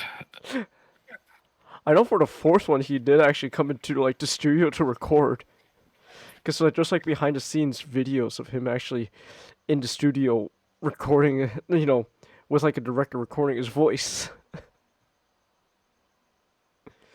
So that is kind of funny. Just, maybe the fifth one though. That's when he realized he wasn't gonna do much. Just let me stay home. I'll just send my voices over like I don't know whatever, I don't know, email or something. And Watanabe is probably like, okay, yeah, I will do this movie for you. Now let me go make real money by being in King of the Monsters. Let me go be in Godzilla. I make money there. Sorry about that. I had to do something and then I ended up having to take a shower. Ah, okay. No problem. We're right in the middle of talking about we're right in the middle of talking about like the we were talking about how Robot John Goodman stands out of the all the other Autobots. But the thing is, the reason why it's Bumblebee instead of him fighting Optimus, because to the mass public, Bumblebee's the only one recognizable besides Optimus. Yeah. But we also did say how Bumblebee just has this bullshit power that just erases any stakes. Yeah. The fucking. Just let him die. That's the saddest part of these movies. They won't let Bumblebee die. He wants death. Hell, they won't let Optimus die. I mean, like half these movies, Optimus is just yearning for death. Just remember the first one? He's just telling Sam constantly, Sam, fucking kill me. Put the cube in my chest, but Optimus, that's gonna kill you. That's the point, you jackass. He doesn't want. He doesn't want. He doesn't want to kill himself, so that way the Allspark will be destroyed, and that way Megatron can get his hands on it. He plans on he plans on destroying the Allspark, so Megatron gets his hands on it because Optimus wants to sacrifice himself. Yeah, that's what we're on right now. Like we get introduced to Cade and Bumblebee. Cade, he decided he wanted to go with his ideals. Opposed to money, and so that's why he's now living in a junkyard where he has to live every day taking care of the Dinobots' children because they won't pay child support.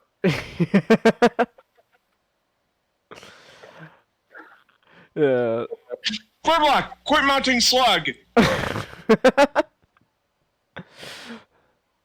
Oh yeah, and also, I guess, when it comes to like evil Optimus, it's just I don't know. What was I don't know. There's no really. This movie tries its best to make you think, Optimus becoming evil is like a big thing. But like, he does nothing. Like he literally like shows up like for like couple scenes in like the beginning, and then after that you don't see him till like an hour later into the movie, and then he just shows up like the Kool-Aid Man and just says come. I'm also like just there's no really I don't really I'm not really convinced by Optimus being evil because frankly Optimus' behavior in these movies we haven't seen him really be good. Yeah, his behavior in these movies have always been really morally black. Plus, when he was quote unquote evil, he didn't really do anything. He does all his killing when he's good. These movies make a very interesting like case study. And apparently, like you don't like the Decepticons. They don't matter because they're a bunch of like hulking, just monsters to be killed. Yeah, hulking monsters. And so he.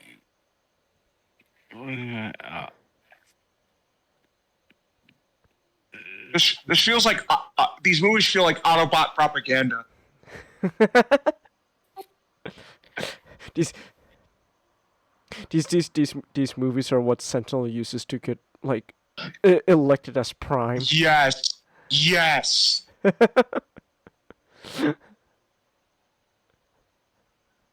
So,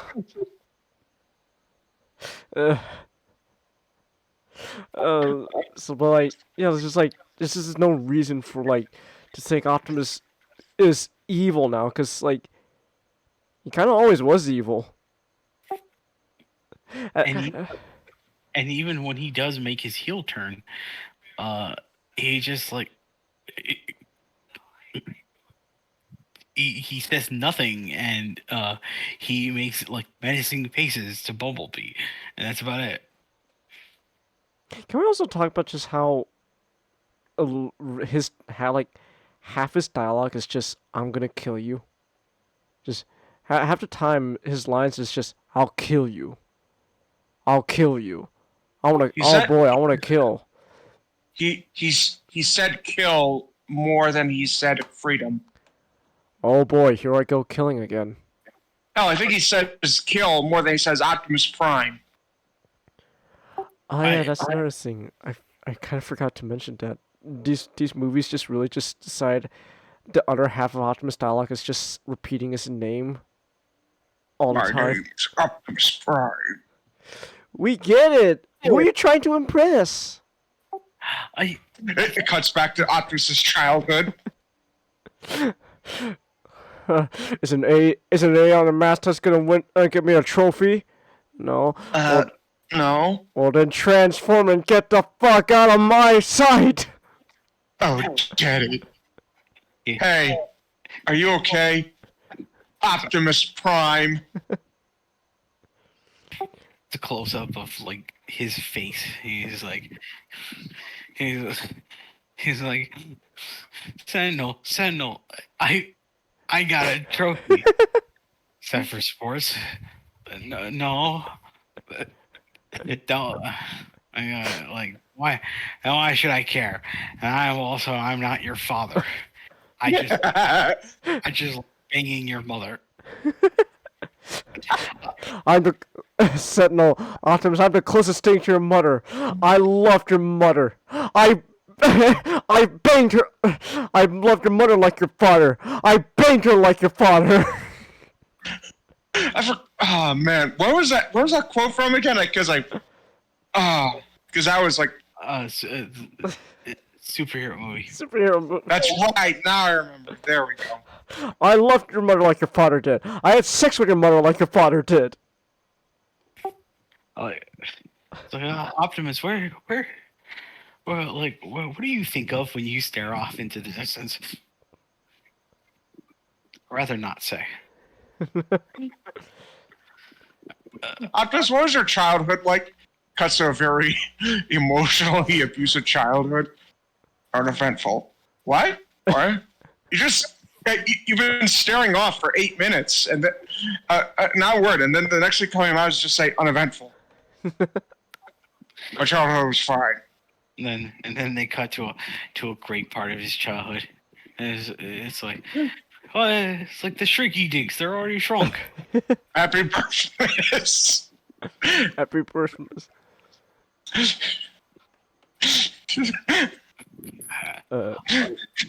Chinese comedy series. Little Optimus. Happy birthday, Dad. It's Alpha Triumph. I'm not your father. Oh yeah, Quintessa's just now retconned into being Optimus' creator instead of those flashbacks from the Force movie. They completely ignored the flashbacks.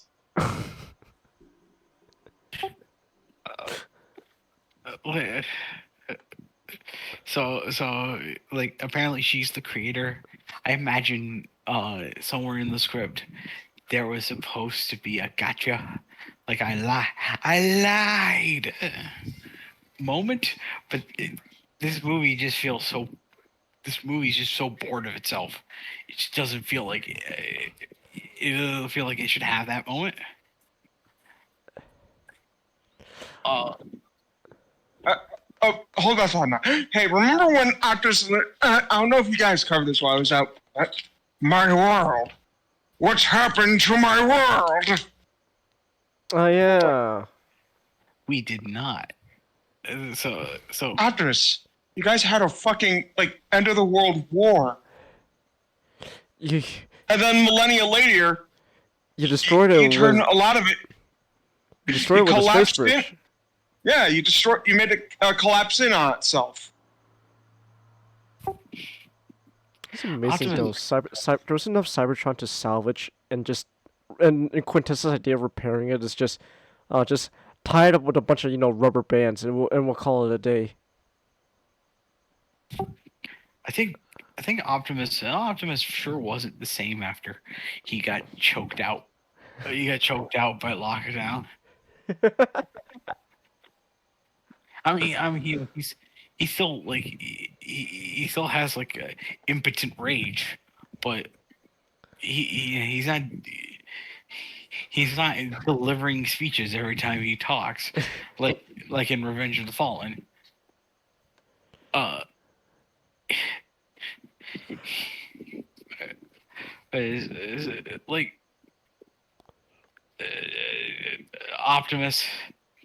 Optimus makes his heel turn.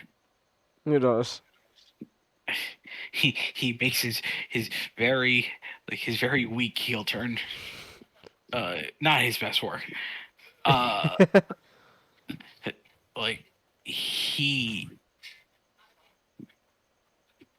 We flash back to Earth. We flash back to Earth. We get to meet what's her name again? Vivian. British lady.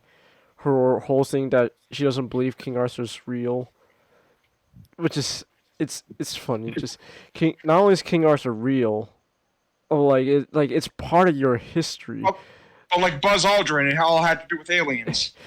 Your museum has King Arthur's weapons and armor, unless those are just props apparently. Guys, how much you want to think that I'm bringing this joke back? How much you guys want to think that if these movies kept going on, they would have said that our Lord and Savior Jesus Christ was a transformer as well? Well, I hope that was the case. I mean, Nick, that would explain why Sam was able to go to Transformer Heaven, the second movie. Remember? Huh? That would. Did we just solve a fucking plot hole? Yeah, we just saw the plot hole. It just turns out Jesus Christ was a transformer the whole time. If you believe if you believe in me, if you believe in me, and you believe that I am the Son of God, and you will be, you will live in eternity in the realm Transformer heaven. in the realm of the primes.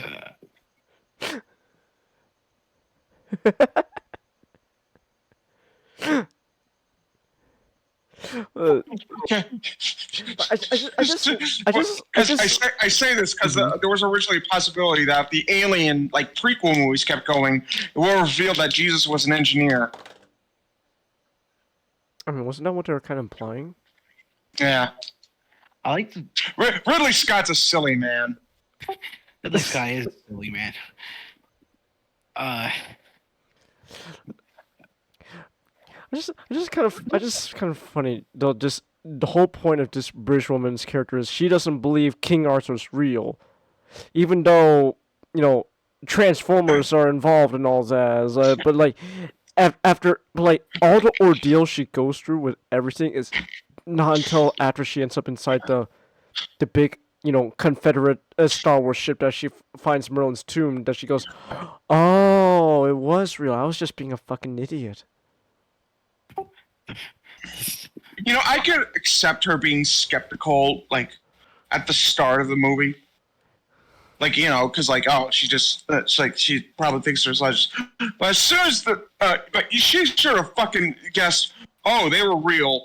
As soon as her car was revealed to be French Hot Rod. French Hot Rod. I always love when like Hollywood tries to make intellectuals, because to make them intellectuals, you constantly have to make them doubt everything.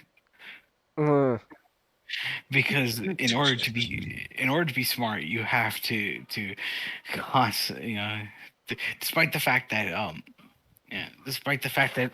science maintains the idea that proof proof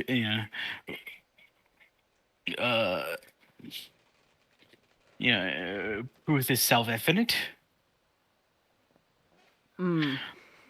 Oh, like British woman, she doubts everything because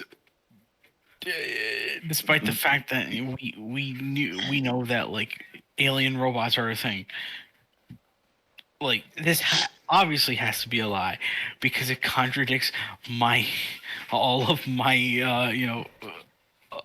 studies and the reason I got a doctorate. So it just makes me it makes me look like an idiot. Not only does it make me look like an idiot, it also completely shatters my purpose in life. Now she's gotta go back to work after the movie and tell everyone, okay, so everything turns out it was just alien robots.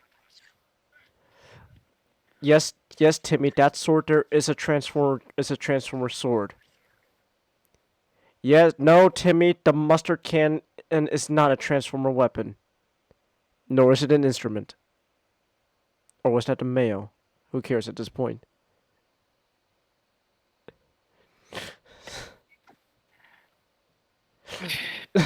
So I guess just that I don't know, what was Sister So we've I think we would come back to Cade. He's just like he's just living in a junkyard with the Living- Autobots.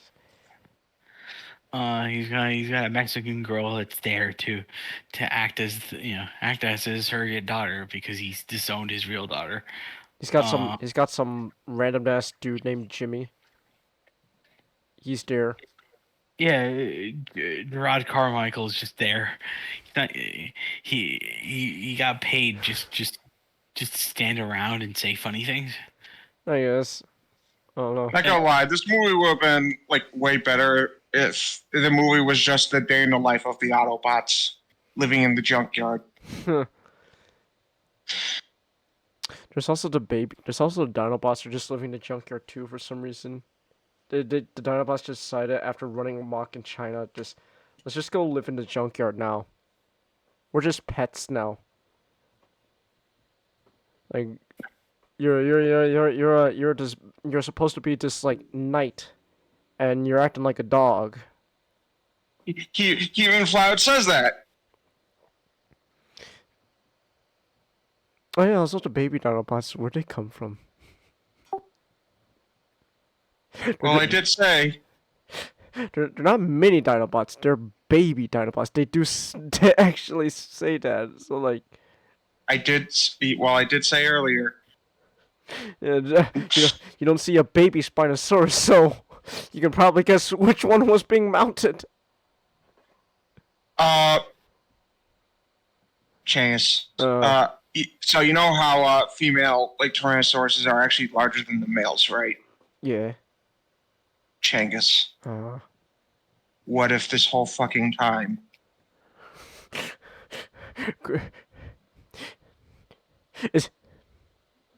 Grimlock's just like Big Chill from Ben 10.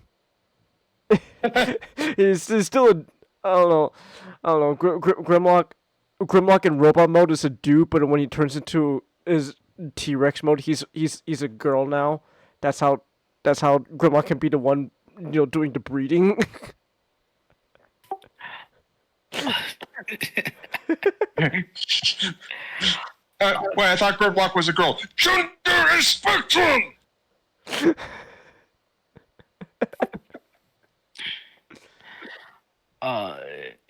You know what? You know what we forgot to talk about? We forgot to talk about, like the U.S. government making deals with terrorists.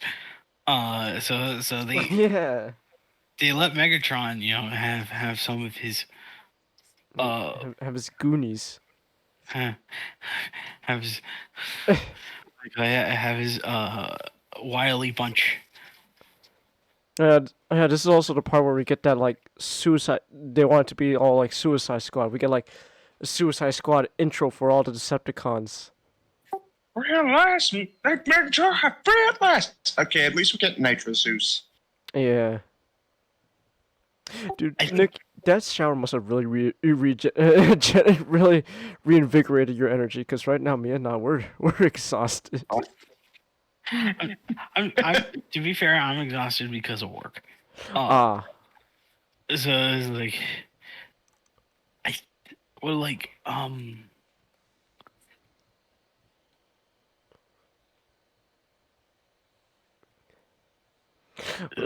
no, go ahead. I think it was like, I think what always catches me is the fact that like. This is the first time other than Megatron where we've had like Decepticons with definable, I guess, like you would call it definable personality.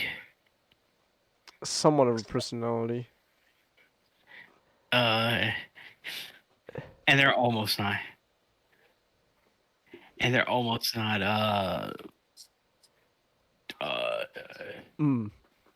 almost not like, they're almost made irrelevant because the movie's not about Megatron. He's not searching down the medallion. Optimus is. Or at least Megatron.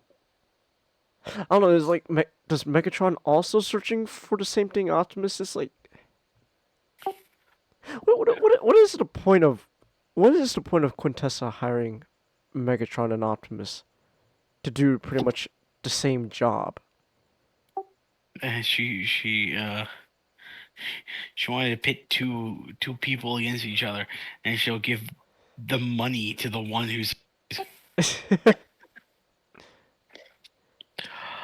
All I can think about now is an episode of Malcolm in the Middle where Reese gets a job as like a telemarketer. And basically, like, I think it's like there's a prize for like who gets the most, and like a month or something like that, or like, but like it's a weekend. Mm-hmm. But let's just say Reese is really good at selling things to people. Uh-huh. Through any means possible, even guilt tripping. And it gets to a point where one's like, what's going on? He's like, oh, what's going on here? I see it. Oh, for crying out loud, let me handle this one. Hey, what's going on? It turns out that wasn't a suicide. That wasn't like a marketing line. That was a suicide hotline. He just interrupted. So he's like, and he also insulted him as well.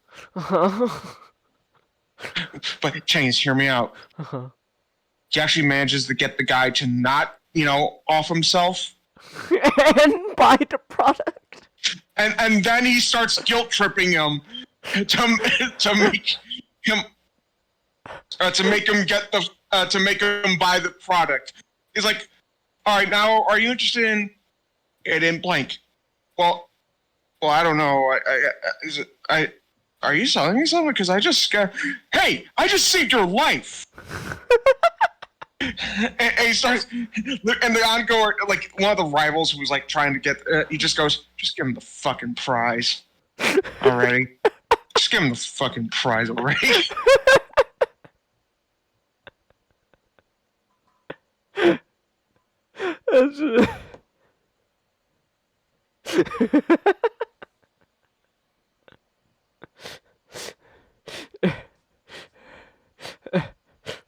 Well, is Megatron Reese in this situation?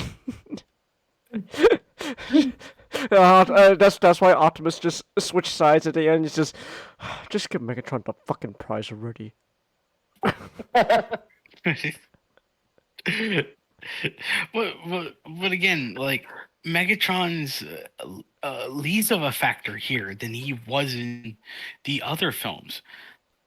So not only is he not like second fiddle in this movie, he's not even third fiddle. He's fourth fiddle. Yeah. It's just I don't know what he's doing. Also, this doesn't help. Also, all the Decepticons we get introduced to just die. They just die. Yeah, they did. And yet, Barricade lived, most likely. Most likely. So it's just they just die. You get introduced to all these robots and they just die. Oh yeah, I also wanted to point out there was that funny moment where just that scene where Bumblebee's like getting like his new voice box implanted in this like mouth or something. The actors had like a physical prop of Bumblebee's head to interact with, but then they forgot to render in the rest of his body, because it was pretty sure the head's gonna be practical, but then the rest of the body's gonna be CGI, but then they didn't even bother to do that. So it just looks like they just took off they just decapitated Bumblebee's entire head to replace a single part of it with. Just, all right, sorry, B, we're gonna have to take off your entire head for this. Maybe this time I could die. I'm sorry, B. You're not so lucky.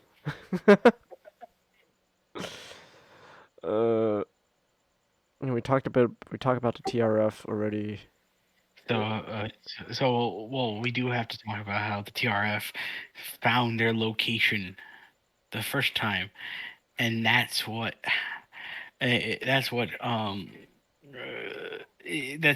makes Cogman introduce himself. Yeah. Somehow Cogman knew where Marky Mark was. I guess. I don't know. I guess how did he know where Marky Mark was?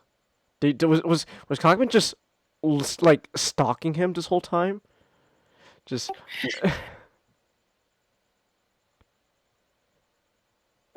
I don't think so.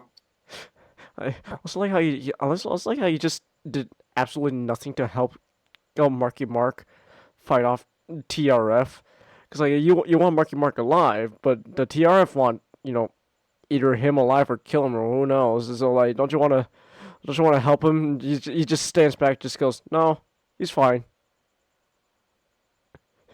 Good. Just want to tell you, Kate. Good luck. We're all counting on you. I also like the way like Kate. Kate's just crap at hiding himself. Because one he needs the only way he makes money. It's not through his inventions. It's because he's constantly suing alphabet agencies for the DOS.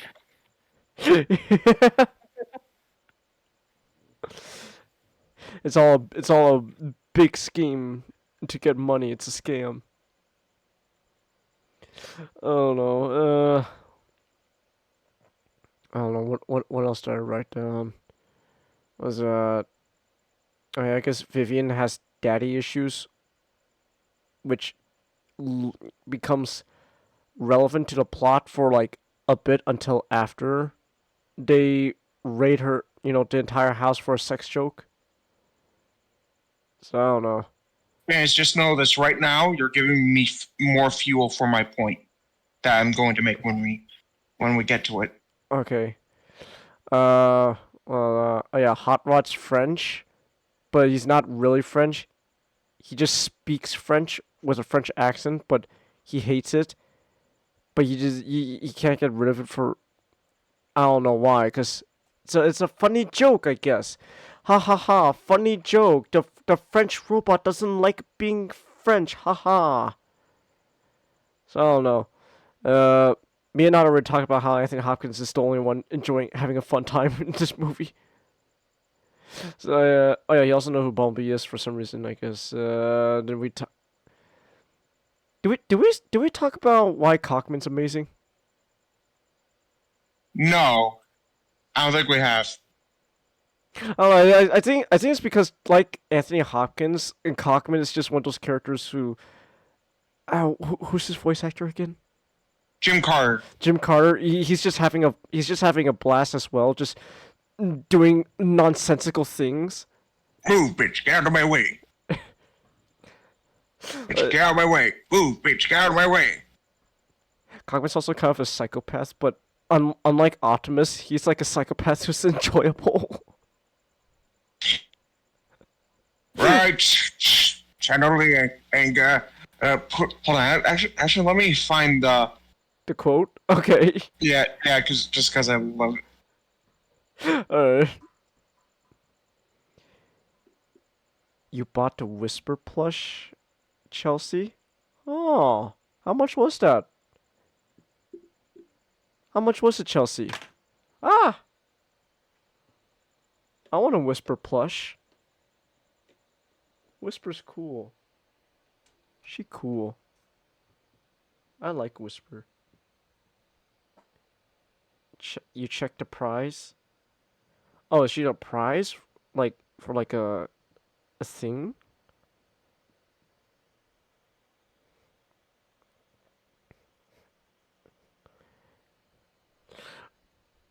Oh, I like Whisper. She cool. Oh, you checked the price. Ah, okay. Okay. Oh, did you find a quote? Shall I take his head off, madam? I'm tempting by to defend my own honor, but I do so very much want to crush his windpipe. Control Cogman. You must learn to control that impulse. Channel it into other things.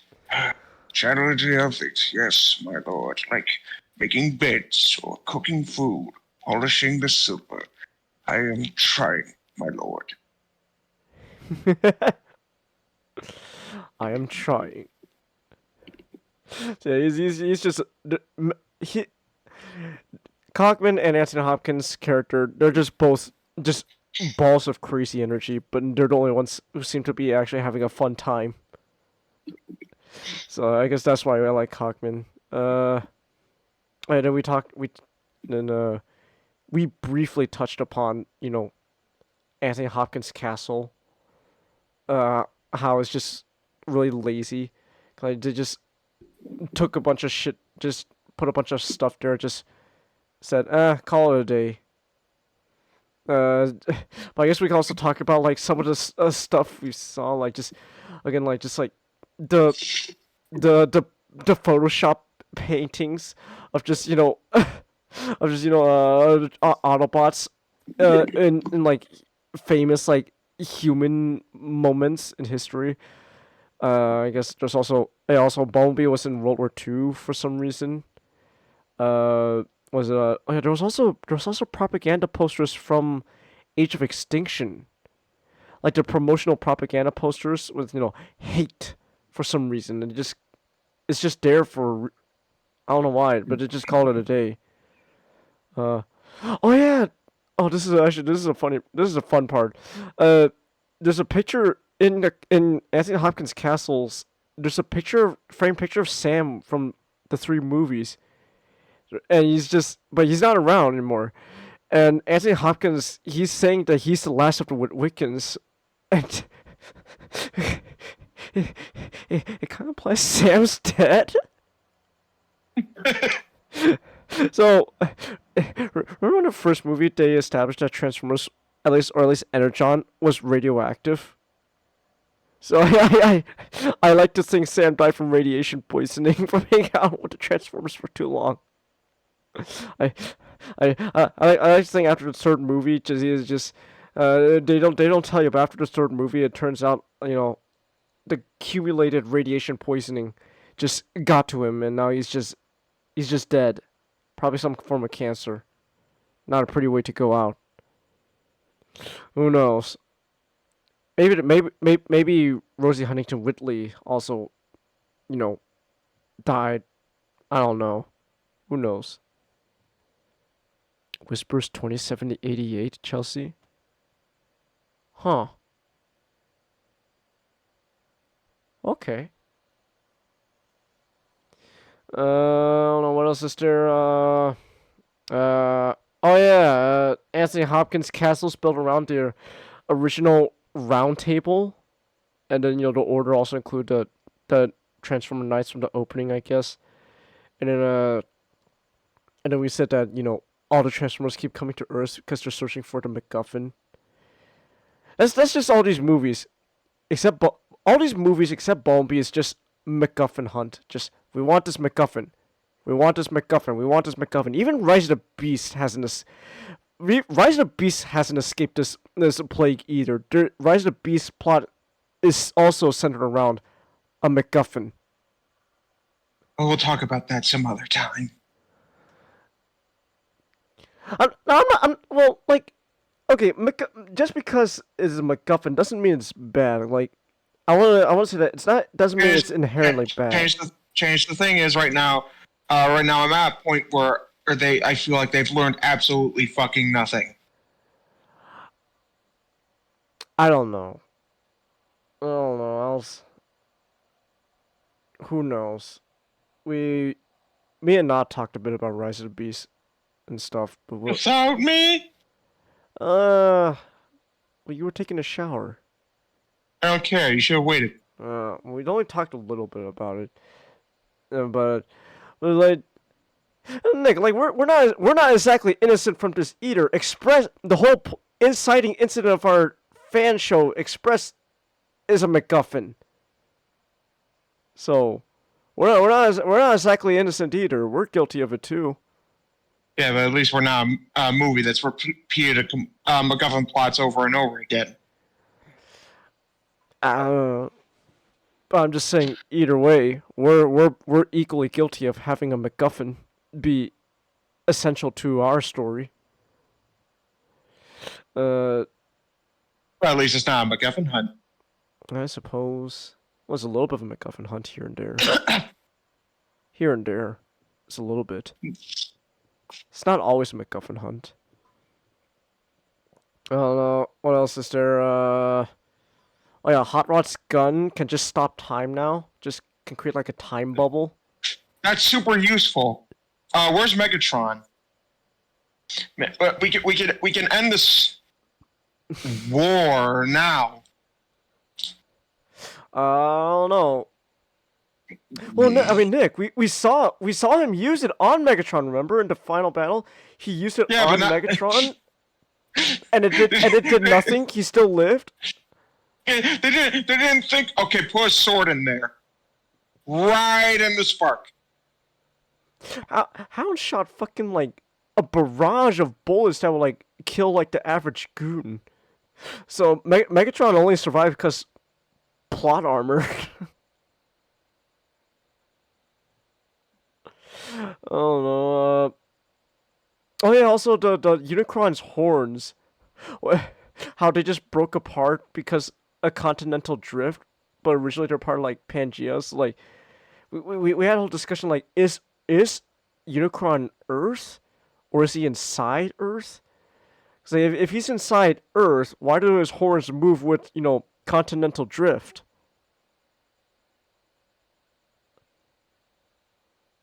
How does that make sense?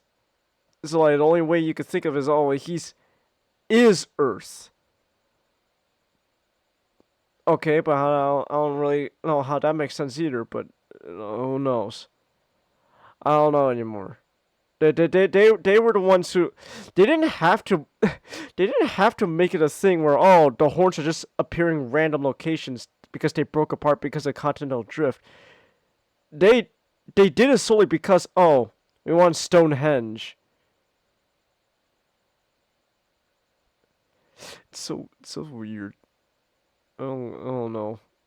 And I guess Stonehenge is just Unicron's sucking hole or something. Who knows? All we know is that's where the plots go down. It's slurping hole. It goes. It's gonna slurp that shit up. Oh yeah, Topspin. He has Leadfoot's head. Yeah, Topspin shows up. Basically, we said that we think they never rigged Topspin's mouth to move from his model from Dark of the Moon. So they just took a pre-existing rigged head, which was Leadfoot's, and then just slapped it on and called it a day. Even like stuff like this shows like even like people behind like the CG and the animation and all that, like they're starting to not give a shit either. They're starting to grow weary too. Like they couldn't be bothered to rig Topspin's mouth. They had to get a completely different head to make the character talk. I know it's a minor character, but like it's like it shows like you didn't even put in the effort. You just like for all we know, they could have just literally just taken the Optimus Prime's head, slapped it on because hey, we rigged that to be able to talk. So who knows? I don't know. You have this. He has my face. It's face off. Okay, here we go, Nick. This is it. It's the sex joke with the moms and the aunts. I have to say this has got to be the most Nickelodeon movie of the series. Don't say shit, because that's gonna make me want to smile. Because it's failing. Damn it. Because this movie kind of feels like just the one that like Paramount would advertise incessantly on Nickelodeon. Because like they make like 2 dirty jokes in the entire movie, and that's it. But this feels like a PG movie. It has the maturity of one. But like, oh my gosh, you said this was the sex joke that like made you like go to your dad to say I hate this movie. Okay, so it was one they wanted to go fucking watch. And like when they were going through the fucking like cabinets and shit. Mm-hmm. And like, oh, let's go listen. That was like what made me go, I hope their characters die. I turned to my dad and said, "I hope their characters die." Maybe one of Cybertron's like plates. He turned to me and went, "Stop," because like I was visibly not enjoying myself in that movie, and I would always make a point to him. And you know, it was sound. I didn't exactly say their characters die. I said, I hope they die, and you know, he could articulate that. I hope like the actual actresses die, which not at all what I was saying. I don't know. I like to think maybe Cybertron's plates scraped Britain off the map of Earth. Who knows? One can dream. I don't know. Actually, I don't know, man. There's so much stuff actually I wrote down here, but I'm gonna be honest. I don't even know if I want to cover all of them. I'm really starting to get sick of this movie just talking about it. I don't know what else is there. I guess it's kind of funny that just when the whole like London chase and stuff. I'm pretty sure that Cockman and Anthony Hopkins racked up a larger body count than Megatron in this movie. more people. Move, bitch, get out of my way. Move, bitch, get out of my way. Cockman just straight up shoots a police car with a missile. Remember? Oh yeah, this part. Oh, this is a great moment here. This is a magical moment that night where the scene where the two submarines collide with each other, and how it just cuts to just reuse footage from Revenge of the Fallen when Megatron destroys a submarine.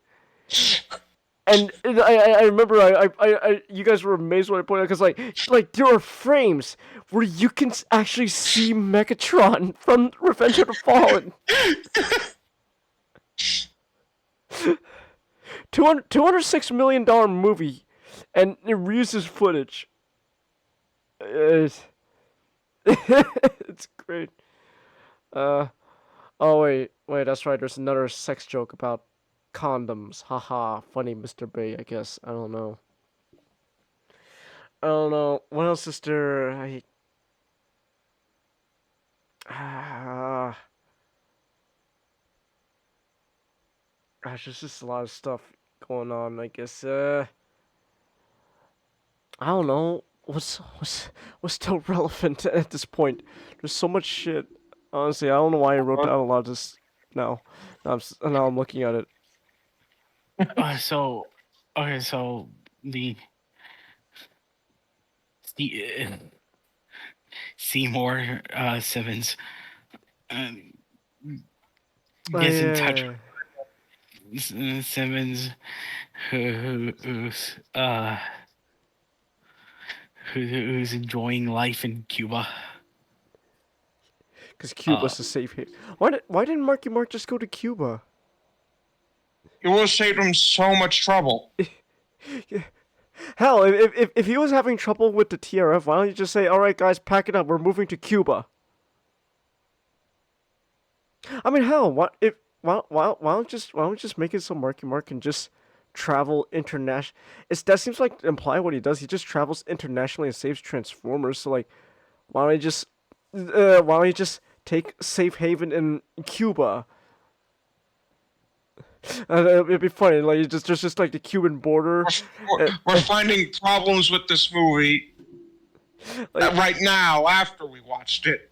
It'd be kind of funny if just like I don't know what the TRF people they just chase Marky Mark, and then like he steps on Cuba's beach, and then like the guy's like he's still shooting, and then I don't know, Josh Duhamel's character has to like stop, like put his gun to like stop it, it's Cuba. What? And you just see a bunch of the Cuban military just start shooting back at them. Great, now you just started another war with Cuba, jackass. And just like last time, we're gonna lose. The Cybertronian Bay of Pigs. Yeah, the Cybertronian Bay of Pigs.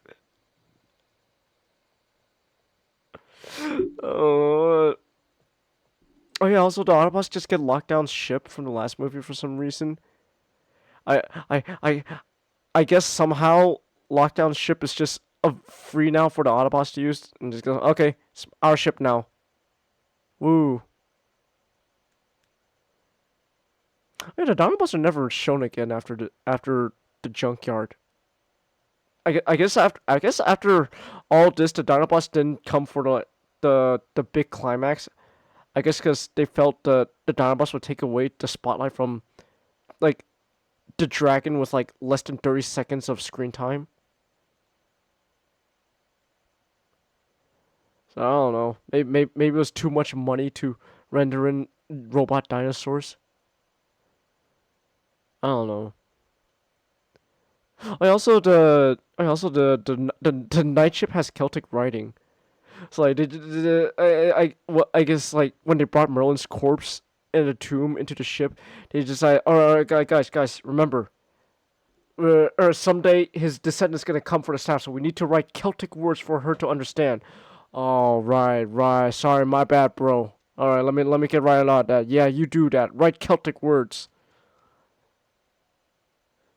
Oh, that's kind of funny, I guess. Unless the Celtic language is also just a derivative of Transformer language. Turns out all those all those Celtic people and all those Irish, they're just speaking the Transformer language right there. Who we should have known better. We should have known. That would have been a great Photoshop edit. It's just like Optimus or whatever he's fighting. He's fighting for the tyranny of the English.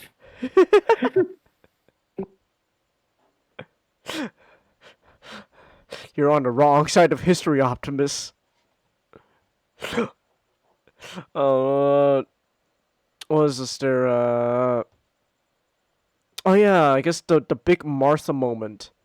So the big Martha moment was Bumblebee and Optimus. So Bumblebee breaks Optimus from his like brainwashing, I guess, by speaking. He talks for the first time. Talk no jutsu. Talk no jutsu. No. We make fun of Talk no jutsu, but like hey, I don't know. I don't think Talk no jutsu is necessarily a bad thing. It's just when can you talk? When did Bumblebee was? Because Bumblebee tore his voice box, remember, earlier in the same movie, for the sake of a joke. So how can he talk now? He doesn't even sound like Siri. He just talks with his like apparently his original voice he had on Cybertron. Sorry, Mark Ryan. Turns out you weren't the voice of Bumblebee this whole time. Sorry. Changus. Yeah. Remember how Bumblebee just now has that power to repair himself? Well, then why did he need to have a voice box replaced with a funny joke? Haha, he talks like Siri. A lot of things in this movie don't make sense, but change the fact that it's a possibility that's an actual reason. You think, Nick? Because look, Nick, we did like make the joke like Bumblebee just talks with the radio because he just wants to fuck with everyone. Because like later on in this movie, he still continues to talk with the radio. For some reason, but at the end of the movie, he's able to talk with his normal voice again. I don't know why, but he just does. I don't know, and then and also Optimus, you was like Optimus, like oh my gosh, Bumblebee, I didn't hear your voice since Cybertron, like, but you did. He spoke for the first time like 5 seconds in the first movie. At least when he was back then, when he was voiced by Mark Ryan. Now he's voiced by some guy named Eric Adal, who's also in Pacific Rim Uprising. You know what the biggest irony is, Changus? Mm. Mark Ryan was in this movie. That's right, he was. Also, Eric Idle was the sound editor for Pacific Rim Uprising. So, and I think he was also the sound editor for this movie too. So, for Bumblebee's voice, they literally just went to some random ass dude and just said, "Hey, you want to talk? You want to be Bumblebee? Just say these lines, and we'll just edit it in." Okay. Is that good? Yeah, that's good, man. As well, they told him that he was just the temp voice.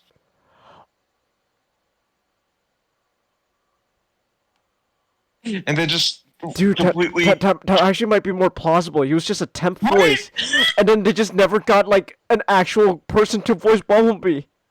Right! That's entirely possible with this movie. Oh my gosh, I didn't think of that until now. That's oh, this movie's... Oh wow, they really didn't give a shit with the production for this movie. Oh my gosh. What else is there? Yeah, Marky Mark saves Optimus with Excalibur, which he just ditches immediately afterwards. And then, how does a human-sized sword block a Transformer sword, with no problem? Like a giant robot is swinging a sword, and you're able to, and this Marky Mark's able to block it with Excalibur, for some reason. No, he doesn't get knocked back or anything like that. Even if Excalibur Unbreakable can't handle it, physics is still involved here. He probably still just get knocked back, just duh! or get crushed by the fist. Oh no. Hell, maybe even if Excalibur's unbreakable, the sword the big sword pushes the tiny sword into Marky Mark's skin. Even better, it goes into Optimus, rendering the whole thing Marky Mark was trying to do not only pointless, but made it worse because he was involved. It's not the knight who kills Optimus. It's Marky Mark accidentally with Excalibur. It's just ah! Oh, Optimus, I think you got something in your chest. At last, I can die. Huh. That's not what I had in mind. Oh no. Oh yeah, also Optimus is Optimus after, when he's apologizing to Marky Mark, oh, I screwed up, man. He's saying he says oh man, Earth was such a great place. So it was the only place that, I could call home. It's the last movie... Express Optimus, this is not. It was how in the last movie Kelsey Grammer was just trying to kill all the filthy Xenos and convince the American government, or at least his section of American government, to kill you and your guys? I don't think we ever considered this place home for you guys. Hell, in the fourth movie, you straight up just wanted to ditch Earth. You're like, I'm fucking done with Earth. We're getting out of here. The only reason I stopped was because he called his daughter a mistake. That made me realize that I could do better than that. Oh yeah, no, Optimus is still a knight. He's still considered a knight. Like the other knights, all the other knights here, they somehow recognize Optimus for some reason. Hey, it's Optimus. You jackass! What'd you do? Like the way the knights, when the knights are ganging up on Optimus and just beating up, it feels like you're just saying "Hey, look! It's the idiot Optimus again!" Oh my gosh! What did jackass do this time, huh? What did that bitch Quintessa tell you this time, huh? Well, I'm just saying. Shut up, asshole! So we still don't know what a knight is throughout these movies. We don't know what makes you a knight, I guess. So I don't know.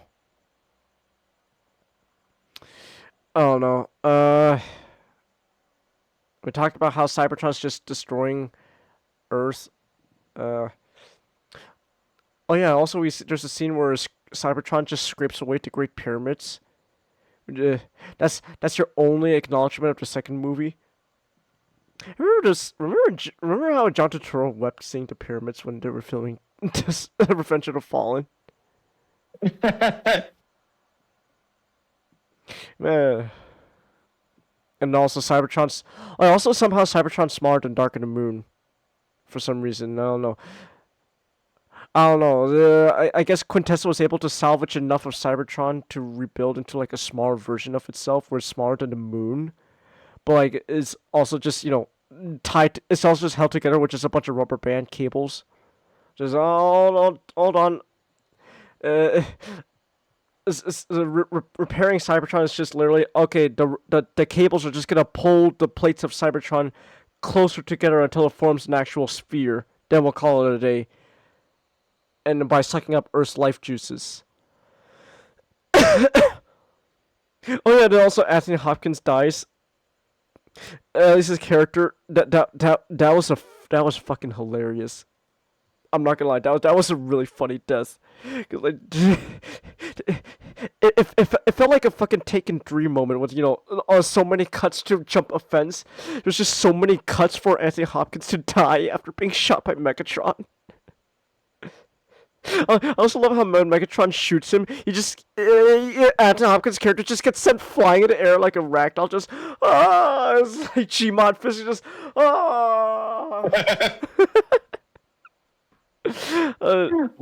What you want to bet? The sir himself wanted that. He's like, oh, you're gonna kill me? Okay, I want you to kill me in the most spectacular way ever. I want you to send me, flying in the air, Gmod ragdoll physics going on. And again, like, they just have, like, so many cuts of just him, like, just rolling on the ground, like, oh, he's rolling on the ground, cut to another angle of him rolling on the ground, cut to another angle of him rolling on the ground, and then finally cut to an angle where he's just lying on the ground and breathing heavily.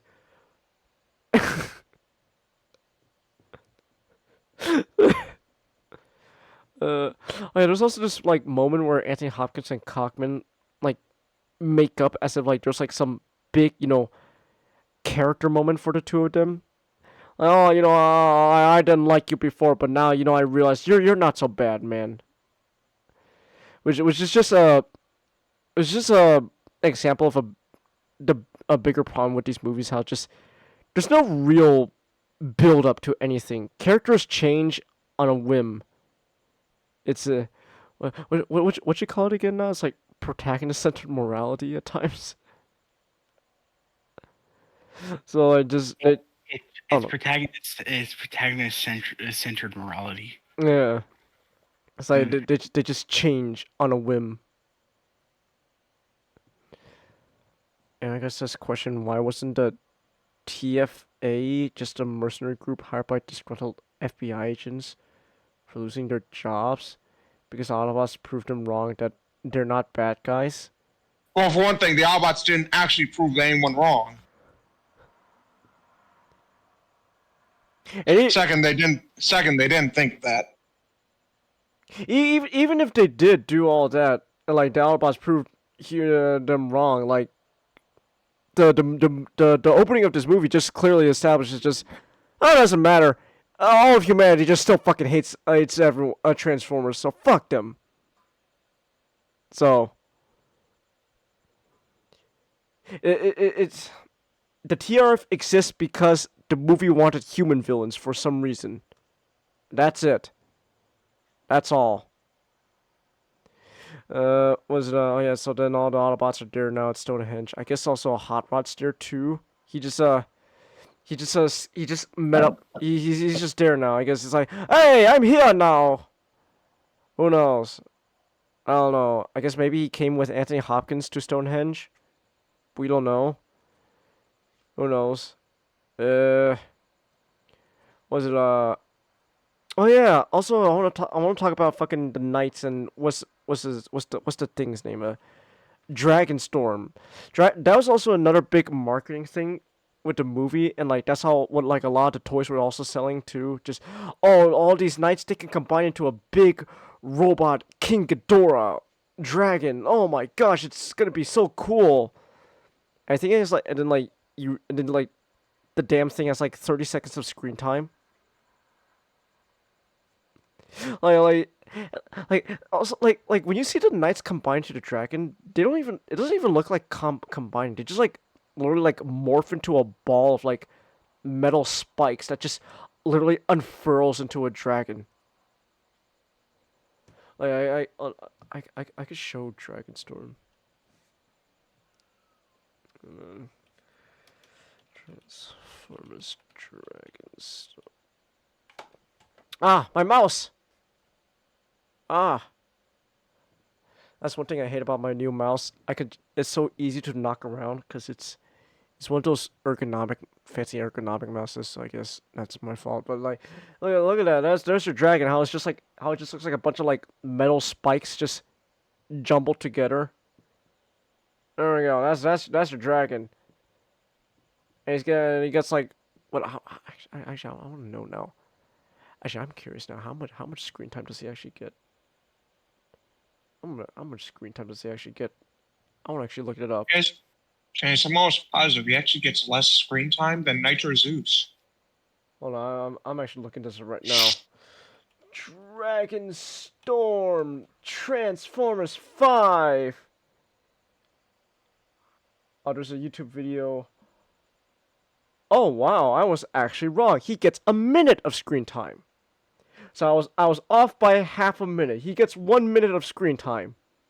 I was right. He actually has less screen time than Nitro Zeus. Wow. Fucking amazing. Your big one of your biggest marketing pushes for this movie, and it gets less than a minute. It gets only about a minute of screen time. Fantastic. Chase, how long does Grimlock appear in Last Night? Oh, probably. Oh, I don't know, but most likely less. Chase, look it up right now. Look it up right now. All right. Yeah. All right. Let me look this up. Grimlock, Transformers 5. Oh, a minute. So about the same as Dragonstorm, a minute, but less. You know, I rounded up. Dragonstorm was like a minute something, but it was still, you know, about a minute. And Grimlock is just a flat 60 seconds. Wow. Yeah. So, yeah. I don't know. What else is there? I guess I can also talk about the fight scene, how I don't like it. So, how do I describe this? I have a pet peeve so this is a pet peeve of mine, which is when you have a fight scene where you have a bunch of, you shoot a bunch of guys, like, shooting at something, but you don't see what they're shooting at. It's a huge pet peeve of mine because I don't like it. Like that's one, like what's the movie's name? Tenet. Christopher Nolan's Tenet. It does the same thing where like the big climactic scene is like, oh, our protagonist and Robert Pattinson, they're shooting at, the bad guys, but you don't see the bad guys. You just see them shooting in like thin air. You just have to assume the bad guys are shooting back at them. And I hate that. That's a huge pet peeve of mine when it comes to like shooting, like filming like fights. Like I fucking hate that. At least with Dunkirk, it made sense because the whole point of Dunkirk was that they want to portray the German forces as like this force of nature. Like you never see the Germans in Dunkirk, or at least a close up of them. You see you see the planes, the German planes, dogfight. But other than that, for the most part, you see all you know is there's a German Sutka just shooting down at the beach. And that's about it. You never see the actual German soldier. Because they want to portray because Christopher Nolan wanted to portray the Germans in Dunkirk as this, force of nature. So it makes sense there. Not really in Tenet. And so like, and And so this applies here because like it's like the same thing here. Like you see all the human characters, the military guys, they're shooting their guns. All like you see this whole thing where they're doing Rambo like with the machine guns, in the air, and you never really get to see what they're shooting at, because half the time there's so much shit happening on screen that just covers up whatever you're looking at. Decepticons soldiers, they're just like silhouettes covered up in like smoke and haze because there's so many explosions going on. Oh, what's that? Oh, oh gosh, there's an explosion happening here and then there, and bam, bam, bam. Oh my goodness, what's happening? Who knows? It's chaos. And it was not organized chaos. There's a difference between like organized chaos and just chaos. Like you can't just film something with just chaos. It's still got to be organized chaos. So I hate this. There's also another thing. Also, this also happened back in like Revenge of the Fallen, where you don't really see anyone shooting at like the Decepticon protoforms. But it's worse here, because like half the time everyone's just obscured by explosions. So it's just, I don't know. You can tell, like, this whole thing was just pretty much Michael Bay going, look, I don't care anymore, just blow anything up at this point. Just anything can blow up. That thing can blow up, this can blow up, this will also blow up, there we go. Everything is blowing up now. Kaboom, kablam, kablamo, whoa, wow, kablang. And it's just, like, do you guys know what I'm saying? Yeah. Like, yeah. So it's just, I hate it. It's such a huge pet peeve of mine when it comes to like filming, or, like a big fight. So, I don't like it. I don't know. What else is there? We're close to the end though, so I guess we talked about the nukes, how they don't do jack shit. Oh yeah, this is also like for the rest of the movie, the Autobots and Decepticons fights are just in the background because we're focusing on Marky Mark and his British girlfriend, just trying to grab the staff.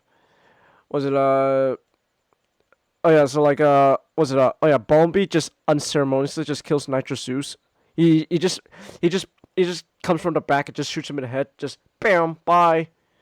Was it oh yeah, Optimus just kicks Megatron out into space, I guess.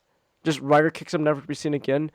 There's this whole thing where Megatron's like, oh man, we were brothers, Optimus. And it's like, we were brothers once. And it's like, that's not really like what I was just relevant.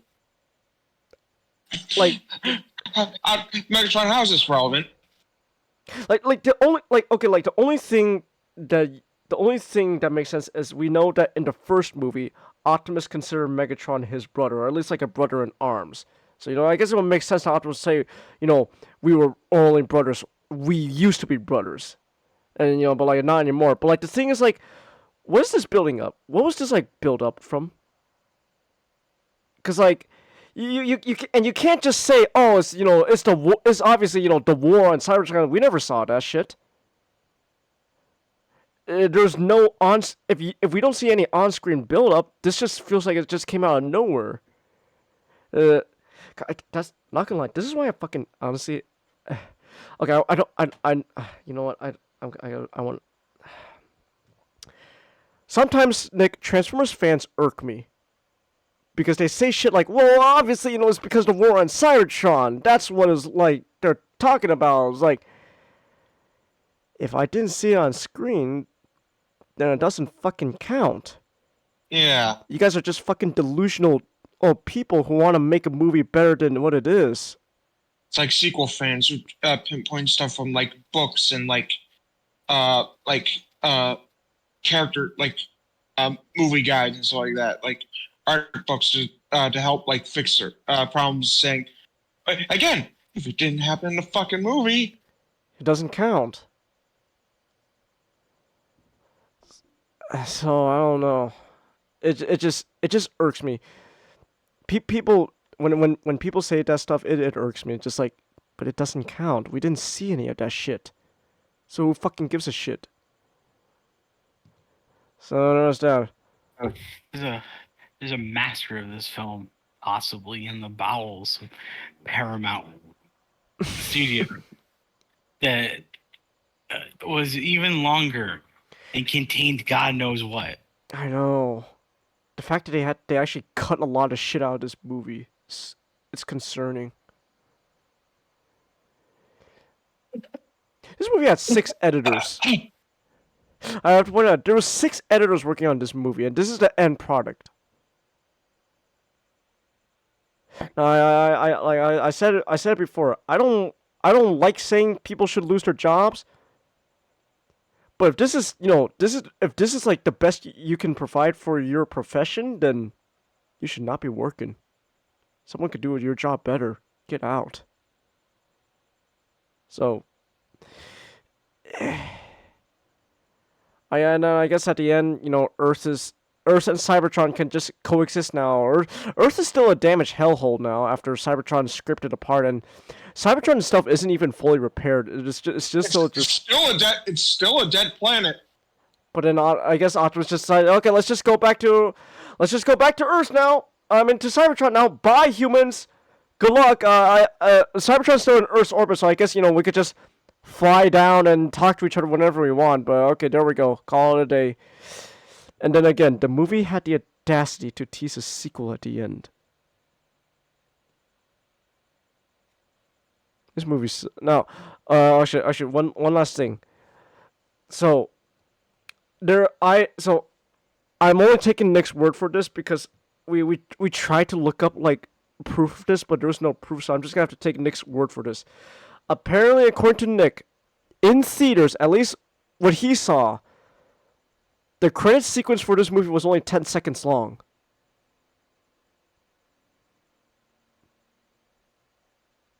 Now, I have no proof of this whatsoever. I haven't found any of this. So I'm just taking. I guess we're just gonna have to take Nick's word for it. Like Nick apparently said it was like 10 seconds. Was the credits just like fast forwarded? Is that what happened? Like it just fast forward for like 10 seconds, and it called it. It's not even like a scroll. They just put a bunch of names on screen. Next slide, more names. Next slide, more names. For 10 seconds. For 10 seconds. Wow. I swear there was like a page that said that proved me, because I remember reading it. Cause like I don't know I don't know, man. Like we because we tried looking for it. You know that, and afterwards we tried to look for it. And I could have sworn it was there. So I guess I don't know, unless maybe there's like an alternate, just somehow for some reason there's like another cut of this movie out there in the wild with 10-second long credits, and that's the one you watched, which is fucking crazy. What movie has 10 seconds of credits, by the way? Oh no. And I guess that's it. That's all I got for Transformers last night. This movie sucks. I'm done talking about this movie. Okay. I'm done fucking talking about these notes, man. I gotta know. Not because Nuts said he better explain it, then you could change it. Why didn't Ninjago say that this? You still want to know? Wasn't it like Ninjago was just saying pretty much the whole argument was just pretty much he said all the Transformers are just equally bad? Is that what it boiled down to? He's painting such a broad. He said from such a broad idea that all Transformers movies are bad, because he's claiming objectivism, just saying, oh, they're just, they're all terrible. They have nothing, redeemable about them.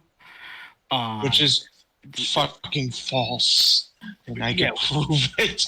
Which is false, you know. Like even though like these are not very good and well made, like you can make an argument of like whether or not they are well made. I could, like, you know, because one looks like a technical marvel compared to what we get now. But like the problem with thing about 5 is like there's nothing you can bring up about the movie that remotely feels you know, well made, or at the very least like constructed well. So I here's my point, because I was thinking about this on the way back from theater. I was like, because I was like, I had to, you know, mentally prepare myself to talk about this movie. I came to a realization. This whole movie was just one big nothing burger. Yeah. Like literally everything like this movie like marketed and everything like they present in this movie means nothing. I agree with you. Like this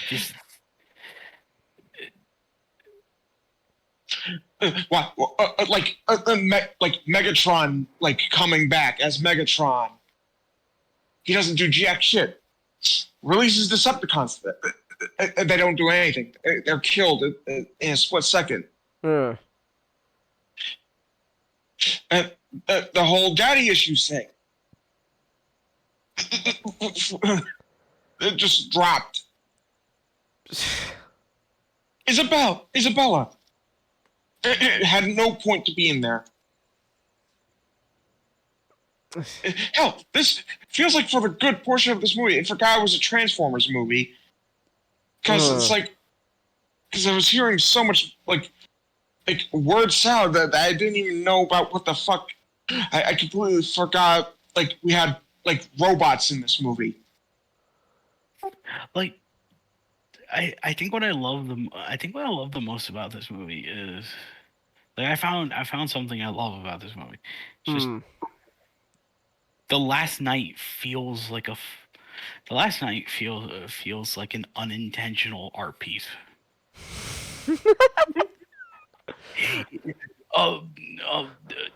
You know what? You know, like, what was it? Pointless Hub. It's actually right. This is an avant-garde student film. I was about to bring that up, but not was I would say not. I was about to say not. Are you telling me that this movie is the fucking Yoko Ono of films? It's the Yoko Ono. It's incoherent. And to be honest, it is kind of pretentious.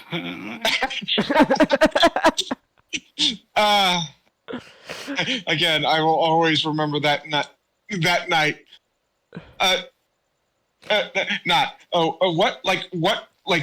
What bad art installations have you ever like witnessed or seen or heard of? There's one by Yoko Ono. Say no more. Not. I understand. I understand completely. And we just dropped it there. But literally, there's nothing in this fucking movie. And like the fucking final battle, it's just Chase, you can remember like shots and scenes from the first 3 movies. I could even argue even the 4th. I don't even remember how like what went down in the final battle, or anything really. It's just no. It's like, why was there knights? They didn't really do anything. The fucking dragon didn't do anything. Dinobots didn't do anything. Nothing matters in this movie. Evil Optimus? Nothing. This movie is nothing. It gives you nothing. Say what you will about the first 4 movies. They gave you something. like the second movie, that is just like that is dumb. That's the dumb movie, but like they're what I enjoyed about it was a cacophony of nonsense. Hold on. There's a single clip that summarizes all this. Hold on, let me get in on this so I can.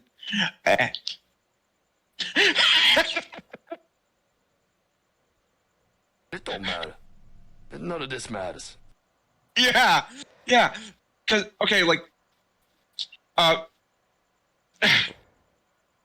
they marketed the dragon, but he doesn't. But purely because dragons are cool. People are gonna pay money for this. You gotta like the same thing with Devastator in the second movie. They had him in there because they know the combiner will fill in seats. Devastator did something. Yeah. Because he excavated the fucking like pyramid to get the harvester. He did something. There's also that whole thing with the twins, with Devastator. Yeah. So there's that. They brought Barricade back, knowing like he would do seats, but they didn't do anything with him. And nothing in The Last Night will be as memorable. Well, it's not gonna do anything. You're always gonna remember Barricade as, "Are you Ladies Man 2187?" I don't know what you're talking about. Are you using Ladies Man 217? Because in that he did something. He was interrogating Sam, and like you could say, they got rid of him quickly, due to a fight. The scene at least revealed Bumblebee. So there was a point to that, like to that. With the first movie, with the first few movies, even 4, I would say, at points, the stuff they added in there, regardless of how well it was executed, there was a point. Yeah. No. Everything, stuff including this movie, was pointless. You know, The Last Night isn't a film. It's a test of endurance. It's a test of endurance. Well, we endured somehow. Because like, there's nothing about it that like forget about like the story being bad. That's not the problem here. There's nothing about this film that redeems itself. It's like I said in the beginning of the night. Like, this is a film that doesn't. Like, this is the one film in this entire series that doesn't justify its own existence. Yeah. I hate it. I hate this movie. Okay, maybe hate's too strong. I think after watching this movie for, I don't know what time I've watched this movie now, I just feel more apathetic towards it. I won't even say hate, it's just, it exists. It's a movie that exists, and I don't care to watch for it. I don't want to watch it again. This movie is an actual clusterfuck of like plot points that are brought up but don't really matter. This movie sucks. It does suck. I don't like it. It sucks. It's a terrible movie. I guess you were here also, Nick. But like, me and Nat, we talked a bit about like, the impact these movies had on like industry and culture and stuff. Like, I think like we both both agree, like, I think like the biggest thing this movie's done is this was the last movie to make, Transformers movie to make, the big bucks before, falling off. looks like this movie even made the big bucks. It still made big bucks despite like it's weird because like it's a eh, bomb. Because it made buku bucks, but it didn't make the buku bucks that Paramount wanted. yeah. So Also, gotta thank Lorenzo in the studio for having the great idea to make the best live action Transformers movie and have it be released a year after this one. yeah. Causing the best one to bomb. That is a big problem with Bumblebee is when it's released it a year after the worst of the Transformers movies. Because like, was it Bumblebee was released in 2018, right? I believe so. 2017. No, 2018. You were right. Yeah, 2018. December 2018. So, what? Was it? Hold on, give me a second. So 5 years from 2018, they're now releasing Rise of the Beast. Now, I don't know about you, but like, I'm pretty sure 1 year after the last night is not really a good thing. Especially when the last night gives everyone like a really bad taste in their mouths. Yeah. I think like, and so like yeah, it's just last night really screwed up a lot of shit. Yeah. And that's another thing. Last night also just screwed up. Also, another thing you can say about last night is screwed up continuity for any of these movies. Yeah. Continuity. Oh yeah, there was some. Well, it wasn't good. It wasn't good continuity, but somehow they managed to the shit continuity and managed to make an even bigger pile of shit that looks worse. Like it's not even brown, but like that shade of green. That makes it look more disgusting. Yes, Lorenzo, Rise of the Beast is still in the same universe. Unicron can both be Earth and from space, I guess. I don't know. I had a little bit of red in there.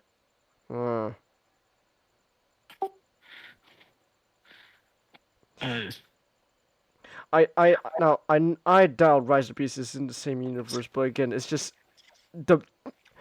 I do want to say that I do want to eventually, before watching the actual movie, make it a topic itself on 2 cents. The marketing for Rise of the Beast. I was saying I wanted to do like a pre-thoughts on Rise of the Beast. I don't know too much about pre-thoughts, but like. Yeah, I mean, marketing would fit in there. Yeah.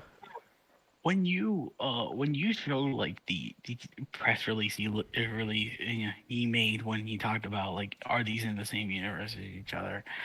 The one thing I noticed is just like how it seems like it's not really him talking, so much it feels like a studio head wrote that for him. I'm like, which is kind of like probably true. Like, it's probably true. D. Capel Jr. made a movie, and they claim it's part of the original continuity because they want because they want that money. They want the money. Last night, the last night made me appreciate the 2007 movie a lot more. You want to know why? Why?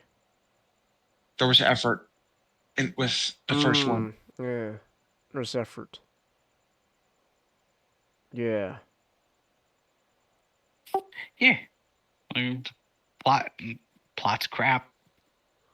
Yeah, sure, like I ripped into it many times, but it's like Transformers, the 2007 movie, feels like such a different movie compared to what comes out, that even though it's not as good, it's like it's it's not a good movie by a strict definition. It still has redeeming qualities. Yeah.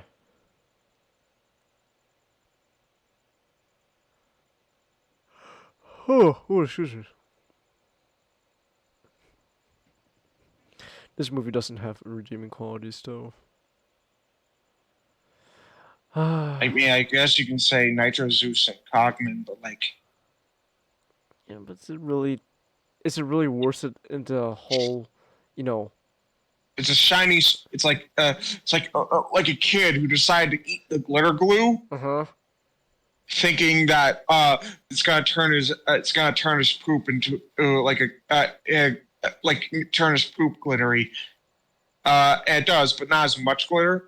And but in the little specks you can see, that's Cogman and Nitro Zeus. He's the kid's also in the hospital for that. Oh, that's true. Oh. Yeah. Anyways, I guess there's really nothing else to say. At least I have to say for last night. This is just was I want to actually really quickly say, like, was this whole journey so far worth it? Watching every Transformers movie leading up to Rise of the Beast. I say it was. You say it was? I say at least for now it's just a little bit. Because I gained perspective. That's true. Like I told you guys I could have gone on and just kept hating on like Revenge of the Fallen, like every single person on the internet. But I watched that film like 3 times and I'm like, this is still terrible. But there's a quality about it that makes me think this film just feels like a disaster that someone tried to save.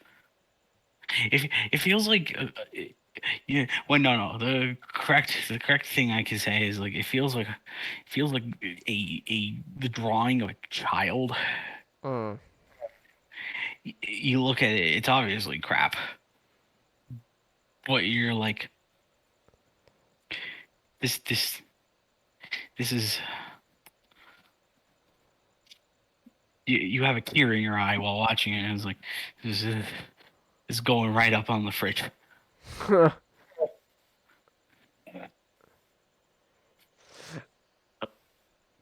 suppose. Like I enjoy just in general. I enjoy crappy movies, not because I like to torture myself or anything like that. Not by any stretch of the definition. It's because as a movie lover, as a cinephile, if I may call myself, I gain a greater appreciation of film, not just from watching movies that redefine what a film is, but that constantly exemplify why it is important to talk about film theory and what do you call it, and the technical aspects of film and all that stuff. Like I love Neil Breen. He's as the Almighty Lowly says, he's a living Tim and Eric sketch. It's a living Tim and Eric sketch. like I may live to be 115. I may never understand if like I may never come to understand whether or not like Tim and Eric is a Poe. No, not Tim and Eric. Sorry. I'm I understand. Tim and Oh, Eric we get it. like I may never come to understand whether or not uh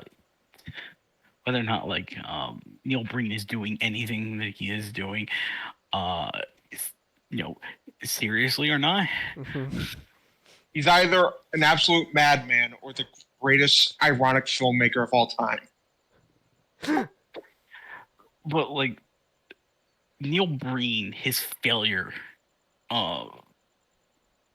makes me appreciate film more because I realize yeah, sure, anyone can make film, but you need to know, yeah, like film has a lot of rules to it, and if you break them, you're going to get something equally as spectacular. You're gonna get a man. You're gonna get like vanity projects about a man who believes he is a hacker, genius, and a space god. If you're lucky, you might get all three.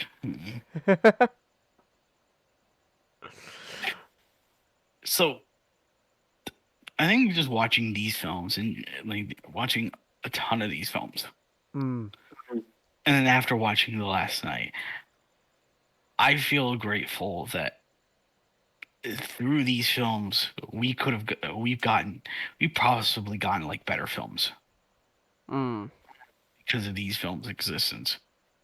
Not only because of how they pioneered the technology, but just because to be honest, no. But name one person who like even Michael Bay, like his stock never declined after these films. Like say what you will about his movies, no one who made these films ever lost their careers. Like Shia LaBeouf went to go make better movies. Mark Wahlberg went to be in a better film, hopefully. All I can think about is the one person we probably should have fired. Not Lorenzo, but Alex Kurtzman. Alex Kurtzman. Actually, you're right. You're right, Nick. Alex Kurtzman was the only one who went on to go make more shit. Exactly. He failed upwards. It's amazing. He failed upwards. Didn't he also make Amazing Spider-Man 2? At least write it. He did write that, yeah. Oh, I fucking called it. That makes. Okay. No, I don't want to be the guy who rags on Ninjago. But like, does that mean Ninjago likes Alex Kurtzman writing? I hope not. I think, I don't rag on people. Like I am not some kind of person who rags on people for their taste. I think it's wonderful that you like something I don't. I say that sincerely. It's like it means that you found enjoyment you found value in something that I couldn't clearly see, and I don't see that with, and I don't see I don't hold jealousy or contempt towards that. It's just it is what it is. But it's like I don't think Alex Kurtzman is a good writer. Just from what I have seen from his works, I do not think his material makes for better work.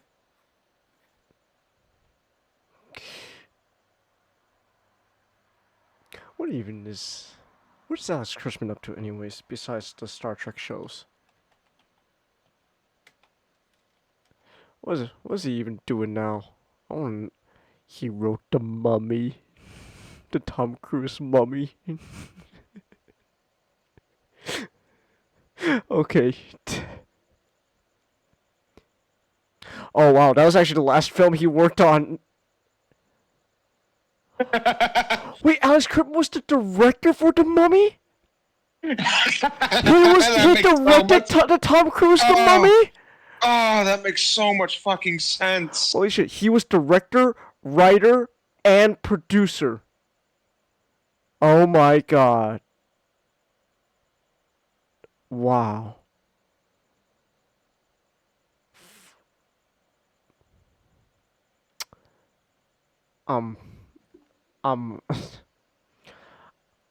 Not gonna lie, I never saw the Tom Cruise Mummy movie. I might have to watch it now.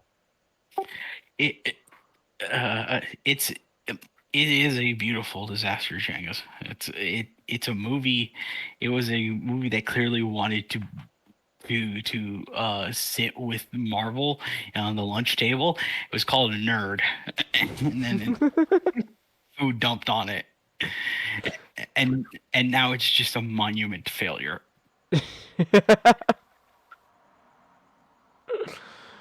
Oh. Yeah, I might watch that now.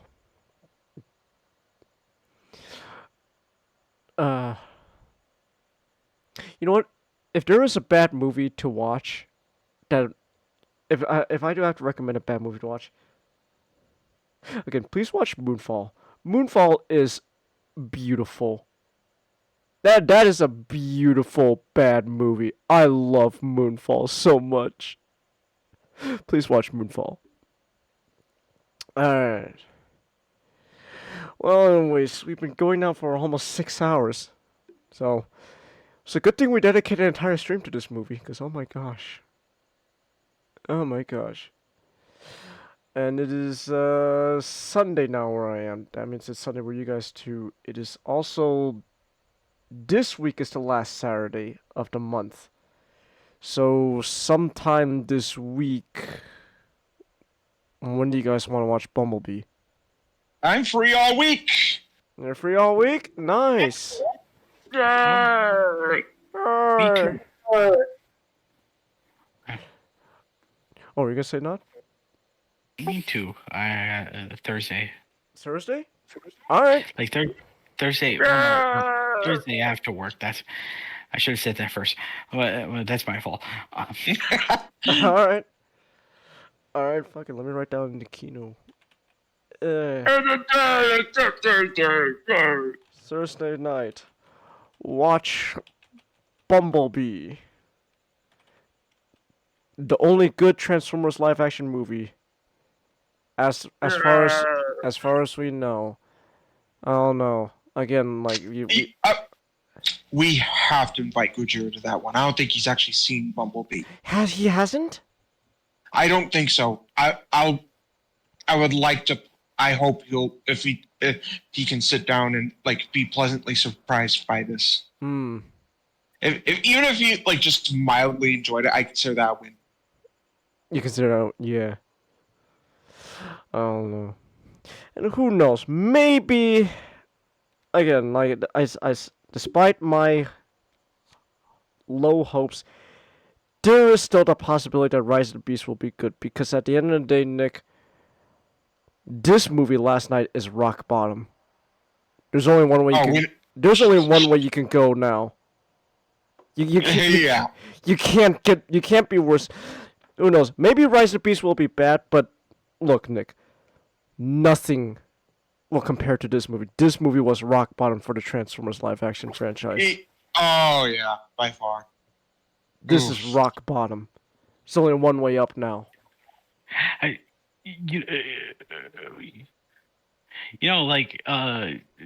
JonTron is wrong. Like JonTron is wrong. It's not that sky's the limit when you stop giving a shit. It's there's nothing but the sky when you start giving this shit. Yeah. Alright, so... All I can think about now is that one Dave Chappelle sketch. Hey, Billy, how was your weekend? How was my weekend? Michael Jackson sucked my dick! If I'm starting there, If this is my first sexual experience, if I'm starting there, sky's the limit for me. Sky's the limit for me.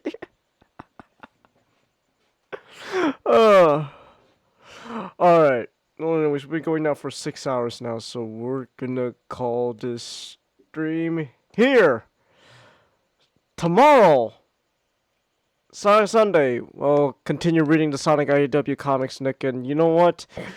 Tomorrow, I think I'll fucking risk it and show the comic as well on stream, what we're reading as well, because last time for like a good solid 30 minutes, I forgot to I was still sharing my screen. I didn't know that, so like, oh, I was actually been showing the comic this whole time. Nothing bad happened there, so. Also, there's one more point I want to make about last night in comparison to the other Transformers movies. And going off what Not said, Revenge of the Fallen is like a disaster, but like they're trying to save it. Last night is a disaster, but like they're diving head first in just to die. Like it's like a Roland Emmerich disaster movie where like earthquakes are happening. Last night is just diving headfirst into into the fractured earth. Which, funny enough, my dad said if that's how the world's gonna end, that's how I'm gonna go out. He said he was gonna dive headfirst. I don't know if because I was like freaking out when I rumors that the world ending because I was a paranoid kid. I didn't want to die. So it was who knows? Maybe he said that just to make me feel better, which it didn't. Dude, you know what, Nick? You know what? I'm writing down in the stream back room. Hold on. Future two cents topics. So number 1, Moonfall. Number 2, 2012 movie. 2012 the movie. Funny enough, that's why I was afraid of 2012. Dude, same. I was Chase. I was like the night before. I know. The day that they said was gonna end, I was freaking out. I know. I was like throughout the school day. I was paranoid because when's it gonna happen? It's gonna happen. I don't want this to happen. They got to a point where a teacher said, "Dude, they said it was gonna happen 5 hours ago. You're fine."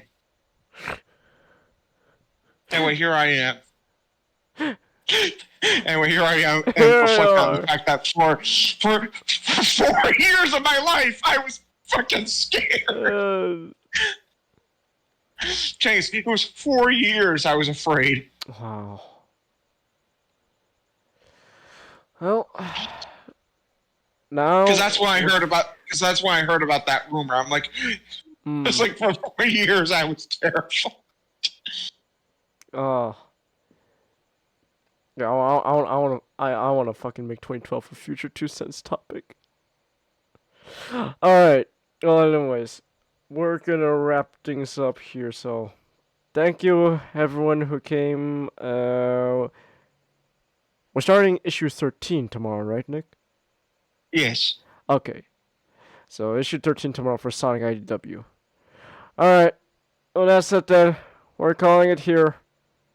Thanks everyone who came, stuck by, or watching the replays. Most likely watching the replays. It's fucking late at night now. Only one. We're done with this movie. There's only one way to go up from here, and that's the best movie. Blow up this franchise, guy. I know, man. Also, Chingus, I need to show you this. I'm gonna DM it to you, and I need you to stream it. What, right now? Yeah. I need to end this on stream? Well, end the stream! Well, I'm trying to, but you're the one who keeps talking. I assumed you ended the stream already. I do an outro, man.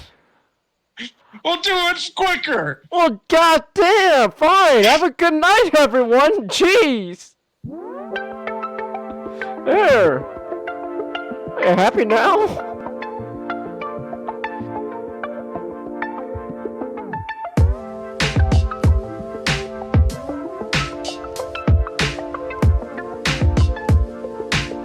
swear, man. You're so aggressive all of a sudden.